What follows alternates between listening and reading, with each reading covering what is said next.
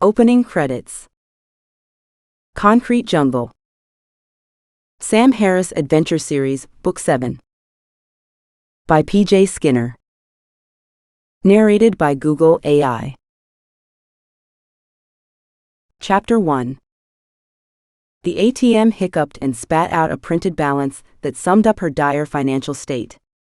There was no way she could buy a suit for tomorrow's interview. The unfairness of her situation almost made her weep. Sam Harris had worked as an exploration geologist in remote sites under extreme conditions for 15 years, but she still had nothing to show for it. How many 39-year-olds were living with their parents? Thoughts of the interview increased her stress levels to their breaking point.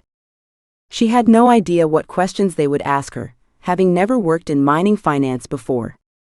Could she persuade someone to take a chance on her, or would she look like an idiot?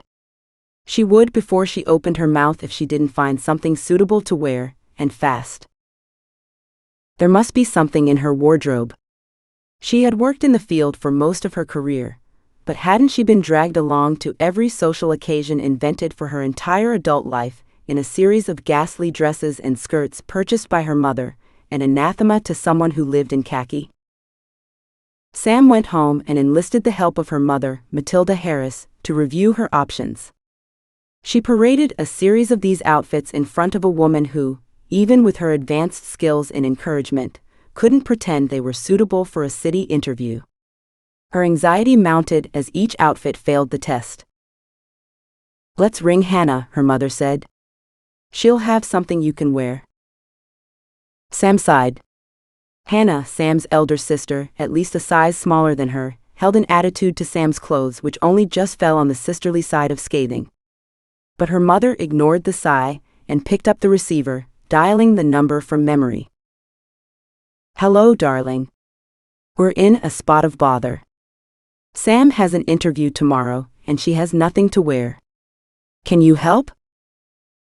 She listened to the answer, frowned and nodded. "Yes, I know it's late notice. What about tomorrow morning before work?" Grumpy sounds issued from the receiver, which indicated Hannah's displeasure with this idea. "It can't be helped, sweetheart. It's an emergency," said Matilda. The next morning, a disheveled Sam knocked on the door of her sister's flat before it got light. Squeals of delight prefaced the door opening by her nephew and his sister, who launched themselves at her legs. "Where's your mummy then?" said Sam.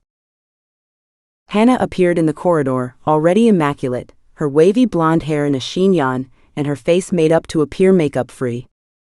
Sam shrugged at her and gave her an impish grin. "Sorry, sis, I couldn't dissuade our mother. She thinks you're the Trinny Woodall of the Harris family," she said. "It's not her fault you don't have any clothes. I should volunteer you for an episode in the next series. I'd buy something myself if I wasn't broke. If your industry didn't rise and fall like a roller coaster, you'd have plenty of money." "You chose the wrong career," said Hannah. "Too late now," said Sam. "Let's see," her sister said, walking around Sam like a farmer examining a horse. "It looks as if you are eating too much of Mummy's delicious cooking. I don't think I've got much that will fit you. Perhaps the suit I wore when I was pregnant."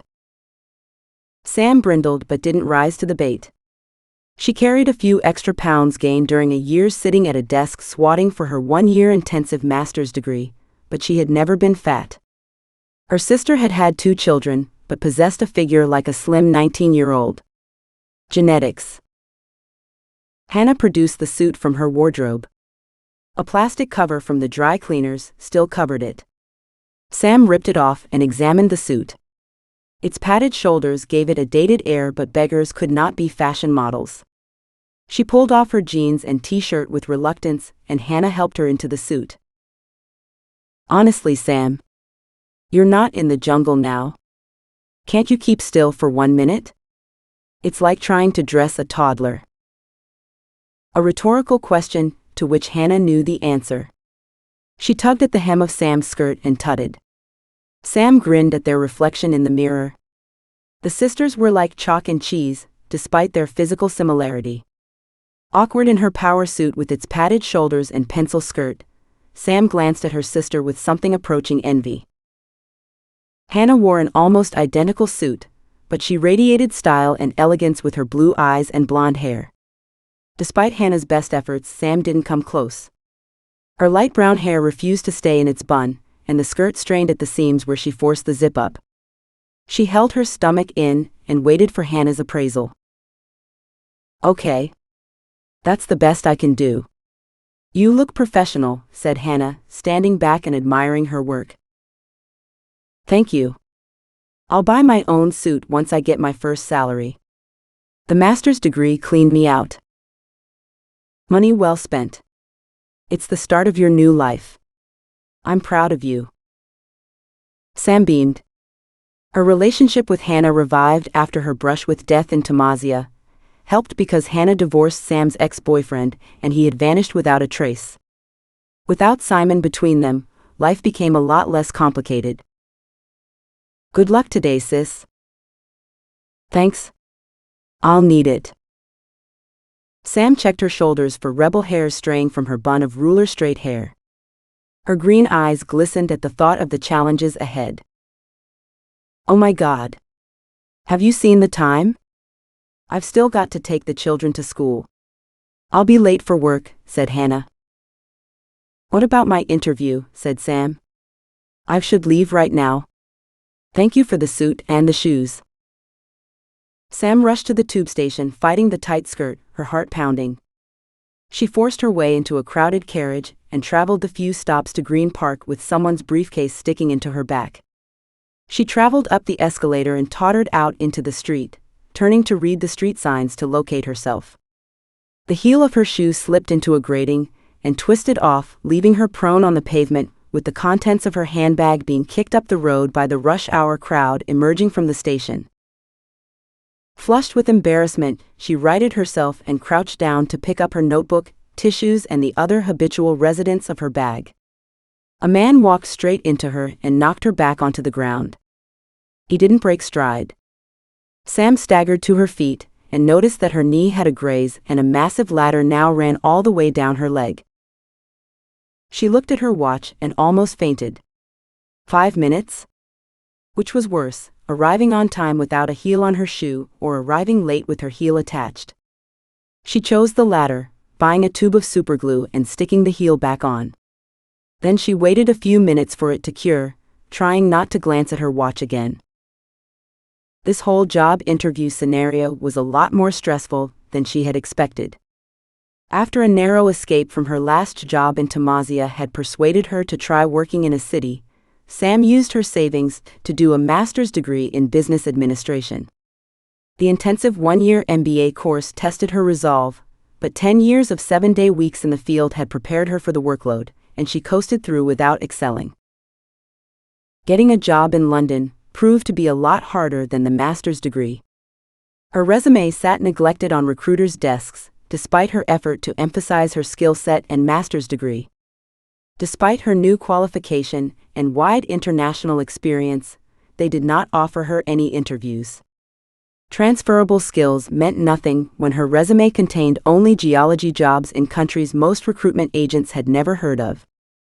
Nobody seemed interested in her problem-solving skills or her ability to speak several languages. "You're a square peg in a round hole. Don't you think you're a little old to start a new career?" She became desperate for work and should have been thrilled to get an interview, but an analyst position with a tiny mining broker she had never heard of did not appeal to her. A recruitment agency, based in the city of London, set it up for her. The recruiter who called her sounded as if he was 15 years old and didn't know the difference between a geologist and an engineer. Not an encouraging start. "It's perfect for you. They're desperate for someone with your experience," he said. They appeared desperate. What sort of company offered such an eye-watering salary to a person with no financial experience? Not that Sam was a stranger to Excel, but in the past, numbers had been something she fobbed off on someone else. Getting the MBA convinced her it was only in the mind. This was her chance to forge a new career, and she intended to take it. She shoved her shoe back on, struggling to balance in her tight skirt, and hobbled down the street, trying not to put too much weight on the newly glued heel. Dover Street was a short walk from Green Park Underground Station, but blisters had erupted on her feet by the time she arrived at the Georgian three-story house with a loft extension sticking above the two houses on either side of it. Hannah's shoes were half a size too small for her, and she hadn't worn heels since her cousin's wedding the year before. Another purchase to make with her first salary. The newly painted blue door did not yield to her cautious push. 3 rusty screws attached an entry phone with 4 grimy buzzers to the doorframe. The labels were almost illegible, and one had peeled off. A new sticker on the top buzzer read Resource Ventures Inc. She took 2 deep breaths, letting them out with exaggerated slowness to still her racing heartbeat. Then she rang the doorbell. A lilting Scottish accent with London overtones issued from the speaker, making Sam jump. "Hello, is that Sam?" Yes, it's me. I'm sorry I'm a little late." "That's okay. Leo's still on a call. Push the door hard and come up the stairs. We're on the top floor." The stairs to the loft office were narrow, steep, bare boards with splashes of white paint. As she negotiated them in her tight skirt, Sam's anticipation turned to disappointment. She had expected chrome and glass and silent elevators. What sort of company was this? As she reached out to knock on the door, she felt the zip on her skirt give way. Too late to do anything now. She pulled her jacket down over the skirt and waited for the door to open. Chapter 2. Edward Beckett could pinpoint the exact moment his world fell apart for good. On an otherwise perfect Sunday afternoon, a knock at the door of his house in central London sent his comfortable life into a downward spiral. He had lunched on roast lamb with mint sauce at the local pub with his wife Ophelia, and afterwards they relaxed in the sitting room, steaming cups of coffee by their sides. Parts of the Sunday Times and the Sunday Express lay scattered around the sofas and coffee table. Someone rang the doorbell, causing him immense irritation, and Ophelia went to answer it as the housekeeper had the day off. "Who is it?" he said. If Ophelia answered, he hadn't heard her.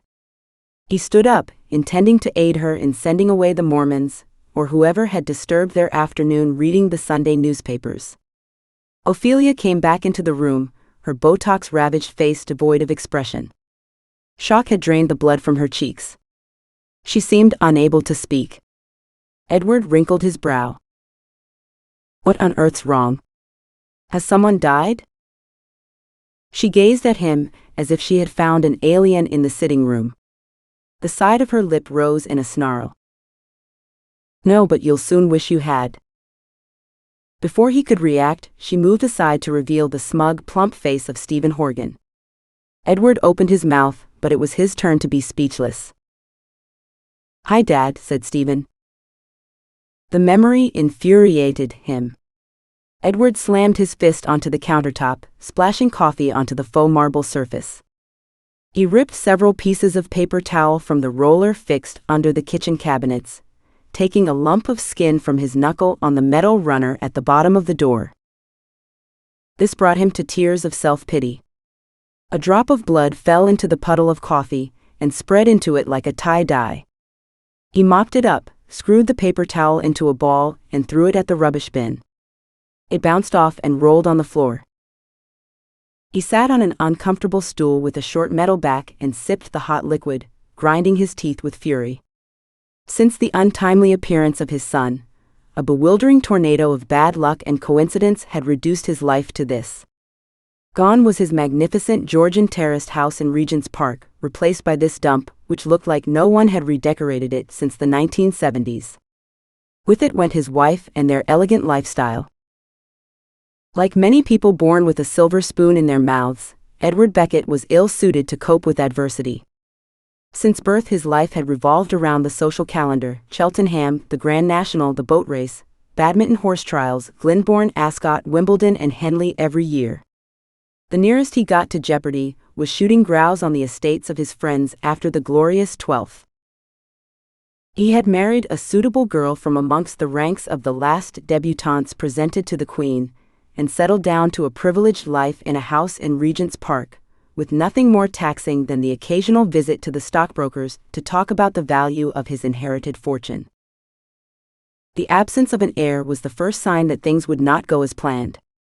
Try as they might, they remained childless, and he endured suggestions he was shooting blanks. This induced a longing to prove himself in other ways, and he launched his own investment fund.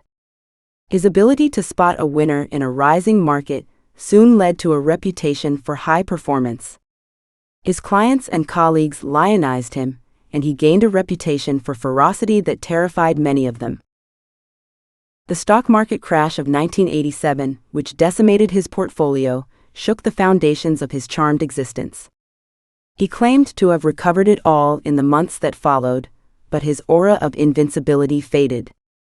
Panic set in as he put his money in ever more outlandish schemes, trying to recuperate his losses.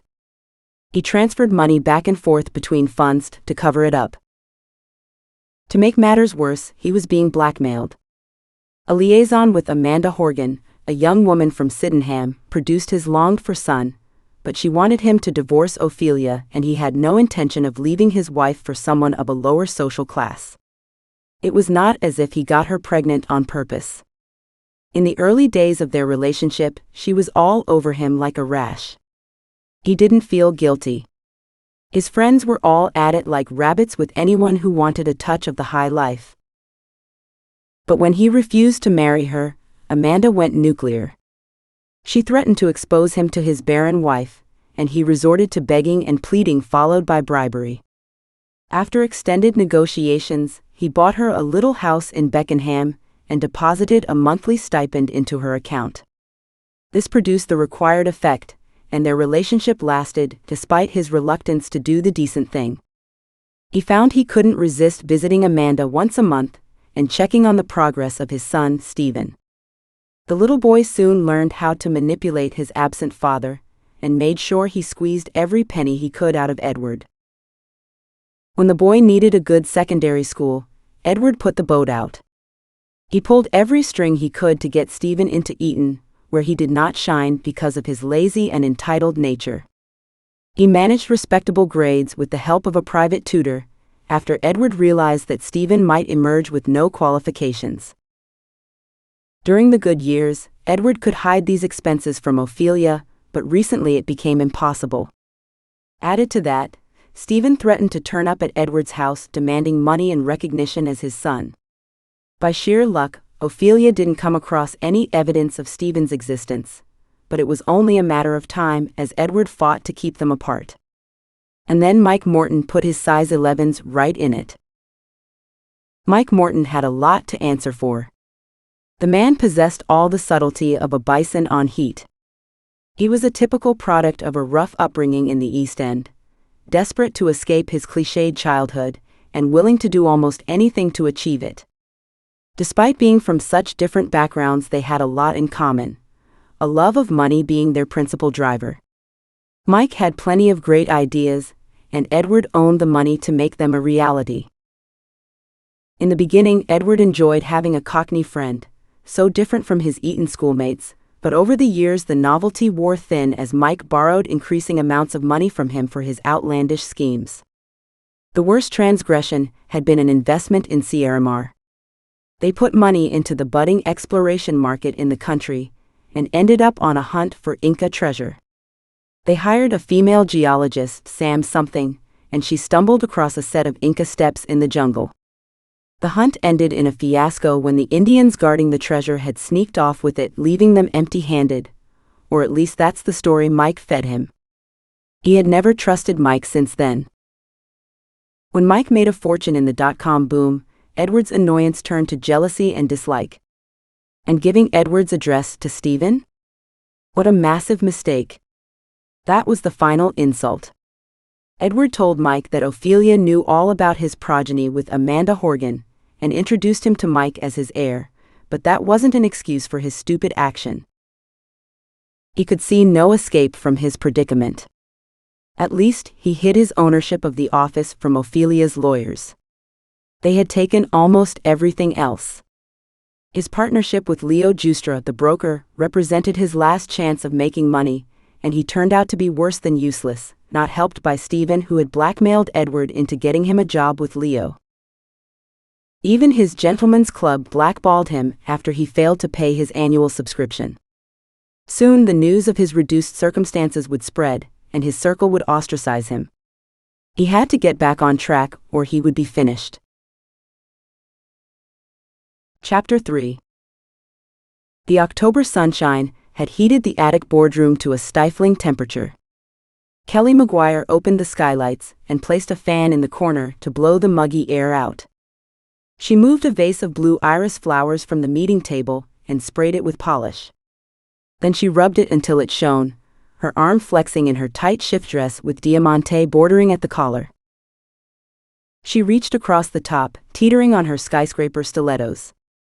Her auburn hair fell out of its bun over her face. It matched the color of the table except for a blonde streak in the front. A low whistle broke her concentration. Her pretty face with its big blue eyes screwed up in a grimace, hidden from the source of the catcall. "I've got to get me some of that," said Stephen Horgan, who was leering at her backside. She spun around with the can of polish in her hand, pointing the nozzle at his face in defiance, knowing while Leo Giustra wanted her around, Stephen could not touch her. "It's £2.50 in the supermarket," she said. "What do you want?" "Nothing. Just going out to a meeting. I'll be back after lunch." She bit her lip. Live to fight another day. "Okay. Have a good one." Her boss, Leo, had asked her to time his interview with Sam Harris, the candidate for the analyst position, to coincide with Horgan's habit of slipping out for long lunches on a Friday. "I don't want him interfering.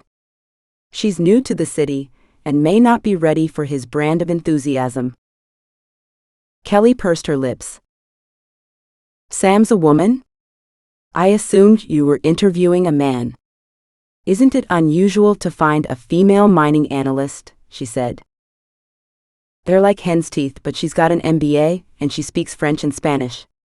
Added to that, she has 10 years' experience working in the field, something Stephen has never done. I'm convinced she'll be our secret weapon. I'll send you her resume so you can have a peep." Kelly read Sam's resume with growing respect. Sierramar, Simbaco, Lumbono, and Tamazia. Tamazia. Something floated in her memory, just out of reach. A kidnapping or hostages? She pictured a stout middle-aged woman in tweed, with a bit of a mustache and laddered tights. Not Horgan's cup of tea at all. Maybe Leo was right. If this woman had been successful in these remote environments, perhaps the city would not be as challenging for her as it was for most women trying to break into the lads-only culture left over from the 1980s. Whatever happens, she won't be alone while I'm around. The door at the top of the stairs opened, and a petite woman with smiling eyes stood in the doorway. "I'm Kelly Maguire, Leo Giustra's personal assistant. Sorry about the stairs. We haven't got around to carpeting them yet." "Nice to meet you," said Sam, hovering on the top stair, uncertain if she should comment. "Come in. Leo's busy right now, but I printed out a summary of our projects for you to read, so you can familiarize yourself with what we do here. Do you want something to drink? There's water on the sideboard, or I can get you a tea or a coffee." "Water will be fine, thank you." Kelly showed Sam into the meeting room with its skylights and polished table. A whiteboard with colored marker pens in its tray sat in one corner. Sam's spirits lifted as she sipped a cool glass of water and collected her thoughts. "I didn't apply for this job, they asked for me." She picked up the report and flicked through the contents. Since being involved in a stock market manipulation attempted by Bonita Mining several years earlier, Sam had developed a keen interest in the workings of the market for mining shares, focusing on junior companies involved in exploration. This passion had increased as she progressed through her MBA, and she had written her dissertation on the junior mining markets. The document in front of her contained prime examples of the pitfalls awaiting the unwary investor, and an unusual sensation of smugness settled over her. "I've got this." The door burst open and Leo Juster bustled in, beaming. Beads of sweat sat on his forehead, and he mopped it with a massive handkerchief which he stuck into the pocket of his well-worn suit. Sam stood up and shook his damp hand, resisting the temptation to dry hers on her skirt. She pulled her jacket down over the broken zip, relieved that she had her back to the wall. Sit, her host said. "Has Kelly offered you a coffee?" "Yes, thank you." Sam sat down again. Leo seemed unsure where to start. Then he noticed the document on the table in front of Sam. "Ah, you've seen our portfolio. What do you think?" Sam bit her lip, struggling to find something polite to say. "Come on, now or never." Leo, who had watched her reaction, sighed. "Do you know why you're here?" he said. "Not really," said Sam, relieved at not having to comment on the portfolio. "Our investments have all been disasters," he said, shrugging. "I used to invest in major companies with a top 6 broker firm in Canada. We worked off spreadsheets and production forecasts. I went out on my own during the last mining boom in Toronto, and I got slaughtered in the aftermath of the Gran Oro scam. My partner bailed me out. We left Toronto and set up in London." Sam longed to interject with her experience of the Bonita mining debacle, but now was not the time to be indiscreet about former employers. "That whole thing was a train wreck," she said. "Lots of people got their fingers burned. Like me. Anyway, we started this small operation about a year ago, and so far we have picked only duds. We need someone to sort the wheat from the chaff in the junior sector, and when I asked the agency for the best candidate, they sent us your resume." Sam felt the color rise in her cheeks. "Who's your partner?" she said. "He prefers to remain anonymous due to a conflict of interests. Mostly he lets me get on with it." He winked. "Let's get down to the nitty-gritty, shall we? I'd like to know your philosophy on picking a winner in the junior market, since I understand that you wrote about it for your dissertation." "Can I use the whiteboard?" said Sam. "Sure, knock yourself out." As soon as she started to write, all her nerves disappeared, and the broken zip faded from her mind. She had Leo's total attention. "Only one Greenfields exploration project in 1,000 becomes a mine," said Sam, drawing a triangle on the board. "So there are a lot of duds out there. At each stage in exploration, some projects fall by the wayside." She inserted numbers at each level in the triangle. "The biggest mistake is to calculate their worth using numbers alone. What do you suggest?" "I use 3 criteria to judge a project. Is there any mineral or metal there? Can they get it out, and who will do it?" "The mineral thing is obvious, right? No gold, no mine." "But what about the other 2?" said Leo. The "can they get it out" question encompasses the technical, legal, political, and environmental side of the project, and depends on where the project is located. How friendly is the mining law? Is the tax burden too heavy? Can you export the product for dollar income? That sort of thing. And the who. Success breeds success. I prefer a team with a track record in junior companies. Who's done this before, and have they sold out to a major at any stage? That makes sense, but does it work? Sam laughed. Theoretically, yes. I used these criteria to grade junior companies in my dissertation, and they were a good indicator of success. Who have you worked for in the city? Sam's face fell despite herself. Oh, I haven't worked in London yet. I ran exploration projects in South America and Africa prior to starting the MBA. You haven't done this before, said Leo. Sam registered the disappointment in his voice. Refusing to let it thwart her, she countered. No, but I have a lot of experience working in junior companies, so I have insider knowledge few office-based analysts have. That's not something you can learn secondhand. Leo sat back in his chair and rubbed his sideburns. Sam waited, resisting the temptation to fiddle with her pen, her confidence evaporating. Leo leaned forward again. Would you read one of our projects over the weekend and give me an opinion on it? Like a test? It would give me an idea of your fit for this job, ahead of my final decision. Sam never looked a gift horse in the mouth. That would interest both of us. I'll email you my summary on Monday. Email it to Kelly, please. I'm not great at new technology yet. I might delete it by mistake. Kelly Maguire appeared at the door. Leo, I'm sorry to disturb you, but your conference call starts in 5 minutes. Drat, I forgot. Can you print out our non-disclosure agreement for Sam to sign, please? And a copy of the Fair Isle project report. Okay, Sam, it was great to meet you. We'll be in touch. Sam floated back to her parents' house, blisters and zip forgotten. She boiled the kettle and poured the water onto a tea bag in her favorite mug, humming along with the radio. The telephone rang before she had fished out the tea bag. The recruitment agent's voice, an octave higher with excitement, echoed in her ear. How did the interview go? I expect you made quite an impression on Leo. Pretty well. He wants me to review a project ahead of his decision. To see what I know, I imagine. That's most irregular, he said. I don't recommend it. If it goes well, I'll start full-time with them, said Sam. It's the perfect solution.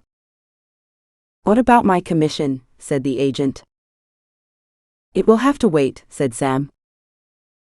Sam made sure Leo received her review of the project by going back to the office in Dorset Street and handing it to him in person. He turned the piece of paper over, as if to check for more writing on the back. Short and sweet, huh, he said. Sam avoided his inquiring glance. Well, once I spotted the fatal flaw. Leo raised an eyebrow. And what was that, he said. The exploration concession had only 6 months to run and was non-renewable under the new mining law. The company hadn't got time to carry out the program they committed to under their agreement with the Mining Institute. They would have lost the concession and your investors their money. Leo guffawed. Huh? Where have you been all my life, he said. Welcome to Resource Ventures. I'll talk to the recruitment agent today. He folded the summary, shoving it into his pocket. I'm rushing out now. I understand you're having lunch with Kelly today. Why don't you wait in the boardroom? He shook Sam's hand and left, disappearing down the stairs. Sam entered the boardroom where she found an old newspaper on a chair. She flipped through the sports pages, hoping to read a report on the Autumn Rugby Internationals, oblivious to Stephen Horgan, who appeared in the doorway. He came up behind her and slammed his hand down on her shoulder to advertise his presence. Sam yelped in pain and surprise and spun around in her chair to find his face shoved right up against hers. She could smell coffee and cigarettes on his breath. You think you're so clever, he hissed. Don't get too cocky. You'll never work here, if I've got anything to do with it. Before she could answer, he left. Sam rubbed her shoulder, shaken by his vehement reaction. Who the hell was that, and what was his problem? Her mood dropped from euphoric to depressed in an instant. Are you coming? Kelly Maguire appeared, balanced on a pair of heels so high they almost raised her toes off the floor, her blonde quiff brushed back onto her brown hair. She noticed Sam's face. You won't stand me up, will you? She wanted to, but it wasn't an option. No, I'm coming. She grabbed her bag and followed Kelly down the steep stairs into the street. Fish and chips in the pub, said Kelly. It's Friday. Sounds good, said Sam, dredging up some enthusiasm. The coach and horses teetered on the corner of Bruton Street, looking much as it would have on the day it opened in 1770. The women made their way up the rickety stairs into a snug upstairs bar with shiny, beer-stained wooden tables. A smiling young woman took their order for fish and chips with 2 drinks. "How did it go with Leo?" said Kelly. "He offered me the job," said Sam. "But—" She gazed at her food, trying to stop the lump rising in her throat. "But what?" "Spit it out. I can keep a secret." Although she found this unlikely, Sam told the truth. "A man who works in your office threatened me and told me not to take the job." Kelly's eyes opened wide. "Who did? Describe him." "Young, plump, sandy-haired. It happened in seconds, then he disappeared." "Behind you? That sounds like Steven. He's a jerk. What was his problem?" "I'm invading his territory. Given the lack of success he's had, I suppose he's feeling insecure. He doesn't want anyone policing his projects." "But you can't take him seriously. Leo won't let him disrespect you. Neither will I." Sam shook her head. "I can't bear any more sexist Neanderthals telling me what to do. I'll find another position." "That little toad. Are you sure you want to turn this down?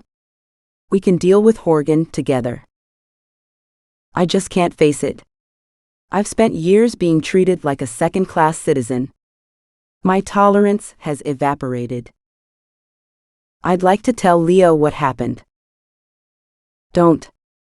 I'm disappointed because I had set my heart on working with you and Leo. I can't cope with a large broker yet. But Horgan is a deal breaker." Kelly flicked her hair back as if dismissing the subject, causing several patrons to cast admiring glances in her direction. She oozed sex appeal and confidence. "How's your love life?" she said. "Mine? Ha. Non-existent. The odd bonk in extremis and that's about it," said Sam. "I'd have guessed they were swarming about you like bees around a queen. I've been on the shelf for years. It's not so bad up here. The view's great." "I can't believe that. You're in no way past it." "I'm 38. "What? I estimated you were about 28. What moisturizer are you using? I must know." Sam laughed. "I feel 88 some days. How about you?" "I'm on my second marriage. He's ex-army and does press-ups in the bedroom." "I hope you're underneath.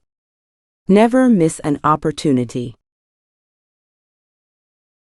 Chapter 4. When Leo had not heard from Sam or the recruitment agent for several days, he began to fret. He picked up the telephone and buzzed through to Kelly. "Put me through to the recruitment fellow, please, and get me a tuna sandwich. I'm staying in for lunch." A few moments later, she stood at the door to his office. "He's on line 1. Leo grabbed the receiver and poked the button flashing on the keyboard. "Hello?" "Hello, Mr. Juster, it's Fred Willis here. How can I help you?" "It's about Sam Harris. I'm impatient to get her on board. Has she signed the contract yet?" "I'm sorry. I thought my partner had called you. I'm afraid Miss Harris won't be joining you." "What? How did that happen?" "I offered her the job." "There's nothing I can do. She called us a few days ago and turned it down. It's unusual, but it happens occasionally." "But why? I thought we got on so well. She's perfect for the position." "She wouldn't say. I'm as disappointed as you are. I thought she was a great fit." "Maybe she got a better offer," said Leo. "It's possible. Anyway, water under the bridge now. Are you still looking for someone? We have several other candidates, if you would like me to send their resumes. Are they the same ones you sent me last month? Yes. There are some great people in there. Give me time to reread them, and I'll get back to you if there is anyone I fancy meeting. Don't leave it too long. Candidates like these get snapped up in an instant. So how come they were still available after a month? Okay, thanks. After the call, Leo ruminated in his office, his black mood not helped by the memory of Stephen's smug face when he heard about Sam. Kelly brought him a cup of coffee and waited for the usual effusive praise and thanks. When none was forthcoming, she wrinkled her brow and examined his slumped shoulders. What's up, Leo? Can I help? She said. It's Sam. She turned down the job. I can't understand it. I thought we had chemistry. He stuck out his bottom lip like a petulant child. Kelly hesitated. What? He said. Nothing. It's just disappointing, she said. I was looking forward to working with her. So was I. Leo's day did not improve. One of their client companies tanked on the stock exchange after their drilling results got delayed, and their technical director resigned. It was only a matter of time before irate investors called demanding to know the reasons. Leo called Stephen into his office for a debrief. It's a nightmare. Shouldn't we have had prior knowledge of this? Said Leo Justra. By we, he meant you, and the inference would have been clear to anyone listening, but Stephen Horgan, who had the skin of a rhinoceros and the survival skills of a cockroach, did not appear to notice. These things happen. The numbers don't lie, said Stephen, chewing vigorously on his habitual stick of gum, his cheek muscles flexing. Leo put his head in his hands and sighed, a hoarse sound emanating from cigarette-clogged lungs. His bald head shone under the fluorescent lights, the remaining hairs forming fuzzy forests around his ears and over his collar line. He had luxuriant sideburns invaded with silver hairs which threatened a complete takeover. He blew out another breath over his thick lips and raised his round, protruding eyes to the man who had blocked out the natural light by standing under the skylight. They've lied this time. This project is a crock of shit. I wouldn't say that. Stephen smirked. Oh. And what would you say? The share price has plummeted since we invested. What would you like me to tell the investors? Stephen, who had sold his shares short at a tidy profit, shrugged. I don't know. Isn't that your job? Leo stood rigid, staring at Stephen with hatred, his fists clenched at the end of plump arms held tight to his sides. This is your problem, he hissed. You tell them. And get out now before I say something I regret. Horgan grinned at his impotence. Right-o, he said, without the slightest intention of telling anyone.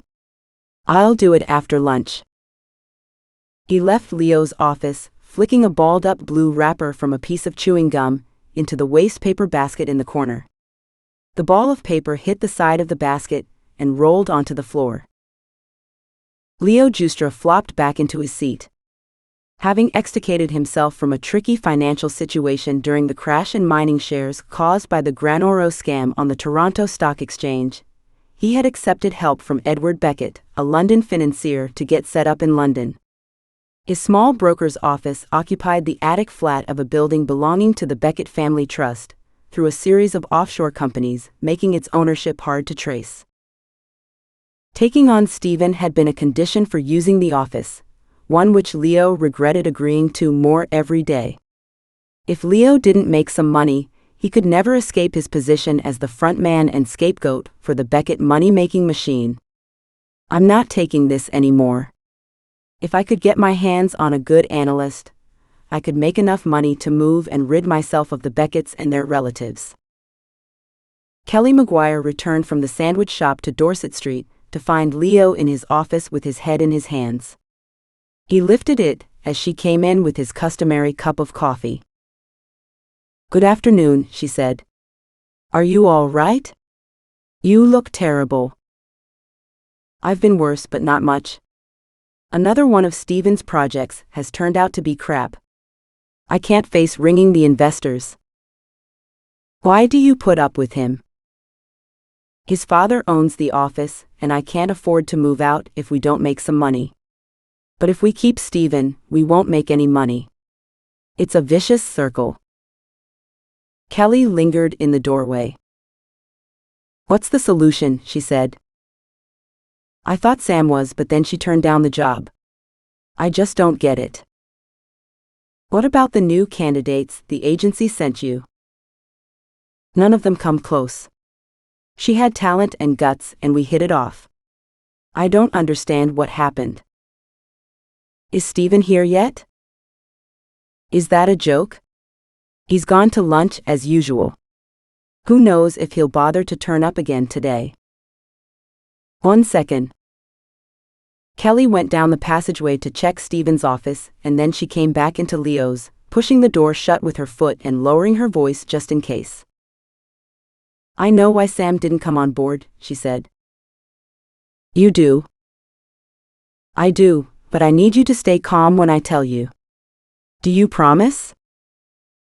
Mystified, Leo nodded. She had a run-in with Steven when she came in to give you her project summary. He threatened to destroy her career if she took the job. She told me he hurt her shoulder. Leo gasped, and his face broke into purple blotches of fury. That little shit, he said through clenched teeth. If it weren't for the free office, he'd be out on his ear right now. Remember you promised, said Kelly. I'll deal with him when I've calmed down, said Leo. Get me Sam's number. We need her, and no jumped-up, spoiled, misogynistic brat will stop me hiring her. You must persuade her first. And you can't tell her you know about Steven. Leave it to me, said Leo. Money talks. Chapter 5. The ringing of the telephone jolted Edward out of an uneasy sleep. He had been dreaming about shooting his shotgun at someone shadowy in a patch of trees. It took him a good 10 seconds to work out where he was. The lurid yellow wallpaper triggered his memory, catapulting him into his nightmare present. How I hate this ghastly place. He fumbled for the receiver, struggling to sit up in bed and compose himself. He cleared his throat. Beckett. Edward, it's Buffy. Edward froze. Why hadn't he screened the call? He made it a habit, over the past few months, as he ducked and dived to avoid his creditors while searching for a new way to fill his coffers. Now he even had to hide from Buffy Harrington, his erstwhile tame banker and sniveling sycophant. The gods hated him. How galling to have metamorphosed into Mike Morton while Mike had taken his place with the high rollers. Buffy, old chum, you're up bright and early. How are you doing? Not bad. How are you getting on with business, and so on? Buffy's voice trailed off. Edward despised the man as a weakling, but he had lost most of his power over him now that Buffy knew his secrets.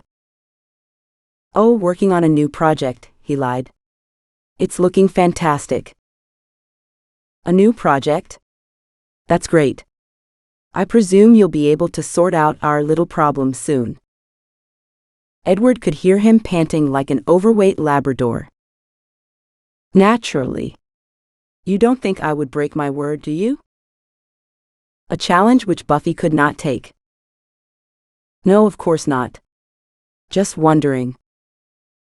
I'm well aware that we need to replace the money in the trust before Hunter finds out.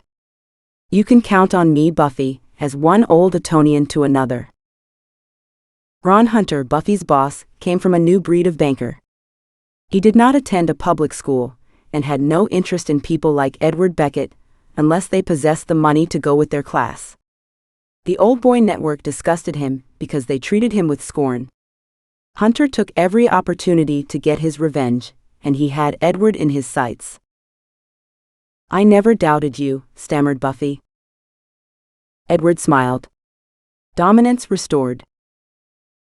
Got to get on, he said. No rest for the wicked, eh? Toodle pip. He hung up before Buffy could manage a reply. A bead of sweat lodged in his eyebrow and threatened to slide into his eye. He brushed it off with impatience. The nightmare had only just started. How could he extricate himself before the walls caved in? The only option left was to crawl to Mike Morton for a loan. Mike would give him a hard time and humiliate him, but he would lend him the money. He shuddered. No way would he lower himself to that. He drew his knees up to his chest and hugged them. The telephone rang again. Probably Buffy with some lame excuse about forgetting to tell him something. He considered ignoring it but answered just in case. He grabbed the receiver. What now? Edward? You're a hard man to get hold of. Henri Conte's silky voice tickled Edward's ear. Henri? I apologize for my rudeness. A prank caller has been bothering me this morning. It's been a long time since we last talked. How did you get my number? Your delightful wife, or should I say ex-wife, gave it to me. Henri Conte ruled the roost in Kandar, West Africa. He had the ear of the president and a finger in every financial pie in the country. Edward went to Eton with him, and they kept in contact over the years. Edward had avoided doing business with Conte as his reputation was unsavory, but Conte always had a lucrative deal up his sleeve, and Edward needed that money fast. Hardly daring to believe, he fought to keep the excitement out of his voice as he took a deep breath and forced out his familiar oily tone. Most decidedly X. What's new with you, Henri? I've got a special project in Kandar, and I wanted to run it by you. I need investors, and your reputation put you at the top of my list. Edward pumped his fist in the air and took a deep breath. Really? That's flattering. I presume you have vetted it. Naturally, my friend. You know me, always on the level with you at least. Henry's deep chuckle echoed down the line. There's one small insect in the ointment, but it shouldn't trouble us. Edward snorted. I should have guessed there'd be a catch. Don't get me wrong. It's a wonderful project with complete databases. All I'm saying is, don't keep your shares too long. Make a profit and get out clean before it's too late to do so. Let me review it, and I'll see what I can do. How much is the investment? Said Edward. £20 million. Edward's chest tightened and he swallowed. What will they use the money for? Some acquaintances of mine have discovered a new gold terrain north of the capital, Hurrah. They need the money for a large-scale exploration of the concession, leading to a preliminary resource calculation. Can you raise that much? Is the Pope a Catholic? What do you take me for? I'm divorced, not incapacitated. When do you need the money? For the next quarter, after the rainy season. I can send you the report in a couple of weeks. They are just drawing up the final maps and charts. What's my cut of the investment? Henri Conte sniffed. 3%. I want 5. Let's say 4.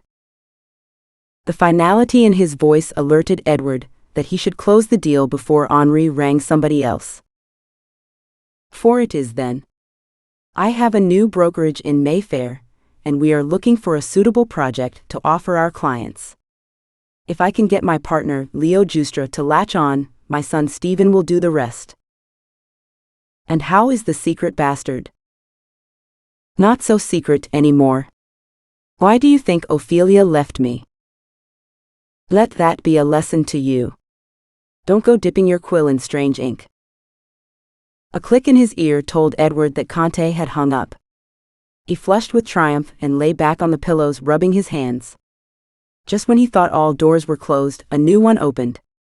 A successful raise could bring him right back to the center of things financial, and the $800,000 commission would cover his debts and enable him to buy a decent apartment.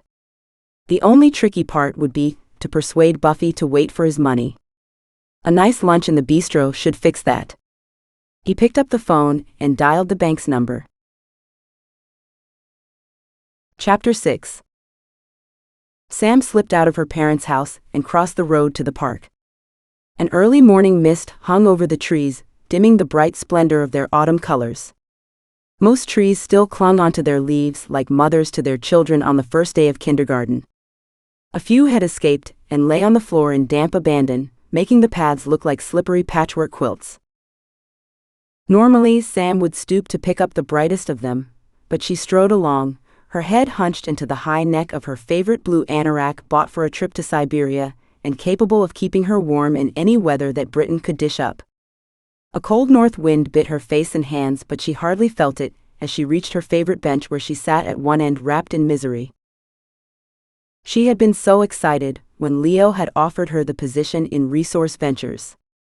It had appeared like a new beginning after her failure to get any other interviews.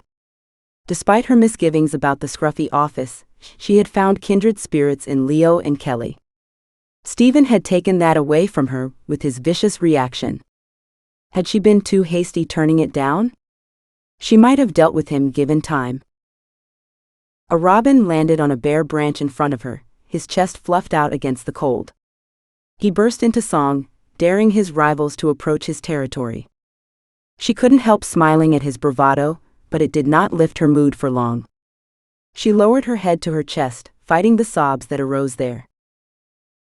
The sharp sound of heels clipping along the path made her raise it again. A familiar figure in a quilted coat with fur protruding from the hood approached her bench. Her sister Hannah sat down close beside her, linking her arm around Sam's for warmth. "Mummy said you'd be out here," she said. "You must be nuts. It's bloody freezing." "It is a little fresh," said Sam. "Are you going to tell me about it?" said Hannah. "There's nothing to tell. I got offered the job, but I had to turn it down." "Why on earth did you do that?" "I had an unpleasant encounter with the other analyst. He threatened me with trouble if I took the job," said Sam, sniffing. Hannah turned to her, eyes wide. "He did what? I hope you told him to get lost." Sam shook her head. Tears sprang to her eyes. "Honestly, I can't understand why you let him get away with it," said Hannah. "After all you've been through. You need to stand up for yourself. It's now or never." "It's too late now. Anyway, I don't possess a suit anymore. The zip broke, and it tore the material, so I can't fix it. You were right about the cooking. I'm sorry." "For God's sake, do you really imagine I mind? That old thing was destined for Oxfam before you borrowed it. You have other skirts you can wear." Sam sighed. "I don't know if I'll get another opportunity. I'm a bit long in the tooth for this business." "Don't be ridiculous. The more experience you have in mining, the better analyst you'll be. You just need the right opportunity," said Hannah. "I won't tolerate any more of this self-pity from you." Her cross tone made them both laugh. Sam squeezed her arm. "Want a cup of tea?" she said. "Mummy made a coffee cake yesterday." "First sensible thing you've said today. Come on. Let's go home. I can help you revise your resume and make sure you're making the most of your experience if you like." When Hannah had left, Sam made herself comfortable in the sitting room and settled down to reread one of her favorite books by Wilbur Smith. Africa floated off the pages and filled her imagination with familiar sights and smells. She was so absorbed in the book, she didn't notice the telephone ringing in the kitchen. Her mother came in, wiping her hands on her apron. "Sam? Get your head out of that book. Leo Justra's on the phone. He says it's urgent." Sam leapt out of the chair, dropping her book on the floor in her haste. She followed her mother into the kitchen and picked up the flour-covered receiver from the sideboard. Her mother nodded encouragingly. "Hello? Sam, it's Leo. Are you busy?" Have you got time for a chat? Sam almost reminded him it was Saturday, but thought the better of it. Yes, I can talk. She stared at her mother and signaled to the door. Matilda Harris made a bad job of pretending not to notice, sticking her hands back into the bowl of pastry and kneading it as if her life depended on it. Sam rolled her eyes and sat at the kitchen table trying to keep her elbows out of the flour which dusted the top. Kelly told me about Stephen, said Leo. Sam's face fell and she rolled her eyes. Ah, she said. I guess her promise to be silent as a grave was a bit of an exaggeration. Her mother looked up from her bowl, her hands hovering over it. She put her head to one side and knitted her eyebrows. Sam ignored her. Look, I can only imagine how much abuse you suffered over the years. Being a female geologist in the early days of your career must have been like going around with a sign on your back saying, "Kick me," said Leo.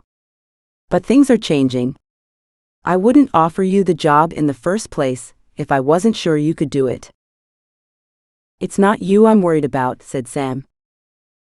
Kelly is a bit of a chauvinist, said Leo, the humor in his voice clear. Sam snorted, blowing flour across the table.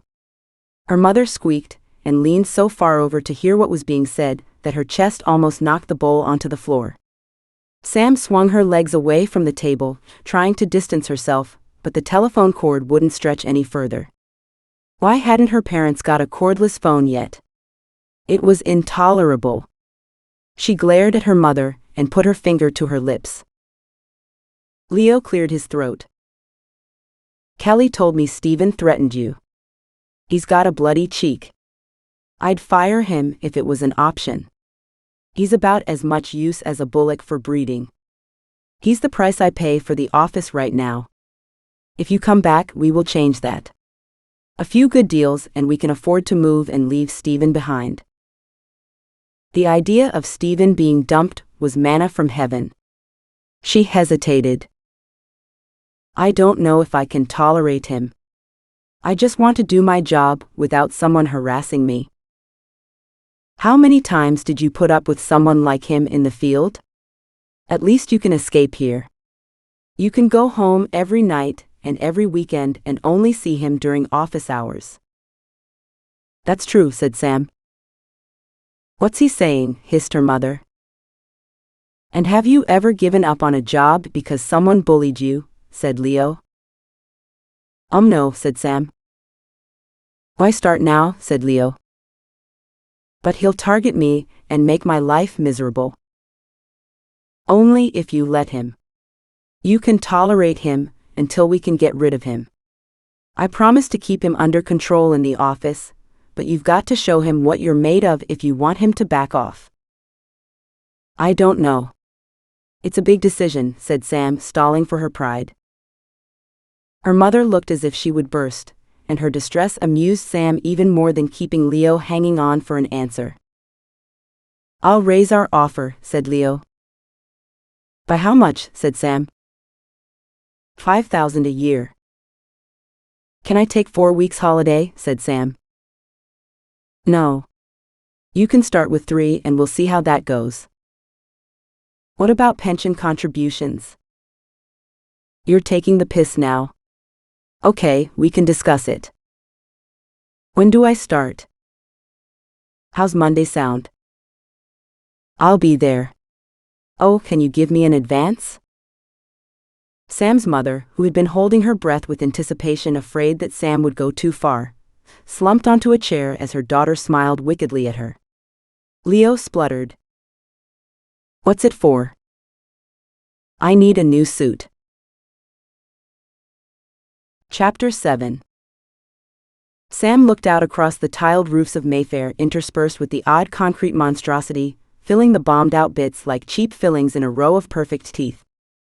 Despite her misgivings, she had taken the position at Leo's operation, unable to resist the increased salary and his promises of keeping Stephen under control.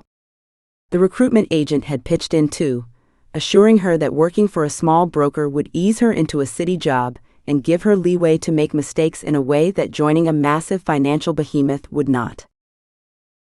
Her mother had been furious with her after her telephone conversation with Leo, but only because she came from a generation where you took what they offered you without grumbling. "I can't believe she pretended like that. You practically made him beg," said Matilda later when Sam's father Bill arrived home from the office. "That's my Sam," her father said. "The modern world will push you around if you don't fight back. There's no patronage anymore. Fight for what you deserve." "Well, you're no help," said Matilda. "I'm trying to teach her some manners." "I'm a bit old for that," said Sam, laughing. "Anyway, I got what I asked for and now I have a great new job. I'll be able to move out soon and get my own flat." "You don't have to go," said Matilda. "You could save a lot more money if you stayed for a while," said Bill. A wave of emotion came over Sam, and she gave her mother a big hug. For once, Matilda allowed the display of affection and joined in. It made Sam tearful, and the sight of her father biting his lip as he watched them made her worse. Sam smiled at the memory, and a long sigh escaped her, a sigh without motive, just for the pleasure of emptying her lungs and feeling her chest full of London air. Since she'd abandoned her field career and come home to work in London, she didn't miss the boarding school food or the 7-day weeks, the constant local difficulties or drunken expats. Not much, anyway. Not yet. Did professional athletes feel like this when they retired? Had she allowed her career to defeat her? Guilt mixed with her pleasure at being safe and well paid in a cushy job in London. Leo's office did not offer much space for expansion, but she had her own office under the eaves. In it she found a shiny new computer, sitting on a laminated desk with empty drawers. A comfortable chair welcomed her into its grasp. Despite protesting that she didn't need one, Leo had given her a Nokia 3310 mobile telephone with his number pre-programmed in its contact list. "You'll wonder how you ever coped without one," he said. Kelly had purchased a corkboard which Sam hung on the partition wall, separating her from the corridor. Sam populated it with maps and photos of her adventures, mostly to annoy Stephen. He had been subdued since she arrived, but she didn't expect that to last long. Resentment emanated from him like a bad cologne as he slunk past her in the corridor. Most of the time, the only evidence that he had been lurking was the trail of blue paper balls he left behind, flicked and missed at the office waste paper baskets and dustbins. Her blossoming friendship with Kelly turned out to be the best thing about her new job. Sam did not have many women friends because of her years spent in exploration camps around the world, a career that was almost the exclusive territory of men. Kelly's glamorous exterior belied a down-to-earth outlook and a refreshing candor that reminded Sam of Gloria, her best friend, who lived across the Atlantic in Sierra Mar. Now that Gloria had a second child to bring up, she did not have much time for chatting on the telephone, and Sam had missed having someone to confide in and ask for advice. Kelly's no-nonsense approach helped Sam through the first weeks in Leo's office, and rebuilt her confidence in her abilities to adapt to the new environment. Her deft dismissal of Stephen's attempts to belittle her were a template for Sam to follow, and she learned fast. Larger companies had already turned down most of the projects which found their way to Leo's brokerage. Either the deposits were too small to warrant large-scale coverage, or they were raising tens of millions rather than hundreds of millions of dollars. Some projects were raising less than $1 million, but Leo considered them all, saying, "Their second raising will be much bigger, and we will be in a prime position if we do the first." To Stephen's chagrin, it fell to Sam to select the best project for a due diligence visit. There were few to choose from.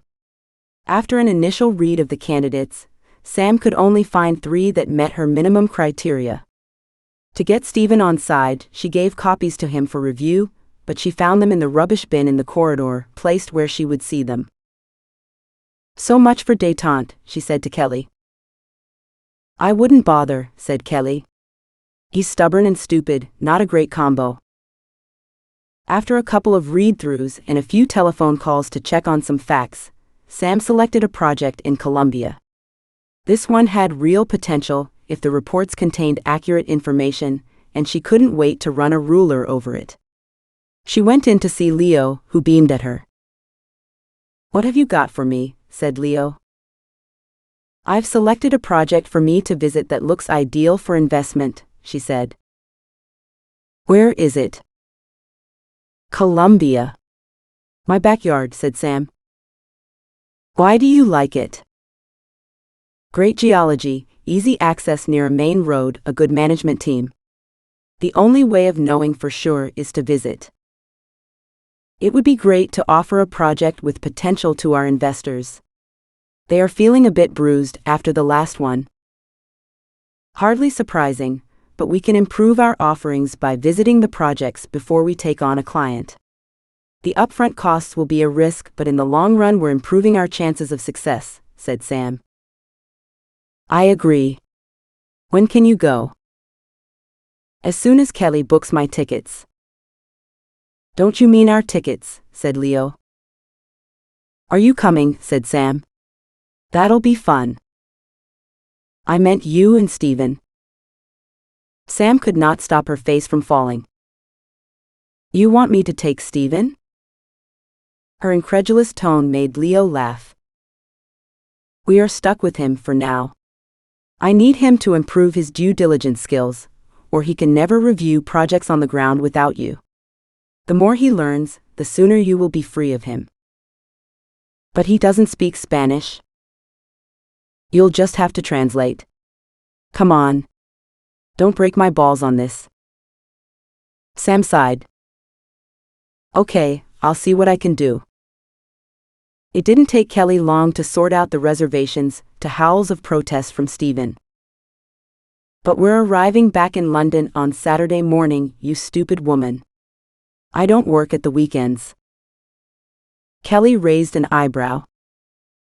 "I'm the one who books your travel, and I can organize for you to change flights 3 times in the middle of the night once you are out there. I suggest you moderate your language or the one who looks stupid won't be me," she said. "This is the only flight that fits at such short notice. I'm sure you can ask Leo for some time off instead." Steven's mouth dropped open and he walked off muttering. Kelly winked at Sam, who had observed the whole incident. Sam tried not to laugh, but they ended up giggling. "He walked straight into that," said Sam. "I can't wait to go. It'll be brilliant." Chapter 8. Sam gazed out of the window at the lumpy green blanket of treetops below their light aircraft. Her stomach flipped with excitement as they landed on the single runway and bumped their way to the scruffy terminal. Beside her, Steven sighed and threw open his seatbelt. "Another one-horse town," he said. Sam rolled her eyes. Was he expecting Las Vegas? It wasn't as if she had been happy about him tagging along on the trip. "The more effort you put in, the sooner he can fly solo," said Leo. Sam grimaced at the memory and gritted her teeth, poking Steven in the ribs. "It will be great," she said. "Go with the flow in these places." The analysts assembled in the grimy terminal building, drinking sweet, strong coffee from small plastic cups. Greg Davis and Ranjit Raja, both from small brokers like Leo's, had joined Sam and Steven on the trip. After saying hello, Sam went to look for a toilet, knowing it might be the last one for a long time. She left them to get acquainted. "Not a great turnout," said Greg. "Only 4 of us," said Ranjit. "They must have been scraping the bottom of the barrel for this one." "3 of us," said Steven. "Sam's only here as a token woman. She has no qualifications, apart from her ability to speak Spanish. My boss's wife is a feminist." "Seriously?" said Greg. "Yeah, but don't tell her you know. She's as prickly as a cactus," said Steven. By the time Sam returned, a subtle change had come over the group, and Steven smirked at her in a way that made her uncomfortable. Not a good sign. What now? Why had she agreed to his presence on this trip? She must have been mad. Their driver arrived and hustled them to a large 4-wheel drive vehicle with 3 rows of seats. "Vamos." Tenemos que llegar antes de la caída del sol, he said. What did he say? Said Greg. He says we should hurry because we need to be there before nightfall, said Sam. They trooped to the car and threw their rucksacks into the back. The driver indicated to Sam that she should sit up front. She assumed it was so she could translate, but he showed no inclination to talk to the others. I'm Vicente, he said in Spanish. Where are you from? You speak good Spanish. I'm Sam from London. I worked in Sierra Mar for years. The border is nearby. You should visit. Oh, I don't have time on this trip. Next time perhaps. The driver inserted a CD of Latino rock and drove along, tapping his fingers on the dashboard in time to the music. Can't you tell him to switch that racket off? Said Stephen. Rule 1 of field trips, the driver chooses the music, said Sam. They traveled for about 4 hours through rural countryside. Scrawny livestock and chickens replaced the large herds of plump cattle. Finally, they arrived at a clearing on the outskirts of a forest, where a stocky man with a full beard sat waiting on a log. You must walk the rest of the way, said Vicente. The road is not suitable for my vehicle. How far is the camp? Said Sam. About 5 kilometers, said Vicente. Is the road impassable all the way? I will not go into the forest. He crossed his arms over his chest, jaw rigid with refusal. Why have we stopped here? Said Greg. The driver says the road is impassable, said Sam. We must walk from here. Rubbish, said Ranjit. It looks fine. What's the point of a 4-wheel drive vehicle if it can't drive off-road? Sam shrugged. It's only 5 kilometers. We should get there in well under 2 hours. The man who had come out to meet them approached the driver.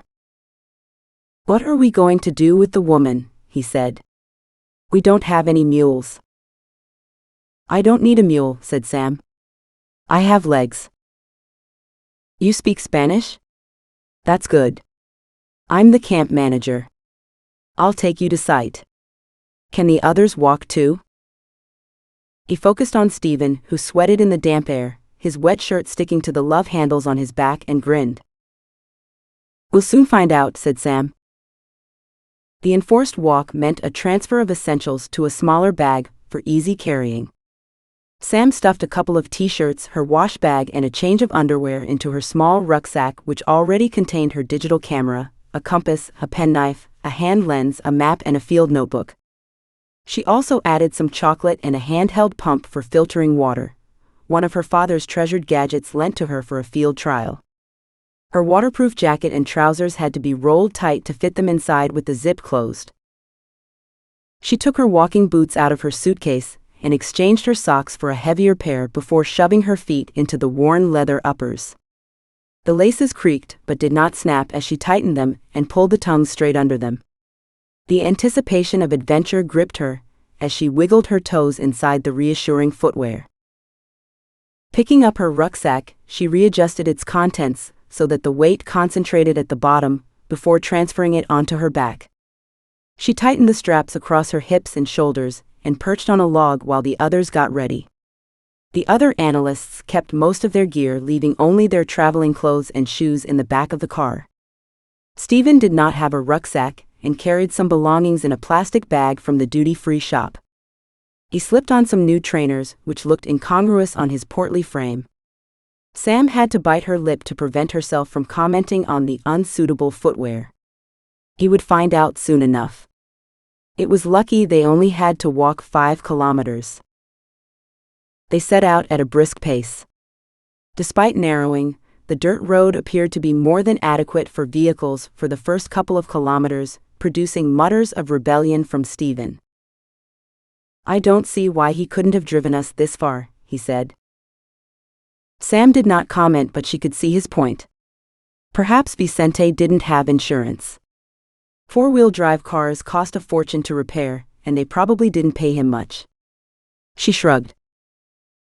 The forest became thicker, and the road dwindled to a muddy path punctuated by rocks and crossed by tree roots. Sam had years of experience on this sort of terrain, and stepped between the obstacles with the agility of a goat. Behind her, the other analysts tripped and slid, their heavy rucksacks making it hard to balance. Stephen's face shone crimson with effort, and his t-shirt had large damp patches radiating from under his arms. He muttered without ceasing. "Ridiculous. Just ridiculous." Sam smirked. "Serves him right." They managed a steady pace despite the tough going, but the light faded when thunderclouds gathered overhead, making it harder to keep their footing. A sharp exclamation followed a thud behind Sam. She turned around to find Stephen lying on the ground, the contents of his plastic bag strewn out to one side.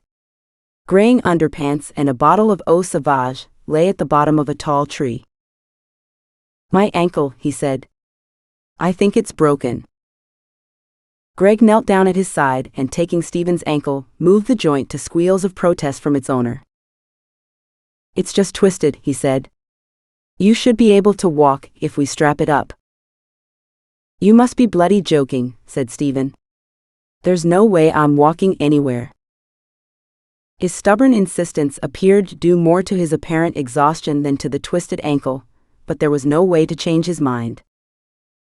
Sam turned to the camp manager. "We'll need a stretcher and some torches for the fading light." The man sighed. "Wait here," he said. "I'll get one from camp. I'll bring someone with me to help us carry it." He set off without a backwards glance and disappeared into the forest. The analysts were alone. "Where's he going?" said Greg. "To camp to get the stretcher," said Sam. "He wants us to wait here." "But it's getting dark," said Ranjit. "It's not far. He'll be a lot quicker without us." With the help of Greg, Sam helped Stephen to sit upright against the trunk of the large tree and gather his possessions. Sam unrolled her waterproof coat and sat on it, eating a square of chocolate and listening to the sounds of the forest, happy in her element. She watched a lizard shin up the trunk of a small tree and snare a cricket. Ranjit lit a cigarette and blew smoke rings which floated up through the branches. An hour passed without incident before the cracking of a twig alerted Sam to someone's approach. She stood up, assuming the stretcher had arrived, but their guide was nowhere to be seen. Instead, two armed men stood in the forest gloom, their oily weapons hanging by their sides. "What the fuck?" said Greg, stumbling to his feet. Stephen whimpered and tried to hide behind the tree. Sam masked her panic and stepped forward. "Good afternoon," she said, sticking out her hand in the Latin manner. The two men looked at each other and laughed, but the smaller one of them shook Sam's hand. "Good afternoon," he said, smiling and showing a row of gleaming white teeth. "I think you're lost." "Oh, we're not lost. My companion has sprained his ankle and we're waiting for a stretcher," said Sam, pretending she talked to men with machine guns every day. "You must come with us," said the other man, who was built like a tank. "Now," said the first man. Chapter 9. Stephen did not appear to grasp the gravity of the situation, and refused to get up and leave with the armed men. "I can't go with you. My ankle is too sore," said Stephen. "What did he say?" said the smaller man, poking him with a gun butt. Stephen whimpered but did not get up. "Leave my friend," said Sam in Spanish.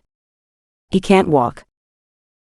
The larger of the men approached Stephen and, without saying a word, picked him off the ground and slung him over his shoulder in a fireman's lift.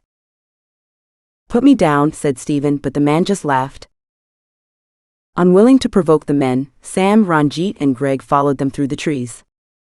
They did not appear to be following a path, but their pace did not falter. It was hard to keep up. The group joined another path that followed a stream meandering through the forest. Sam lost all sense of direction as they followed the winding path. The sun had gone in, so she had no natural compass. They walked for about 90 minutes. Sam tried to look on the bright side. If the men intended to kill them, they would have done so already. They might have taken them for ransom, kidnapping a business in Colombia. No wonder Vicente did not want to drive them any further. Local people would all be aware of groups of narcos in their area. They arrived at a well-camouflaged camp tucked into the side of a hill. Stephen's captor dropped him onto a bench, producing a yelp of displeasure. "Wait here. We'll inform the bosses we brought guests," said the smaller man and disappeared into the main hut. "We're fucked," said Ranjit. "I don't think so," said Sam. "It's likely they'll ask for a ransom." "How do you know?" said Greg.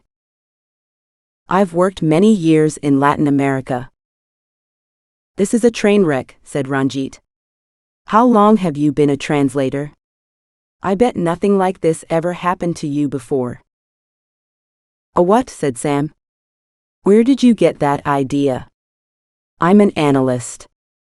I've worked all over the world as an exploration geologist, and I recently completed a master's degree in business administration." "An analyst?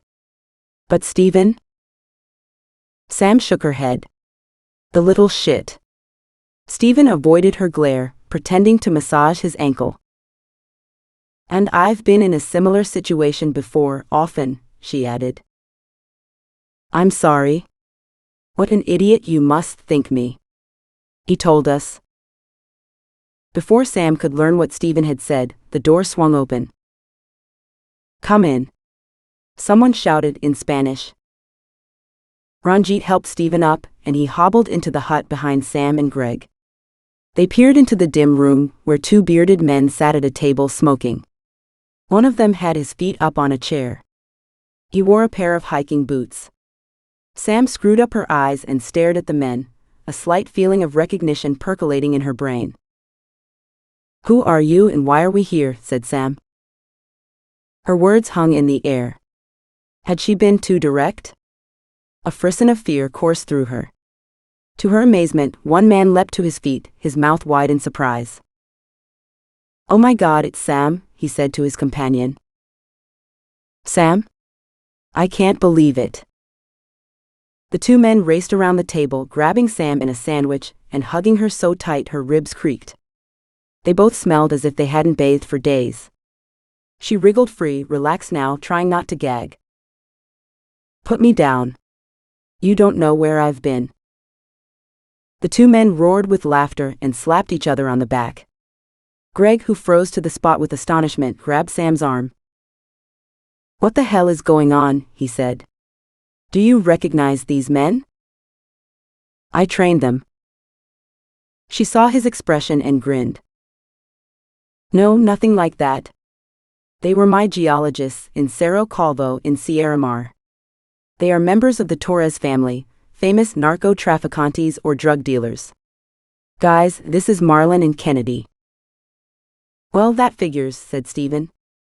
"Friends with a pair of drug dealers. You can't trust her." Greg and Ranjit shook hands with the men, their relief apparent. "You're a dark horse," said Ranjit. "Don't judge a book by its cover," said Sam.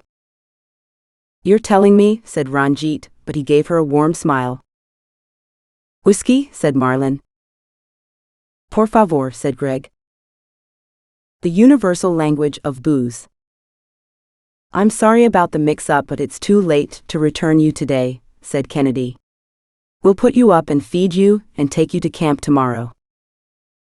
Mix-up? That was one way of putting it. Sam beamed anyway. "What's for dinner?" A slap-up meal of hearty beef stew and fried cassava chips appeared from the primitive kitchen behind the main house, and they tucked in with enthusiasm. "Wow, this is delicious," said Sam.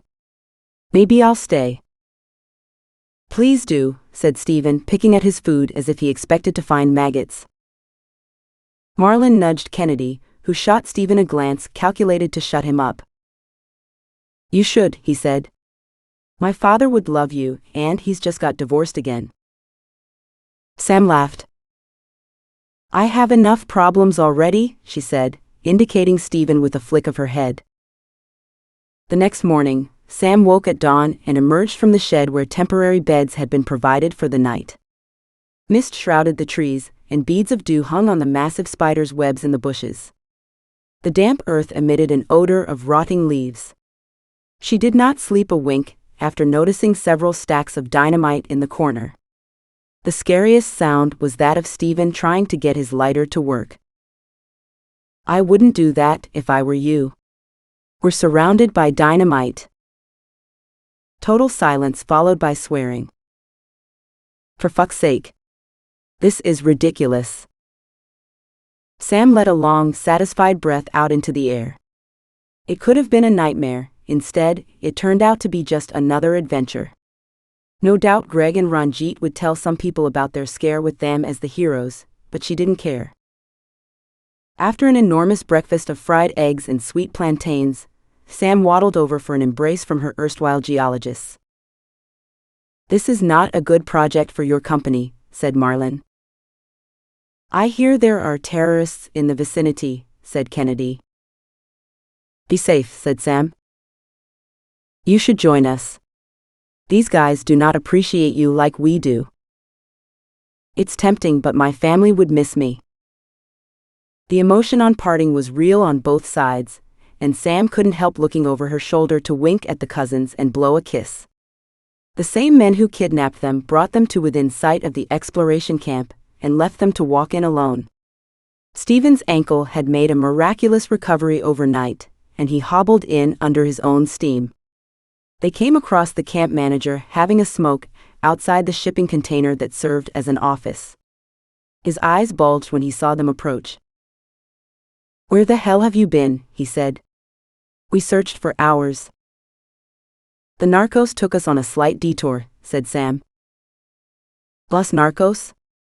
How did you get away?" "It's a long story." Despite what seemed like a pointless exercise, the analysts completed the site visit and reviewed the technical information on site. The project showed merit, and in any other circumstance would have received a favorable report. "Except for the kidnapping," said Greg as they walked out. "Ridiculous waste of time," said Stephen. "Thanks to your friends." His ankle no longer seemed to bother him. Perhaps he forgot to limp. Sam shrugged. If he didn't like her before, she couldn't say anything to change that now. The other analysts had given him the cold shoulder since his lies about Sam were exposed, and he made it clear he blamed her. Thank goodness they were going home. Chapter 10. "I think we can agree," said Ranjit as they queued at the check-in desk, "that there would be no point trying to interest the investors in a project surrounded by drug dealers and growers." "This project is as dead as a dodo," said Greg.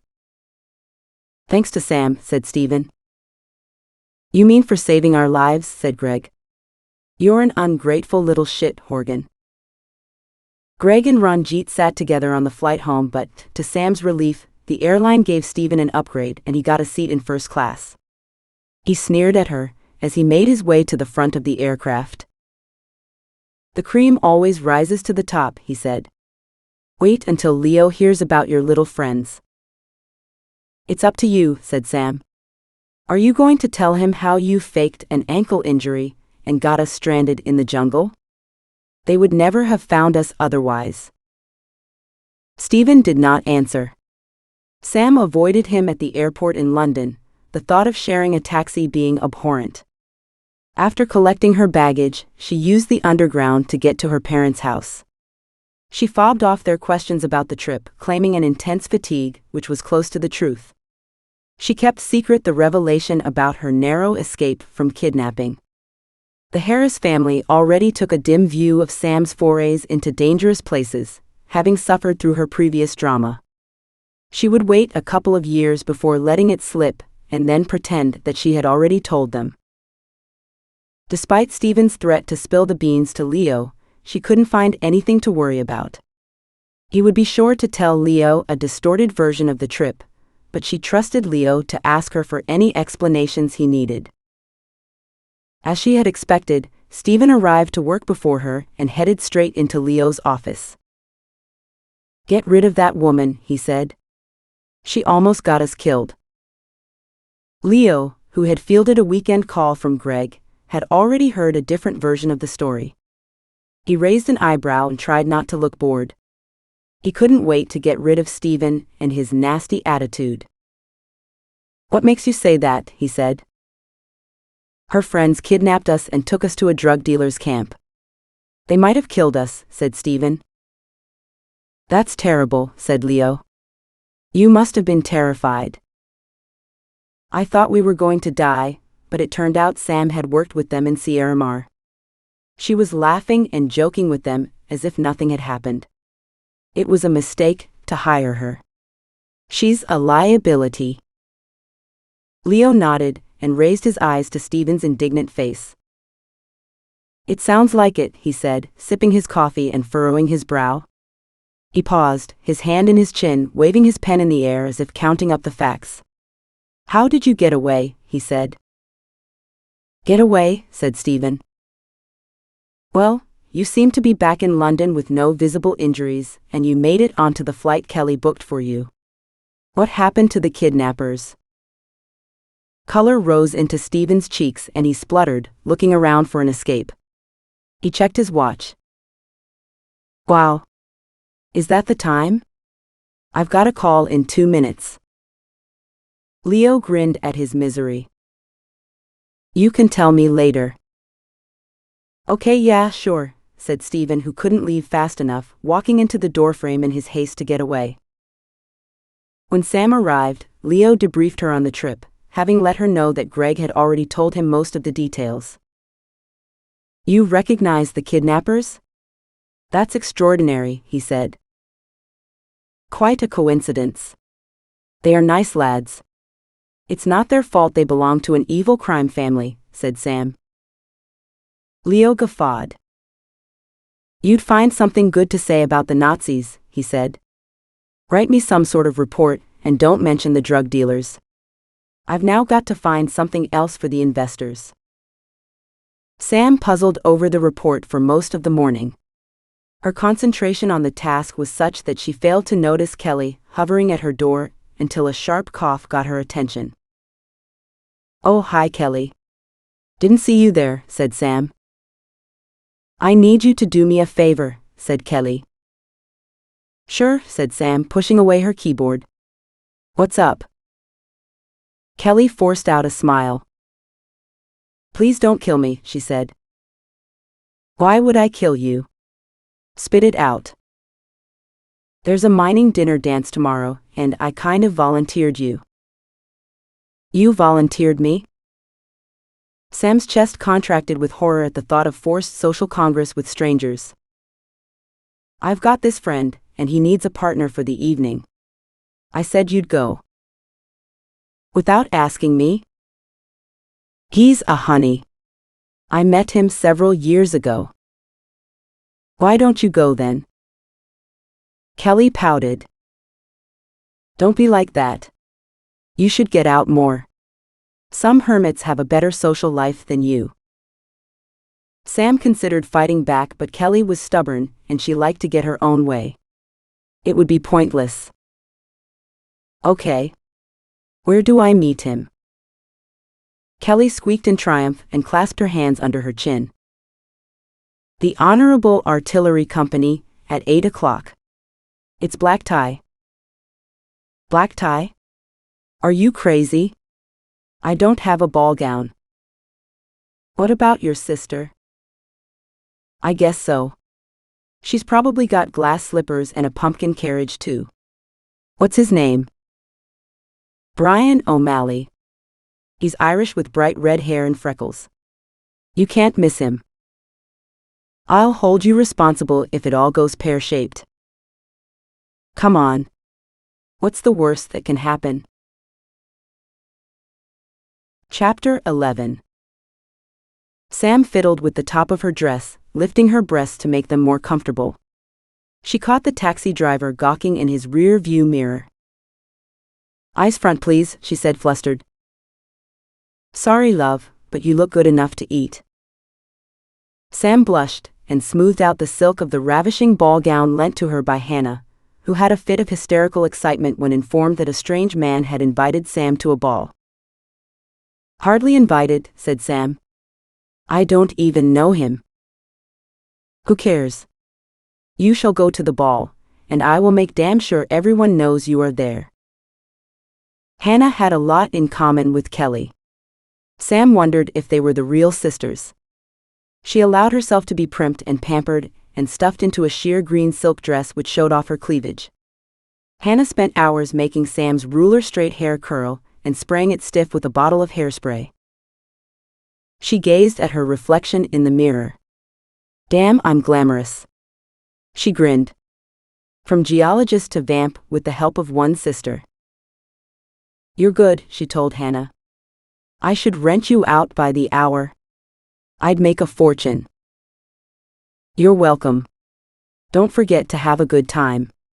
You never know, he could be the one." "The one." Ha. They pulled up outside a long building with a marble portico. A fleet of taxis deposited their fares and drove off, diesel engines throbbing. Sam paid the driver and struggled out of the door. She stood up straight and adjusted her shrug, a black lacy affair with green sequins, ignoring the pain from her tight shoes. Hannah's feet were only half a size smaller than hers, but this resulted in blisters every time. "Hello. Are you Sam?" A handsome, well-built redhead with freckles undressed her with his eyes. Sam relaxed. Eat, drink, chat, dance, go home. Simple. It didn't take her long to regret it.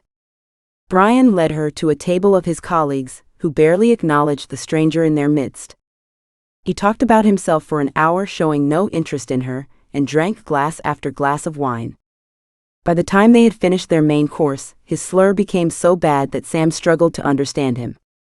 He then stood up and walked off, disappearing for almost an hour, circulating, leaving her at the table while all the couples were dancing together.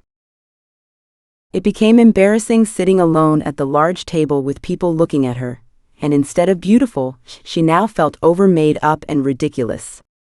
Just when she had decided to go home, Brian reappeared behind her and put his hand on her breast.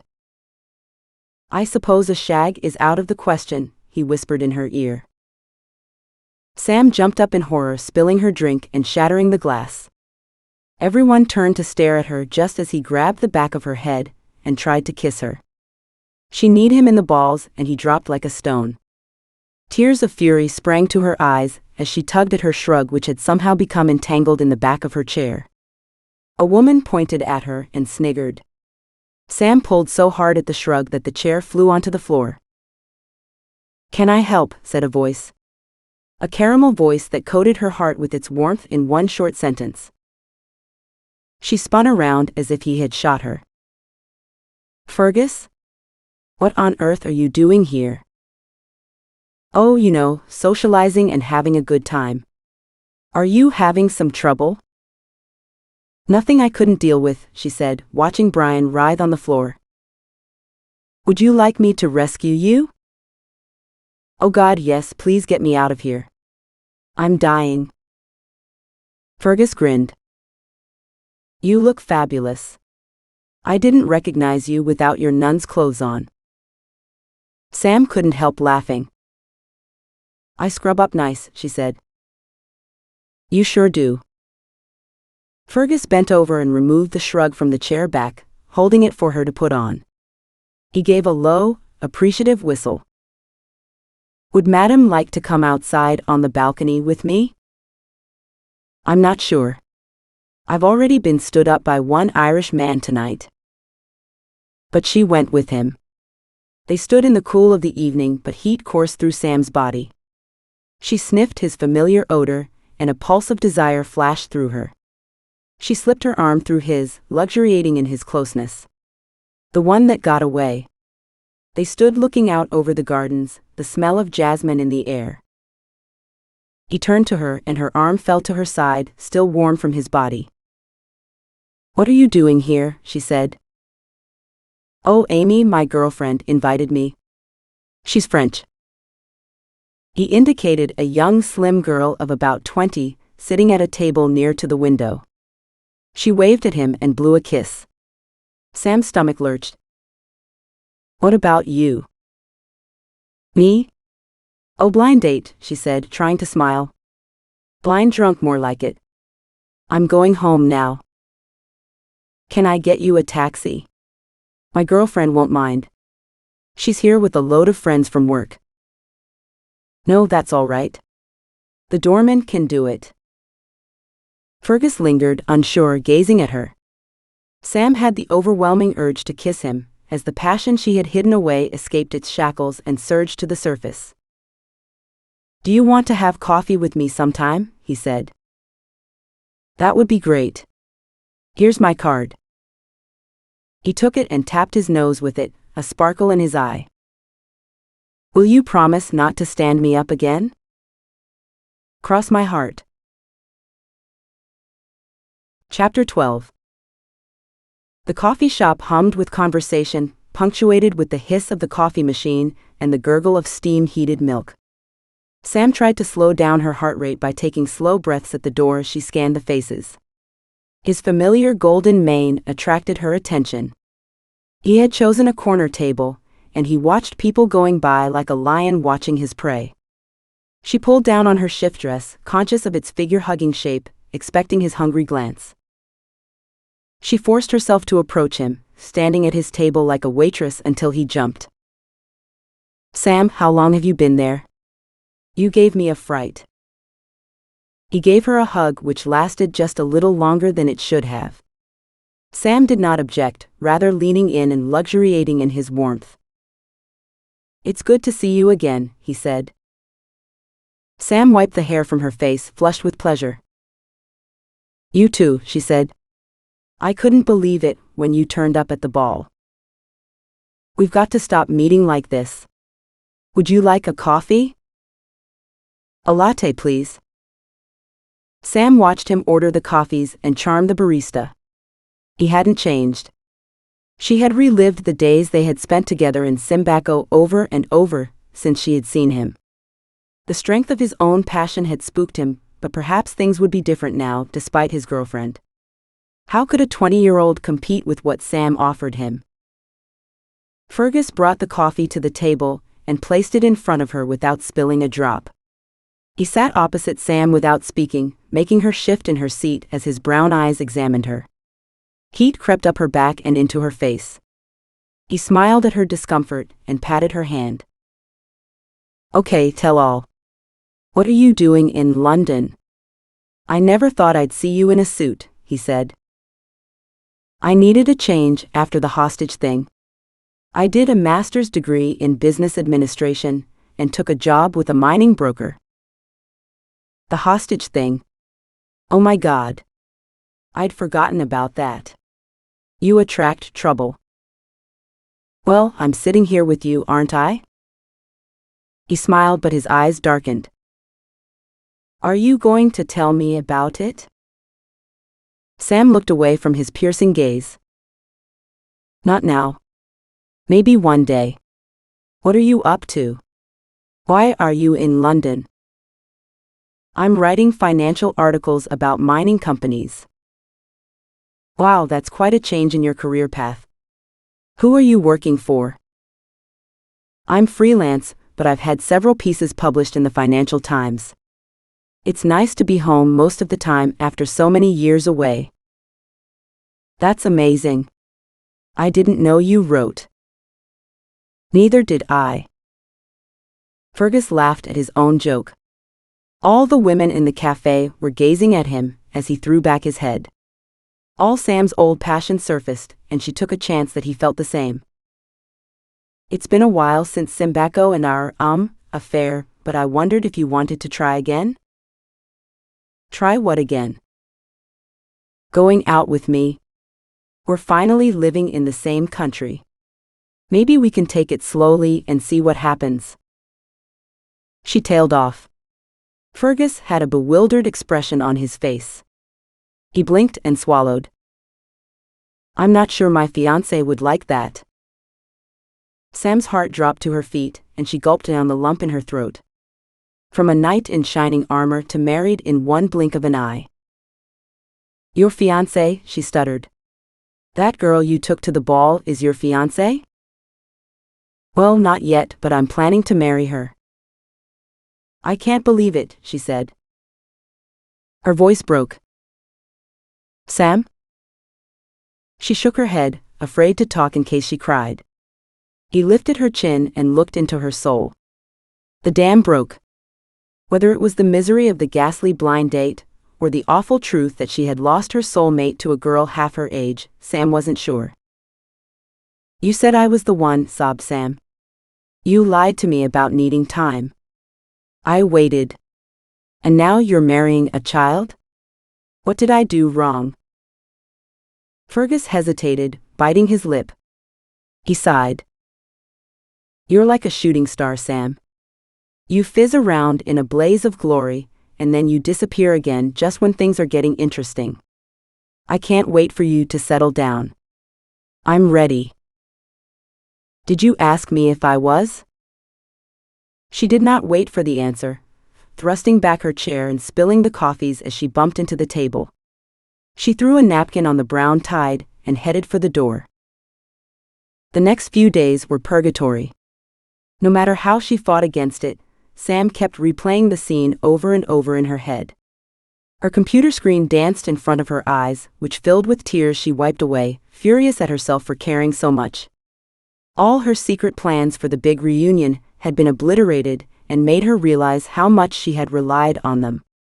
She became desperate for something to distract her. Kelly's attempts to cheer her up only made things worse. Don't you understand, said Sam. He's the one. I've lost him. There will be others. What about Brian? You disappeared from the ball. He asked me what happened to you. He doesn't remember? Not surprising, considering he's an alcoholic. He's a drinker. But I wouldn't say. He was drunk before dessert. He grabbed my boob and asked me if I'd like a shag in front of the whole table. Oh. Kelly wrung her hands. It's not your fault, said Sam. In case you are confused, Brian's the drunk and Fergus is the bastard. Now do you understand why I avoid relationships? I'll make you some tea, said Kelly. That would be nice. And promise me no more matchmaking, please. Chapter 13. Leo discovered that finding a suitable project to get their teeth into was easier said than done. Having worked in Toronto for most of his career, Leo did not possess many contacts in the London mining sector. He wanted Sam to join the other mining analysts on visits to projects looking for investments, but despite his persuasive negotiating, there never seemed to be room for his analyst. Small broking houses tended to get ignored in favor of brokers perceived to offer better access to cash-rich investors. Leo convened a meeting in his office for his warring analysts. Sam and Stephen sat as far apart as the room would allow. Leo rolled his eyes but did not comment. We need to generate some projects for our clients, said Leo. I want you both to attend the mining drinks in the RAF club this afternoon and do some networking for me. See if you can scare anything out of the bushes. Stephen, I want you to introduce Sam to the major players. Come back to the office before you go home and tell me all about it. Stephen nodded, but his sulky face spoke volumes. Sam viewed networking as a new form of medieval torture for introverts, but she nodded too. Here was the distraction she had been craving. There was no point doing things the way she had always done them. It hadn't brought her fame and fortune. What was the worst thing that could happen? All she had to do was say hello and go from there. She returned to her office where she entertained herself reading the mining journal until there was a soft knock on the door. Kelly Maguire stood in the doorway holding a cup of tea, which steamed up her reading glasses, balanced on a fat file. Are you okay? She said. There hasn't been a peep out of you all morning. Leo wanted you to give this a read. Sam stood up and reached over to remove the cup, slopping some on the file. Oops. Sorry about that. I don't expect it will affect the contents though. Probably another hole in the ground with a liar standing next to it. This could be the one, said Kelly. Want lunch? Let's go to the Coach and Horses. After Sam and Stephen had left for the mining drinks, the telephone rang in Leo's office. Few people possessed his direct number. Most had to go through Kelly, who screened people with brutal efficiency to make his day run smoother. Hello? I've got a project for you. Edward's self-satisfied tone irritated the hell out of him. Leo put his hand over the mouthpiece and rolled his eyes at Kelly, who had appeared at the door. She made the sign for tea with her hands, and he nodded gratefully. When she was out of earshot, he took his hand off and spoke. How are you, stranger? He said. Fine. You? Leo smiled. No small talk then. Fine too. Tell me about this project. It's called Yubu and it's in Kandar on the west coast of Africa.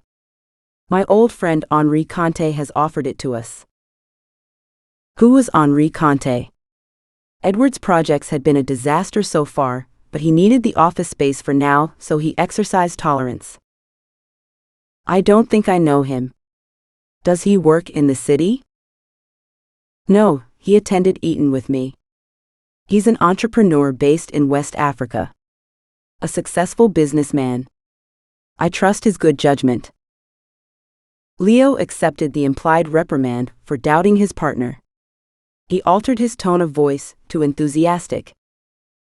It can't be worse than anything I've got on my desk right now. What's so good about this offering? They've done mapping and grab sampling, and they drilled 2,000 meters of core in the last field season. Have they got any analysis results yet? Yes, and there are several places with rich mineralization. Some of it is bonanza grade of up to 50 grams of gold per meter. Where did they send the samples for analysis? Alfred Knight, so the QA/QC is impeccable. This project has the pedigree of a winner, said Edward. It sounds interesting. We'll need to do due diligence. Can you bike a copy to the office? I'll do that tomorrow. This is the real deal, Leo. How much do they need? 20 million. 20 million? Are they using golden drills? It's an extensive program. We need to raise the money while the market is open to exploration plays. This cash injection will last 5 years at least, and will take the project to pre-feasibility or even feasibility if we're lucky. I'll get our new analyst to review it. Sam, isn't it? How's he working out? Oh, early days. Leo hadn't informed Edward Sam was female. Edward took a dim view of feminism, and had once complained to Leo about a woman geologist cheating him out of a fortune. A story Leo took with a pinch of salt. Edward would find out about Sam soon enough. Okay, I'll make a copy and get it sent over to you. This is the one, Leo. Edward's voice had become triumphant. Leo did not want to get into a discussion about the other sure things Edward had offered him. Great. I'll look forward to it. Leo hung up and sighed. He needed Edward's projects like a hole in the head, but he wouldn't refuse to give it a once-over at least. Anyway, if it didn't come up to snuff, Sam would be frank about its merits. She might be prone to gaffes, but he wanted to keep her. He imagined her awkward social skills being tried out at the mining drinks, and shuddered. She'd manage somehow. How much damage could she generate at a drinks party? Chapter 14. The Regency façade of the RAF Club stood out from the other buildings on Piccadilly. The marble pillars in the doorway were a fiery red marble like the doors to hell, but inside the building was light and airy. Which room are we in? Said Sam, who had noted it down. She tugged Stephen's arm. We haven't got off on the right foot, but it would be positive for the brokerage if we presented a united front. Stephen sneered at her attempt to build bridges. "There is no we," he said. "I don't understand what you've done to Leo to make him so blind to your toxic nature, but you're on your own." Before she reacted, Stephen disappeared up the staircase illuminated by a stained glass window showing scenes from the Battle of Britain, taking 2 steps at a time. Frustration almost overwhelmed her. Why had she bothered? He couldn't have made it clearer that he despised her. She had only made herself seem weak when he had no intention of introducing her to anyone. Anyway, everyone would be nervous, but some people were much better at hiding it. She had to learn how to command a room where she would never escape her limited world. There were no monsters upstairs. They were analysts like her. Maybe Greg and Ranjit would be there. She started up the stairs. Despite her trepidation, Sam had reason to feel at home at the RAF club. She climbed the right-hand staircase and stopped in front of a portrait showing a man with a handlebar mustache. She had been planning to point him out to Stephen, but now she felt glad she hadn't. A man following her up the stairs noticed her gazing at the portrait and glanced at her name badge. "A relative of yours?" he inquired, his voice snide. "My grandfather," said Sam. The man snorted. "I doubt that very much," he said. "I suppose you're a member here too?" "No, I'm a geologist. I'm a fellow of the Geological Society, down the road at the entrance to the Royal Academy." "You don't look like a fellow to me," he said, raising an eyebrow and leering at her. Sam ignored him. "Shall we go up?" she said. "The drinks are getting cold." He sniffed and strode up the stairs towards the function room. Sam took a deep breath and blew it out through inflated cheeks. Just because there was one wanker outside it, didn't mean the room would be full of them. She checked her lipstick in a mirror in the hallway, and steeling herself, she stepped into the function room, which was full of suited backs in circles like stockades to repel invaders. A long table on one side groaned with exquisite hors d'oeuvres overlooked by portraits of long-dead heroes, gazing down at food they would never taste again. A threadbare silk carpet with deep red whorls and navy trim covered an oak floor which reverberated under the tread of Lob's and Church's black lace-up brogues. Glasses clinked in greeting, and a low hum of gossip exchanged between men trying to learn secrets without giving any away. Sam couldn't see anyone she recognized. The only other women in the room were wearing white aprons over short black uniforms, eliciting admiring glances from the analysts. No one had drunk enough to flirt with them yet. Why didn't Stephen Horgan introduce her to a couple of people? The success of the brokerage reflected on them all, but he had only one winner in mind. She spotted Stephen holding court in one corner, his exaggerated gestures making her suspect he was narrating his heroic role in the Colombian debacle. His plump back repelled her from across the room, while daring her to come closer. Then she recognized Greg in the middle of a bunch of men who were all greeting each other. She tapped him on the shoulder, and he spun around. To her great relief, he grabbed her hand and gave it a vigorous shake. "Sam, nice to see you. That was some trip, eh? Have you met these reprobates?" "Chaps, this is Sam Harris." He hesitated. "I've forgotten who you work for." "Leo Giustra." "Giustra? Isn't he the bloke who lost all his clients' money in the Granoro crash in '96? Said one of them. Sam wavered. What was the protocol for this?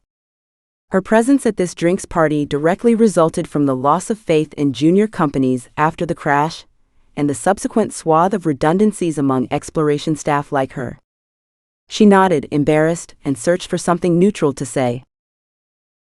A young man with a pink shirt and silver cufflinks saved her bacon, and catapulted her into her 15 minutes of fame with one simple question. He had been staring at her for about 30 seconds, and drawing his eyebrows together in concentration. He slapped his hand to his forehead and let out a loud yelp, causing people to stop talking and turn their attention on the group.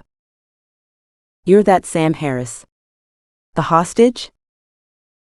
Sam bit her lip, the blood flooding to her cheeks under her foundation. I'm afraid so. The young man thumped her on the back, causing her to jettison most of the glass of lukewarm Prosecco she had been nursing. You're kidding me, he said, examining her face for doubt. Boys, we have a celebrity in our midst, he shouted, raising his glass to her. A sea of unbelieving faces and hostile eyes looking her up and down, judging her babe factor and finding her wanting. Backs being turned again. But they would not silence him. He thundered. It's Sam Harris, chaps, the geologist who got kidnapped in Panacea. Incredulity spread through the room. Sam spotted Stephen with his mouth hanging open, pure hatred etched on his features. You? I don't believe it, said one red-faced man at the buffet, threatening to burst out of his Savile Row tailored suit. Isn't Sam a man's name? Anyway, no normal woman could survive something like that. You must be a dyke. Intimidated by the scrutiny, Sam longed to sink into the floor and disappear, but something in his manner riled her just enough to provoke a reaction. I'm not, she said, looking him up and down with exaggerated care. But if you were the only choice, I'd have no problem converting. She flushed pink with the exertion of standing up for herself. There was a roar of approval from the now considerable audience. She's got you there, Prendergast, said Greg. You always were an insufferable bore. The man struggled to manufacture a comeback, but finding himself defeated, he refocused his attention on the buffet, hoovering a trail through the expensive hors d'oeuvres like a plump tornado. The sound of his lips smacking forced Sam to move towards a picture window for refuge. But she was not alone now. Pinstripe suits bore down on her, filled with men eager to meet the girl who survived being a hostage of Marfo. I thought you'd be older, said one. I am, said Sam, causing another wave of laughter.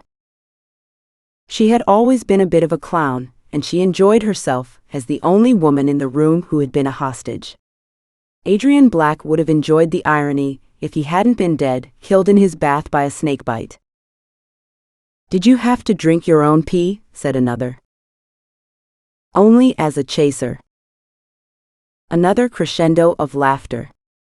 And just like that, after more than a decade of trying, Sam became one of the lads. Chapter 15. She what? Said Leo, his eyeballs bulging as he listened to the gossip being relayed to him on the telephone. Oh my God. He signaled to Kelly to come in and sit down, which she did, mystified at his expression. Yes, I see. Okay, I'll tell you later. He placed the receiver back onto the telephone, like a man placing a box over a snake. Kelly tilted her head in inquiry. Holy crap, said Leo. It's Sam. What's she done? Said Kelly. Was she rude to someone important?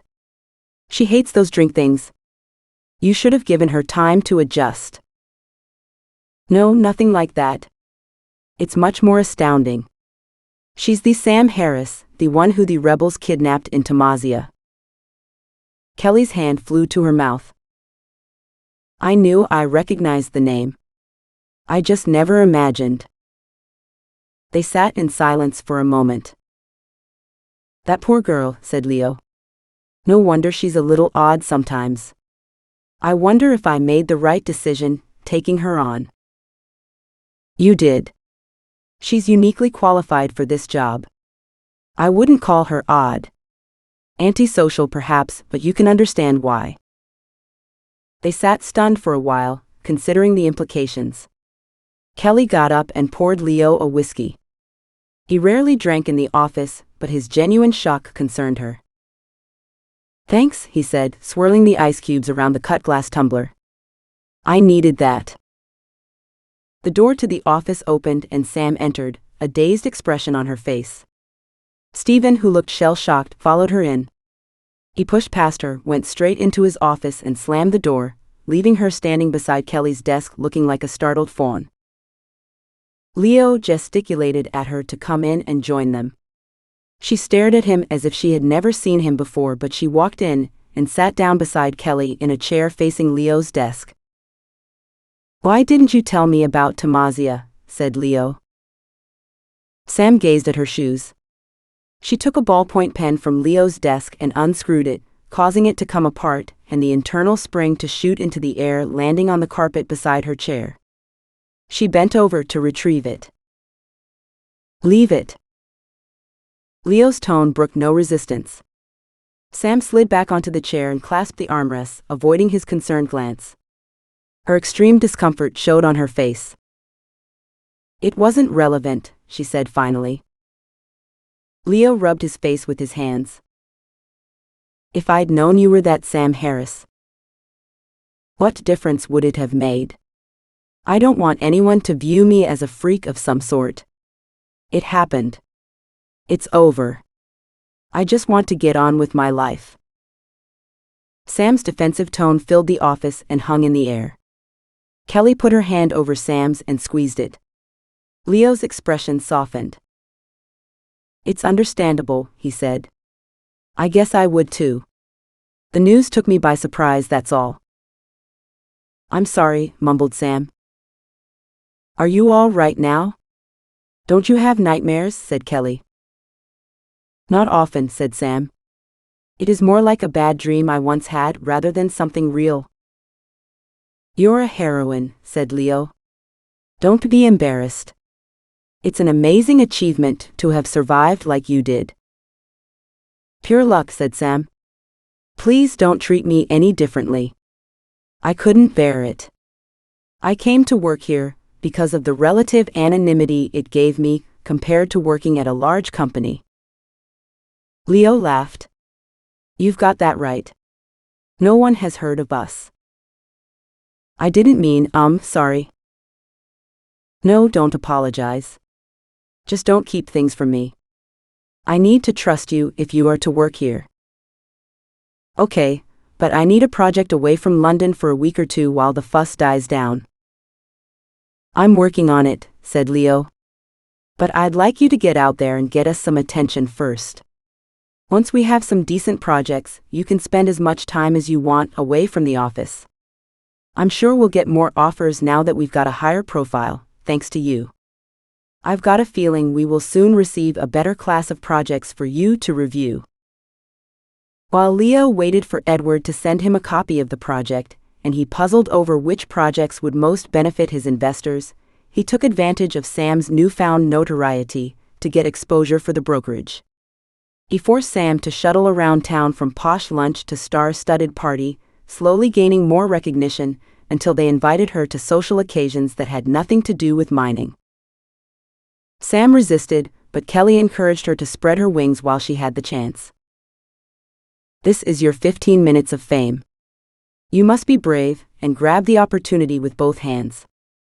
You can't imagine where this will take you. Anyway, what's the worst that can happen? You have been a hostage for heaven's sake.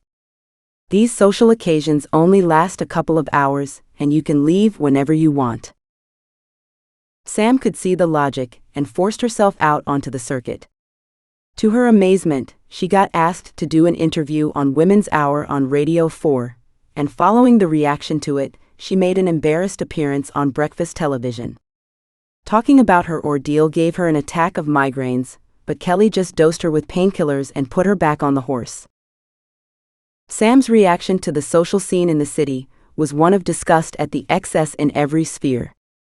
All around her, the dot-com millionaires bought magnums of champagne with which to soak their peers and used 50-pound notes to snort cocaine, never daring to admit that the good times had gone.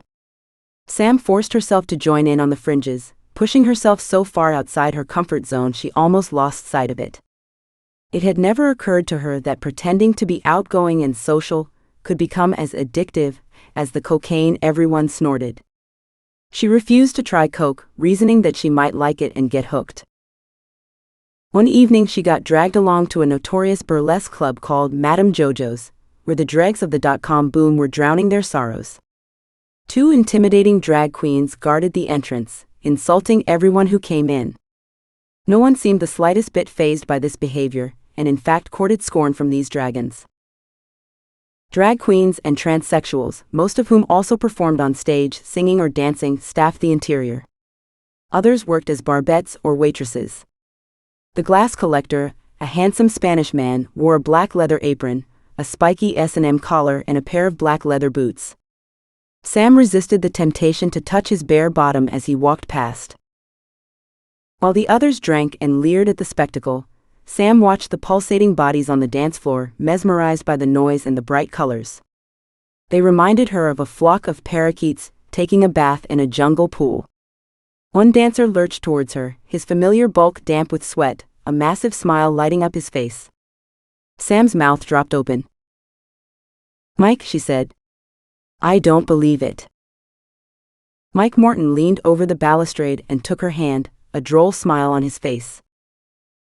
"Sam Harris, as I live and breathe. I hear you've been getting into all sorts of scrapes. You haven't changed a bit."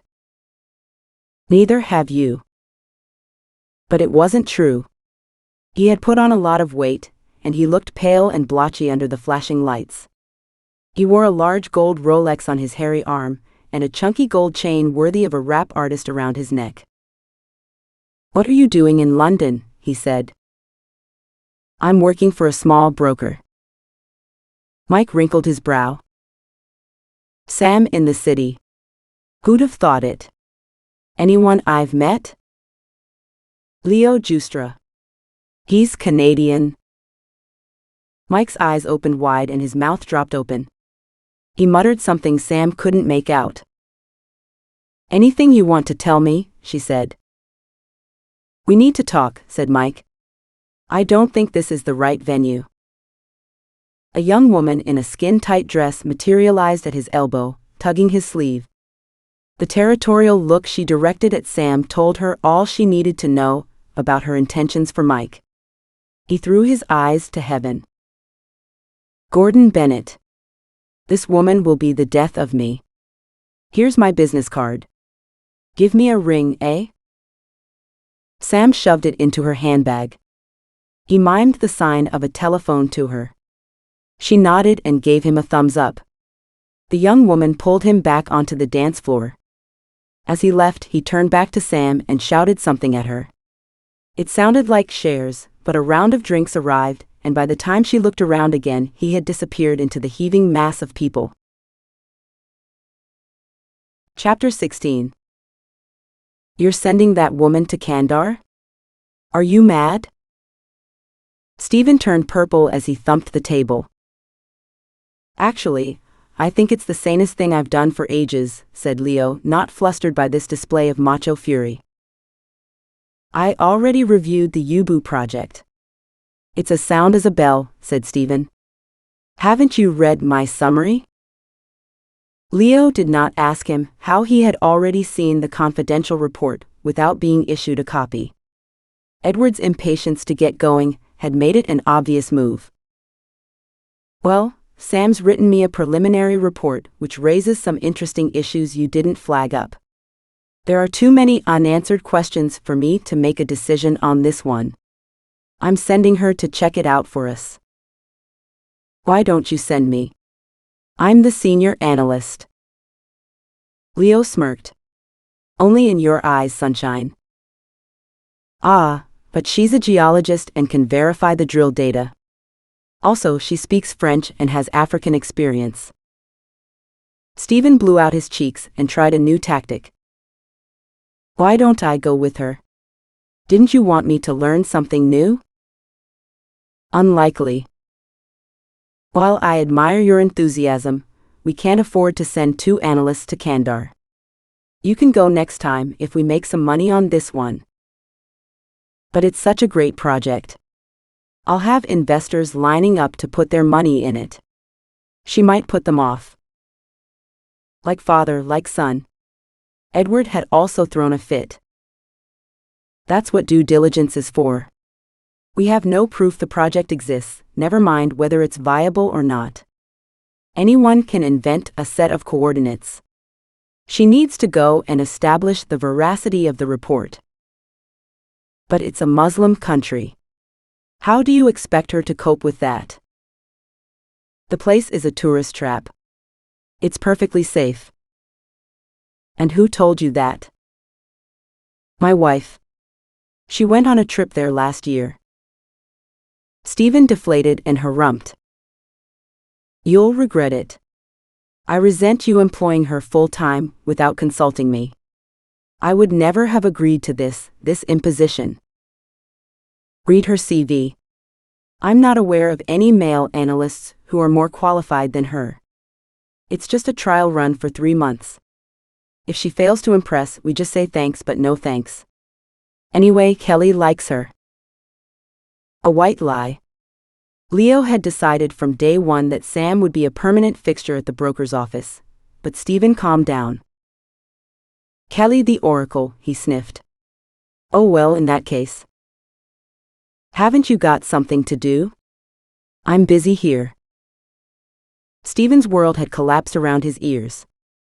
He stood at the window in his office and smoked cigarette after cigarette, flicking the butts out onto the roof with vicious fingers. How had this stupid woman wormed her way into Leo's good books, despite the fiasco in Colombia? She must be sleeping with him. No one would be interested in that opinionated old bag, except for a sap like Leo. He left work early, slamming the door and ignoring Leo's inquiry about where he was going. Jumping into a taxi, he headed for Edward Beckett's flat. The traffic jams just made him crosser, and increased his state of self-pity as the taxi meter ticked upwards. When they arrived, he threw the money at the surprised taxi driver and crossed the pavement. Resentment coursed through his veins as he mounted the steps to the front door and rang the bell. A harassed-looking Edward opened the door. His expression did not indicate welcome, but Stephen was past caring. I have to talk to you, he said. Come in. Stephen followed Edward Beckett into the sitting room. Edward occupied the only armchair, mixing his whiskey with a silver baton which clinked on the cut glass and several cubes of ice. He raised the glass to his lips and surveyed the young man who stood bristling with impatience on the cheap carpet with its orange and yellow diamonds. Stephen was short and plump with a floppy fringe of dirty blonde curls. His full red lips would have looked better on a girl. His mother had the same lips, a prime reason for the slip-up that led to the birth of Stephen Horgan 25 years before. Edward searched Stephen's face for Beckett features, finding none, but there was something reassuring about the air of arrogant expectation that emanated from his pores. Beckett to the core. No need for a blood test. And he had always wanted a son, a chip off the old block as cliched as it seemed. What can I do for you? Said Edward.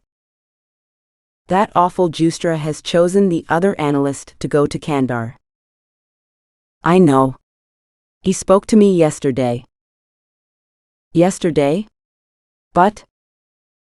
Sam's the man for the job, according to Leo. Speaks French too. How can you disagree?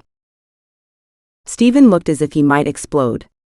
He opened his mouth to say something, but no words came out. Edward smirked. He had quoted Leo to get a rise from the young man. But she's a woman, said Stephen, playing his trump card. An old spinster.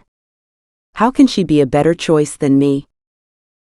Edward raised an eyebrow. Leo didn't tell me that. I thought he had hired a man. What's her name? Sam Harris. Edward dropped his glass on the floor. The ice cubes bounced across the floor, landing at Stephen's feet. He bent down to pick them up. Leave them, said Edward. Sit down for God's sake. He kicked the glass across the floor, where it rolled into a table leg and broke. The smell of whiskey permeated through the air. Stephen perched on the edge of the sofa, quivering with anticipation. Edward took a deep breath and released it slowly through his nostrils before he spoke again. Sam Harris? Now that's a name I didn't expect to hear again. How did you meet her? That bloody woman screwed up a treasure hunt in Sierra Mar years ago. I could have made a fortune. What happened? Her principles got in the way, and she allowed the natives to slip away with it instead of bringing it to us. Us? Mike Morton worked for me then. Stephen's mouth fell open. Isn't he your friend, the one who gave me your address? I heard he made all his money in the dot-com boom. Edward sneered. Pure luck. He used a shell company we formed years ago. So you made money too? Edward stood up abruptly. Does it look like it? I didn't have any shares. But didn't you say he used your company? What happened to the shares? He bought them from me for a song. I thought his idea hadn't a hope of success. Most of those companies crashed in flames almost as soon as they were formed. It was a fluke. Stephen struggled with this nugget of information.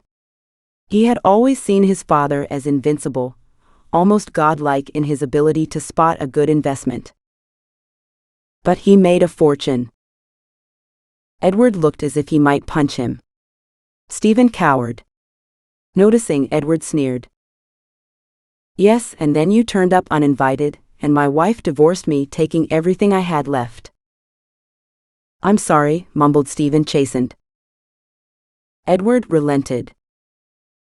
It's all water under the bridge now. This new project in Kandar will get me back on track, and you too if you've got any sense. Stephen hesitated. Is the project any good? I mean, is it watertight? I hate to say it, but Sam's like the Inquisition. If there's anything wrong with it, she'll find out. She's ruthless. She must have changed since I met her. When we found her in Lindo's, she wouldn't say boo to a goose. She's definitely not the woman you met all those years ago. You need to be careful of her. Those drug dealers in Colombia were friends of hers. Edward looked startled. The ones you escaped from? Why didn't she negotiate something if she knew them? Caught in a lie, Stephen blushed to the roots of his hair. It's a long story, he mumbled. Edward sighed. I've got some calls to make. Can you see yourself out? Stephen hesitated. Now, said his father. When his son had left, Edward ruminated on this development. He tried to conjure up a picture of Sam in his mind, but he only remembered an awkward young woman in a cheap cotton dress who ate like a horse and knocked over a glass of beer. Mike had convinced him to take her on as a geologist for their project in Sierra Mar. Her excellent qualifications and cheap salary made it an easy decision. What a coincidence, she had pitched up on his territory again. Life played some strange tricks on him. He picked up the telephone. Leo. It's Edward. Have you got a moment? I'm pretty busy today. Can it wait? Said Leo. Not really. It's about that analyst you hired. Leo didn't bother to disguise his irritation. Has Stephen been to see you? He stormed out of here a few hours ago, when I told him I had decided to send Sam to Kandar alone. Yes, he's been here. I'm not happy with you lying to me about her, said Edward. What do you mean? Edward snorted. You let me believe she was a man. Do you realize that Sam Harris is the geologist who cheated me out of a fortune? I would never have let you take her on if I had known who she was. That was a long time ago. She had recently graduated from university. It's possible her inexperience contributed to the incident. But she's dishonest. We don't want someone like that working for us. From what I've witnessed, Sam is almost self-destructive in her honesty. Were you in Sierra Mar at the time? No, it was my associate Mike Morton. A sharp intake of breath. Mike Morton? I didn't know you worked with him. It was a long time ago. Sam worked with Mike in Sierra Mar? From what I've heard, it's far more likely to be one of Mike's cock-ups rather than Sam's mistake. Have you never considered that? She's the one who let the Indians escape with the treasure. Anyway, I don't want you to hire her. She's trouble. Leo sighed. The project in Kandar is too complex for Stephen, and he doesn't speak French. Anyway, I've booked Sam's tickets already and they're non-refundable. Why don't you give her the benefit of the doubt on this trip? You can judge her by the results. On your head be it, said Edward. Don't say I didn't warn you. He hung up the telephone, keeping his hand on the receiver, while he searched for the piece of paper with Henri Conte's number on it. All humans had their weak spots. Conte had an uncanny talent for spotting these. He would have a plan to defeat her. Chapter 17. Sam couldn't wait to go to Kandar. The rumor that the Sam Harris worked at Leo Juster's brokerage had spread like wildfire through the city. Companies deluged Leo with requests for his analysts to join jaunts to far-flung places to examine ludicrously over-egged deposits. They didn't care that he hadn't enough clients for all these options. They just wanted to boast that the Sam Harris had visited their project. The attention generated by her unmasking left Sam bewildered. I've battled for years for people to take me seriously, and now I'm famous for being a hostage. I did nothing to deserve the adulation. I just sat around waiting for rescue. Why are they so fascinated? She said. Who cares what their motive is? This is our chance to earn loads of money. Both of us need to escape for different reasons. The easiest way to do that is to have cash in the bank. You'll only be famous until the next big thing comes along, or they get bored, whichever is sooner. Look at the dot-com boom. It's up to you to make hay while the sun shines, said Leo. Sam's parents shunned the publicity as nonsense, although they were proud of their rebellious daughter. Her sister Hannah did a good imitation of support, but could not disguise her intense jealousy of Sam's newfound celebrity. I saw you on television this morning. You should learn to dress better. People will think you are a weirdo, she said. Too late. They already do. Why do you think they're writing articles about me? Said Sam. Are you okay with all this attention? Why shouldn't I be? Nothing. It's just that. Just that what? That the spotlight belongs to you? This is my chance to shine. I'm not saying it isn't. I lost my appetite for the spotlight years ago when I had the children. I'm just worried you aren't in control of all this. Shouldn't you get an agent? Sam snorted. An agent? Are you kidding? Don't worry. It'll die down soon. I'm not Princess Diana. But she packed her bag for Kandar with more than her usual enthusiasm, double-checking its contents and bringing extra tea bags. She didn't admit it to herself, but the faux hostage situation in Colombia had spooked her, and she made sure she had enough supplies to last if she had any sort of delay. Sam traveled out to Hurrah, the capital of Kandar, in the business-class cabin of an Air France flight from Paris. Leo and Stephen travel in business class, so I assume you should too, said Kelly, handing her the tickets. Have a great trip. And good luck. I'm counting on working with you for longer. No wonder Leo was running out of money. But if it meant that Stephen had to stay at home, then business-class travel felt even better.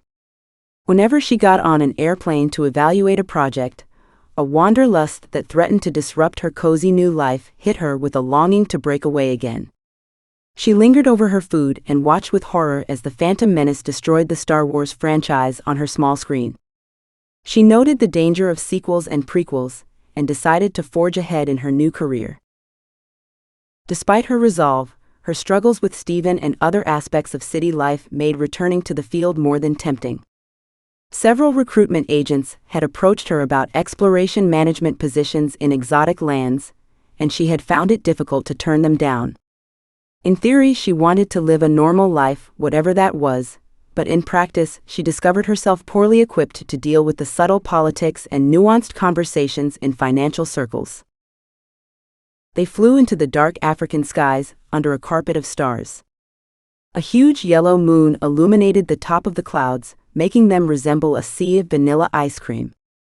Hurrah, the capital, twinkled below them as they approached over a sea littered with small fishing boats, identified by their deck lighting. The aircraft landed with a thud and taxied to the terminal over runways decorated in swirling patterns of wind-blown sand. Sam rubbed mosquito repellent over her arms and ankles and tugged the matching linen shirt over her trousers. She had impregnated her clothes with insect repellent after reading the statistics for death from cerebral malaria in sub-Saharan Africa. It would be just my luck to die of malaria after all the adventures I've survived so far. She watched a blurred scene through the abraded window as they moved the steps up to the aircraft door at a speed which suggested the driver was in a hurry to go home. She braced for impact, but none came. After a long queue in immigration, she collected her luggage and emerged from the terminal into almost complete darkness. The town had suffered a power cut after her flight landed, and only torches broke the gloom. People in floor-length robes carrying illegible placards generated eerie shadows. They were not speaking French, but some impenetrable local dialect. She later learned they called it Wolof. After a few minutes waiting in the dark, rising panic had Sam in its grip. To calm her nerves, she dug out the itinerary Kelly had given her. In true Kelly fashion, it contained every detail about Sam's trip. The Ramada Blue Hotel, that sounded nice. Maybe she should take a taxi? Excuse me? Are you Madame Sam? A tall, slim young man hovered in front of her, cringing as if he expected a blow. Sam smiled. I'm Sam. Just Sam. What's your name? Amdi Njai, madam. I will be your driver this week. Please don't call me madam. It makes me sound so old. But we revere the old in Hurrah. I like old women. Great, now I'm an old woman. Trust me, old is not always good. Just call me Sam. Shall we go? Amdi's big white smile broke through the gloom. Which hotel? The Ramada Blue. The hotel perched on the promenade running along the coastal road which led into the city center. A cool lobby contained a central square with fountains jetting from the floor. How many guests had succumbed to the temptation of walking right through them after a day in the heat of Kandahar? A polite man at the reception desk apologized as he handed her a long form to fill in while he made a copy of her passport. Amdi had melted back into the night at Sam's suggestion, and she stood at the desk while the tiny droplets from the fountains blew onto her face. Kelly had outdone herself with the hotel. Sam's room had spectacular views of the Atlantic, and she stood out on her balcony, breathing in air thick with ozone. She quivered with anticipation at getting to know a new country with a different culture, always her favorite part of any trip. She turned on the television to watch the news, but noticed that it was past midnight in Kandahar and switched it off again, sliding between the crisp cotton sheets. Chapter 18. Mike Morton stood on the steps of Edward Beckett's building, girding himself for the conversation ahead. He had suffered in the past from Edward's view of him as a jumped-up member of the working class, only tolerated for his entertainment value. Now that the balance had tipped in his favor, Edward seemed unable to adjust and treat him as an equal. Money talked, but Edward seemed unable to let go of his archaic beliefs in class privilege to listen. The dot-com boom had made a rich man of Mike, just when his dreams of making it big were fading after a lifetime of get-rich-quick schemes ending in failure. His contribution to the market explosion was a pet products website which he had the good sense to sell when offered a ridiculous amount of money soon after starting it up. That windfall led to his present difficulty with Edward, who had let him use an old shell company they owned together but refused to lend him any money. Edward even demanded that Mike pay him for the worthless shares in the empty company. This did not deter Mike, who realized he had a chance to make his own future. He mortgaged his house without telling his wife and had gone all in. Mike was now a wealthy man, with a 3-story Victorian terraced house on a square in the East End, something Edward could not compute. Which annoyed Edward more the fact that Mike was rich or that he, Edward, had missed out on the bonanza. Mike suspected the former, but Edward carped about the latter in Mike's presence. He would have liked to slink out of Edward's life and enjoy his new existence, but there remained one pending matter which they needed to sort out. Mike prayed for a quick resolution with minimum rancor. Bumping into Sam in Madame Jojo's place ranked as an extraordinary coincidence. He hadn't seen her for 14 years, but finding her there struck him as odd as finding a snowflake in a furnace. She appeared pleased to see him, which gave him a warm glow. They had not always seen eye to eye in Sierra Mar, but an adventure shared always creates a bond not enjoyed with other people. It also reminded him of the debt he owed her for working there. He had always intended to pay her what he owed, but she disappeared off the face of the planet for a decade or more, giving him a good excuse not to bother. He looked up the number of her aunt's house in Chelsea several times and wondered if he should call, but somehow, he never did. The door buzzed, and he pushed it open using the sleeve of his coat to avoid touching the grubby handle. The lift clanged against the sides of the shaft, unnerving Mike, who made a mental note to use the stairs on his way out. He arrived at the door of Edward's flat and knocked. The door opened, and Edward stood there in his faded salmon-pink corduroy trousers and lemon-yellow V-neck sweater, a cliché in brown churches, polished to a mirror shine. Only the bags under his eyes and his unmanicured nails spoke of the deterioration in his standards since Ophelia marched out. His face did not radiate welcome. Instead, he rolled his eyes.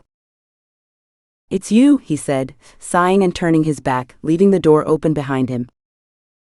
Mike ignored this display of indifference and followed Edward into the small sitting room, rubbing his hands as if to warm them, despite the tropical temperature inside. "How have you been, Edward, old mate?" Edward brindled at the suggestion he might be old, or a mate of Mike. "I'm fine," he said. "No thanks to you." Mike looked around, noting the thick dust on the tabletop and the mantelpiece, and the dirty glasses littering the room. "Now, how was I to guess?" "Oh, shut up. This is all your fault. If it weren't for you putting your foot in it, I'd still be living in Regent's Park with Ophelia." "But you told me she knew about Stephen." "I'm not psychic. The boy approached me and asked me for your address, and I gave it to him." "Didn't you think it was odd he didn't have my address?" "A good question." That revelation caught Mike off guard. He gave Stephen the address because of a misplaced attempt to right a wrong. The ramifications of his act echoed through the Beckett's marriage, but he didn't feel guilty. Edward had lied to him. If he had told Mike the truth about Stephen, none of this would have happened. "I'm sorry. I've already offered to help you get back on your feet. What more can I do?" "I don't need your help," said Edward. "What do you want now? Why can't you leave me alone?" Mike looked at him through narrowed eyes. "Isn't it obvious why I'm here?" he said. "Sam Harris back in town and we owe her." "Sam Harris?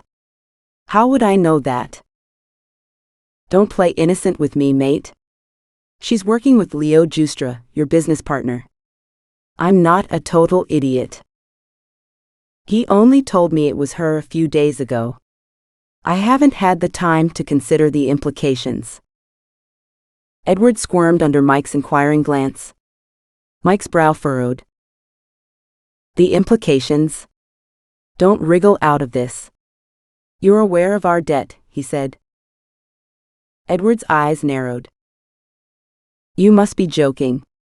She's the one who cheated us out of the treasure. How can you even consider giving her the money?" Mike blanched. "I never said that." "Well, I might have, but it's not accurate." There's a surprise. Mike Morton, economical with the truth. "Stop the presses." "You were so annoyed I thought you'd stop funding me," said Mike, coloring. Edward sighed. "How should I guess what to believe? You always lied to me." "It was complicated." "It always is with you.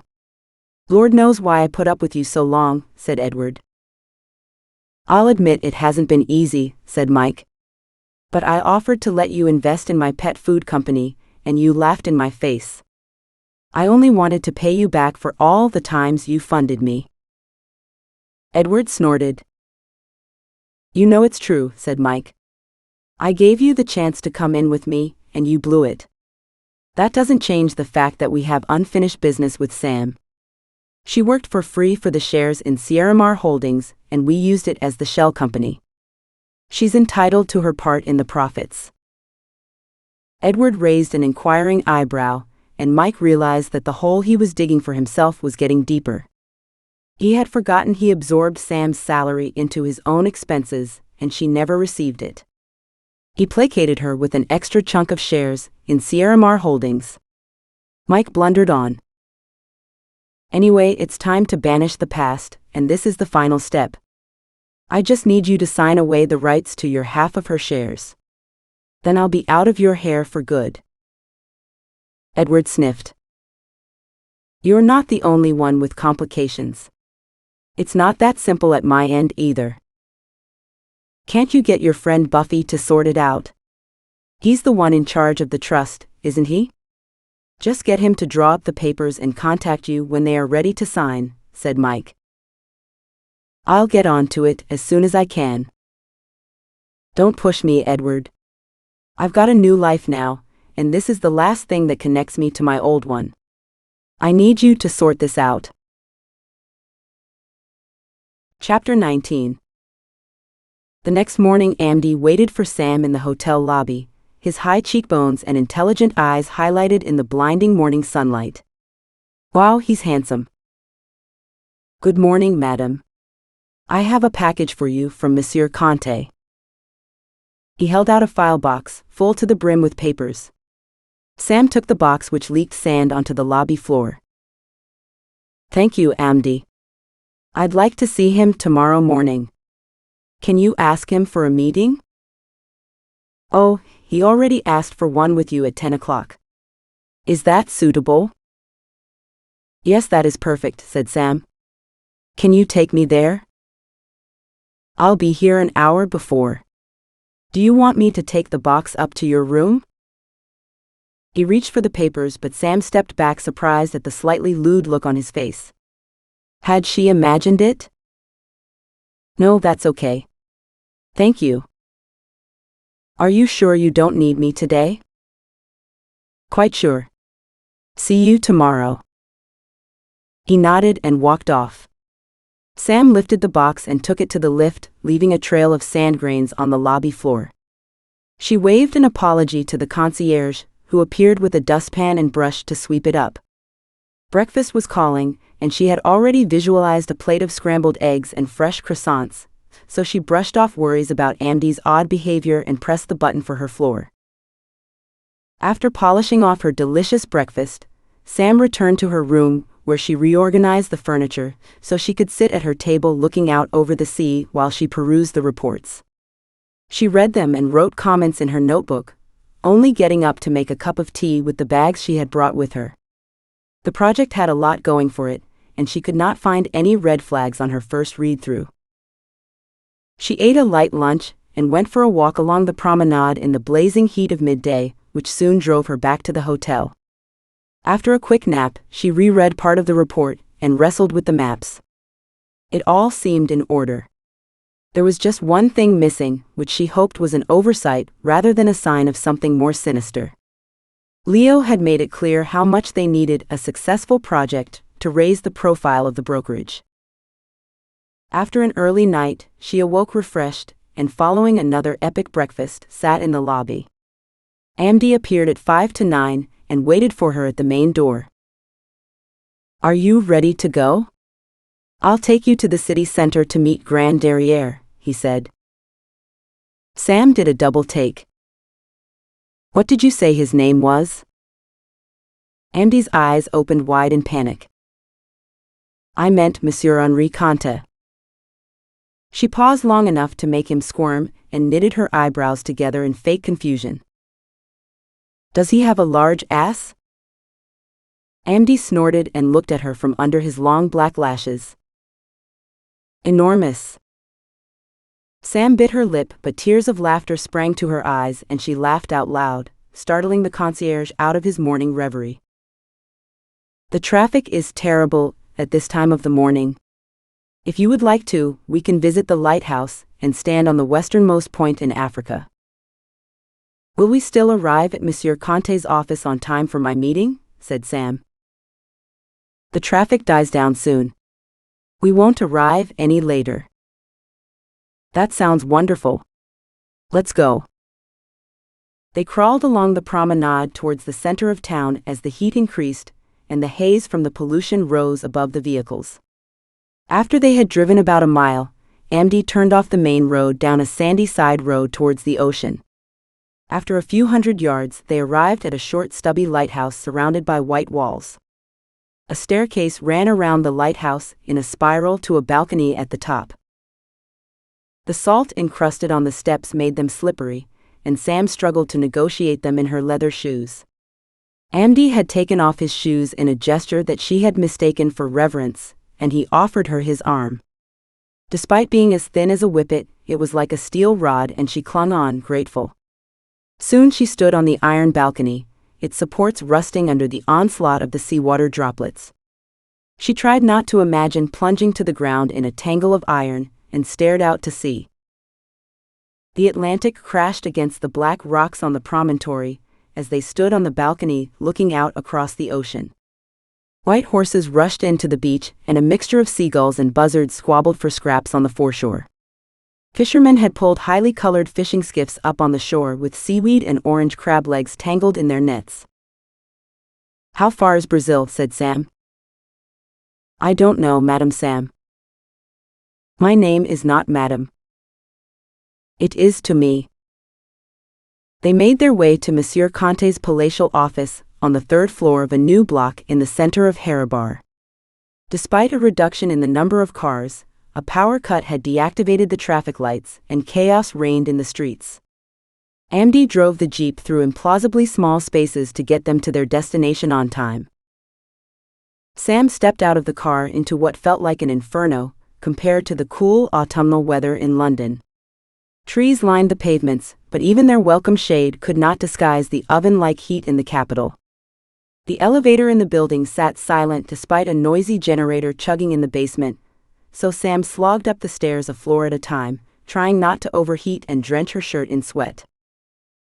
As they entered Conte's office, she sighed with relief. The temperature must have been 20 degrees lower than in the street. That explained the generator. Monsieur Conte stood with his back to them, gazing out of the picture window of his office. Chrome and glass furniture littered the floor, and copies of Picasso prints decorated the walls. At least she assumed they were copies. There was no way he paid for this office with income from junior mining projects. And Amdy was right, Conte had a ginormous ass that distorted the line of his expensive-looking jacket. Conte turned around as they entered, sweeping Sam up and down with a practiced eye and dismissing her in the same glance. Miss Harris. Welcome to Kandar. I hope your journey was satisfactory. Perfect, thank you. You have a lovely view. Yes. I would prefer Paris, but Hurrah will have to do for now. Maybe the Yubu project will get me there. It was unlikely to be the 1 in 1,000, but you never knew. Sam nodded. Save me a space on the Champs-Élysées, she said. I had not expected you to visit. Stephen Horgan, your colleague, already knows all about the project. He told me everything had been settled. Sam raised an eyebrow. Settled? In what way? Conte opened his mouth and then shut it again. He scratched his head. I meant organized. The funding I meant. As far as I know, we haven't decided yet. I expect Stephen jumped the gun in his excitement, said Sam. He is inexperienced in these matters. She would have said, unlike me, but it might get back to him, so she just smiled. Conte stiffened and locked his hands behind his back as if resisting the temptation to strangle her. "Are you ready for your trip there tomorrow?" he said. "Amdi will take you. It's a long drive, I'm afraid. They have just started an upgrade to the road, but they won't finish it for 2 years. That's okay. I'm used to uncomfortable journeys. Where will we be staying?" "There's a serviceable camp on site." "Have you been?" said Sam. Conte looked annoyed. "Not yet. I'm kept busy here in hurrah. So how did he know what condition the camp was in? Typical laissez-faire attitude. Only geologists and their crews had to live in these places. She made a note to take toilet rolls and wet wipes in case conditions were primitive. Snacks would also be essential in case the food was inedible. Luckily, she had a bacteria-resistant stomach after so many years in the field. Sam smiled to disguise the nuclear character of the next question. "I was hoping to pick up copies of the exploration permits and other documents concerning ownership of the area before I left," she said. Conte picked up a paperweight from his desk and examined it before speaking. "I don't have copies of those papers," he said. "That's okay. I don't need them now, but it's part of the due diligence process. I can't write a report without them." Not now that she'd got the distinct impression he didn't want her to see them. "I didn't think you'd need them." "I'll see what I can do," said Conte, who had retreated behind his desk and was shifting in his chair. "I'll pick them up when I come back from Yubu." Conte wiped his brow. "Is there anything else?" he said. "I have a busy day." That was a short meeting. "No, I'll contact you when we are back," she said. "Amdi will take good care of you. He has his instructions." There was something sinister about the last phrase, but she shrugged it off and shook Conte's hand. He did not get up from his chair to see them out. Sam and Amdi descended to the street and stepped back into the shimmering heat. "I need a nice cup of coffee," said Sam. "There is a patisserie just up the street." They strolled up the pavement, picking their way over dislodged and broken paving stones. Taxi drivers washed their cars under a large baobab tree, whose sparse leaves provided shade from the fierce sunlight. A woman was setting up a small roadside eatery using gas rings balanced on a rickety table. 2 large pots teetered on the gas rings, one of rice and another of lamb stew. Piles of red plastic bowls, faded from use, and a box of battered spoons gave testament to the popularity of her cooking. When they got to the patisserie, Amdi hovered at the door but would not go in with Sam. "Aren't you coming?" she said. "I'm the driver," said Amdi. "I can't drink coffee with you in there." Sam tutted. "Did you think I would drink coffee by myself?" she said. Amdi looked at the floor. Sam solved the problem by buying 2 takeaway coffees, which they drank sitting on the seawall. "Is Grande Derriere an honest man?" said Sam. Amdi did not answer. "He didn't like me asking for those documents," she ventured. Amdi snorted and gave her an admiring glance. "You are dangerous, madam. You're a rose with hidden thorns." Sam laughed. "You have no idea," she said. Chapter 20. The next morning, Sam and Amdi set out for Yubu Project just as the sun was rising, avoiding the horrendous traffic jams and dodging the early risers who mostly rode mules or bicycles. Sam pulled on her seatbelt and sat with her camera on her lap, tapping her feet with impatience. The long drive ahead of them would only increase her anticipation. Conte's shifty behavior had aroused her suspicions about the project, and now she could not wait to get there and find out what he was hiding. The low buildings that lined the suburban streets were often part of compounds with big metal gates. Baobab trees surrounded by traders piling fruit on tables lined the route. As the houses thinned out, they drove along a straight tarmacked road that headed due east into the flat plains of Kandar. Once they had left the suburbs, the landscape was almost devoid of trees. A few scrubby bushes loitered on the sides of the drains running alongside the road, and now and then a stand of thorn trees bristled their resistance to the climate. The further they got from town, the more wildlife appeared, trotting in groggy morning mode across the highway to some unknown breakfast destination. Sam knew just how they felt. The early start and the change of climate had knocked her for six. Families of warthogs, their tails held high, crossed in descending size order, followed by swarms of baboons. Entranced, Sam tried to take photographs through the dusty windscreen. "Wait until we enter the national park, madam." "It's amazing," said Amdy. "When will that be?" "About 7 hours if the road is not too bad." Sam's enthusiasm waned after a few hours, and dropped further when the tarmac road turned into a gravel one with potholes that could swallow a small car. The remaining traffic weaved in and out of the obstacles, crossing into the oncoming lanes and negotiating right-of-way with hand signals and horn blasts. Sam slept, oblivious to the cacophony, strapped into her seat, which she tipped back as far as it would go. Amdy woke her for lunch by brushing her cheek with his hand, a gesture that was oddly intimate. "This is a good place to eat. The tourists use it on their way to the national park. Will you eat lunch with me, or shall I bring some to you?" He grinned, showing all of his teeth. "Everyone eats together in this place." The restaurant occupied a single-story wooden building on the side of the road. Aside from 2 tables of young French tourists, it did not have other clients. Sam and Amdy sat at a corner table with a red and white check tablecloth, looking over the scruffy backyard where plump chickens pecked at scraps. "What are you going to eat?" said Sam. "Chebu yap." "Rice of meat," said Amdy. "It's a local dish of rice and meat, cooked with onions and garlic. There is also rice of fish, rice of chicken, rice of peanut." "I get the general idea," said Sam. She ordered a lasagna, in case the camp cuisine consisted only of rice dishes. The waitress looked from Amdy to Sam and stared at them as she took their order. "Why did she look at us like that?" said Sam. "Is it because I ordered Italian food?" Amdy squirmed and looked away. "What?"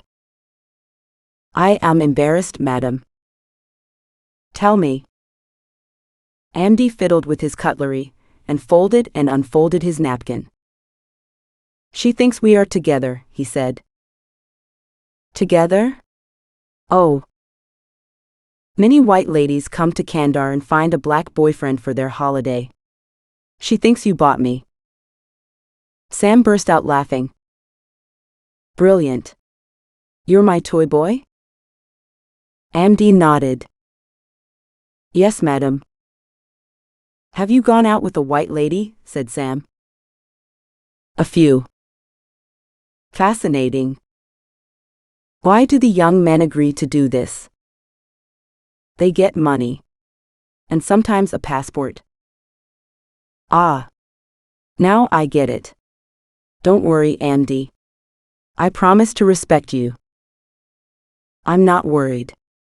You're beautiful to me. I don't care what the waitress thinks." Caught unawares, Sam blushed. Amdy smiled and his face relaxed. He gazed at her, and his physical beauty again struck her. He'd have no problem picking up any woman with his fine features and lean elegance. An awkward silence ensued as she searched for a neutral reply. Then their food arrived and gave them a welcome distraction. They had cooked the lasagna to perfection, but Sam could not finish more than half of it. Amdy hoovered up his massive portion of rice and meat and accepted her leftovers. When he had finished, he wiped his mouth and beamed. "My friends call me Mr. Meat because I love meat so much. It is hard for me to afford it for my family." "You're married?" "No, I'm too poor. My mother, uncle, brother and sister-in-law and her children live with me, and I'm the only one who works. It is difficult to find enough work to feed them all." A tired look crossed his features. He might lay it on thick, but his need appeared genuine. No wonder he was so thin. Why doesn't your brother work? She said. He says he is ill. Sam guessed from the tone that Amdi did not believe this, but she didn't comment. You're a good man. Allah will reward you with a nice wife soon, she said. This seemed to do the trick, and soon she was watching him gobble down a piece of cheesecake. Poor bugger. Imagine being responsible for your entire family at his age. They emerged from the restaurant into the baking heat of midday. A chorus of crickets filled the air with their ferocious competitive chirping. Amdi had parked the car in the shade under a mango tree, but it was still hot to touch. Sam waited for Amdi to unlock it, but she heard a yelp of exasperation. Madam, we have a flat tire. I must change it, but it shouldn't take me long, he said. Do you need help? Said Sam. No, thank you. You should wait in the air conditioning. I'll come and get you when I am ready. Sam did not argue. She had not yet acclimatized to the oppressive heat of Kandahar, so she went back inside and ordered a mint tea. She took out her notebook and reread what she had written the night before, making a mental note of the most important things to check in the field.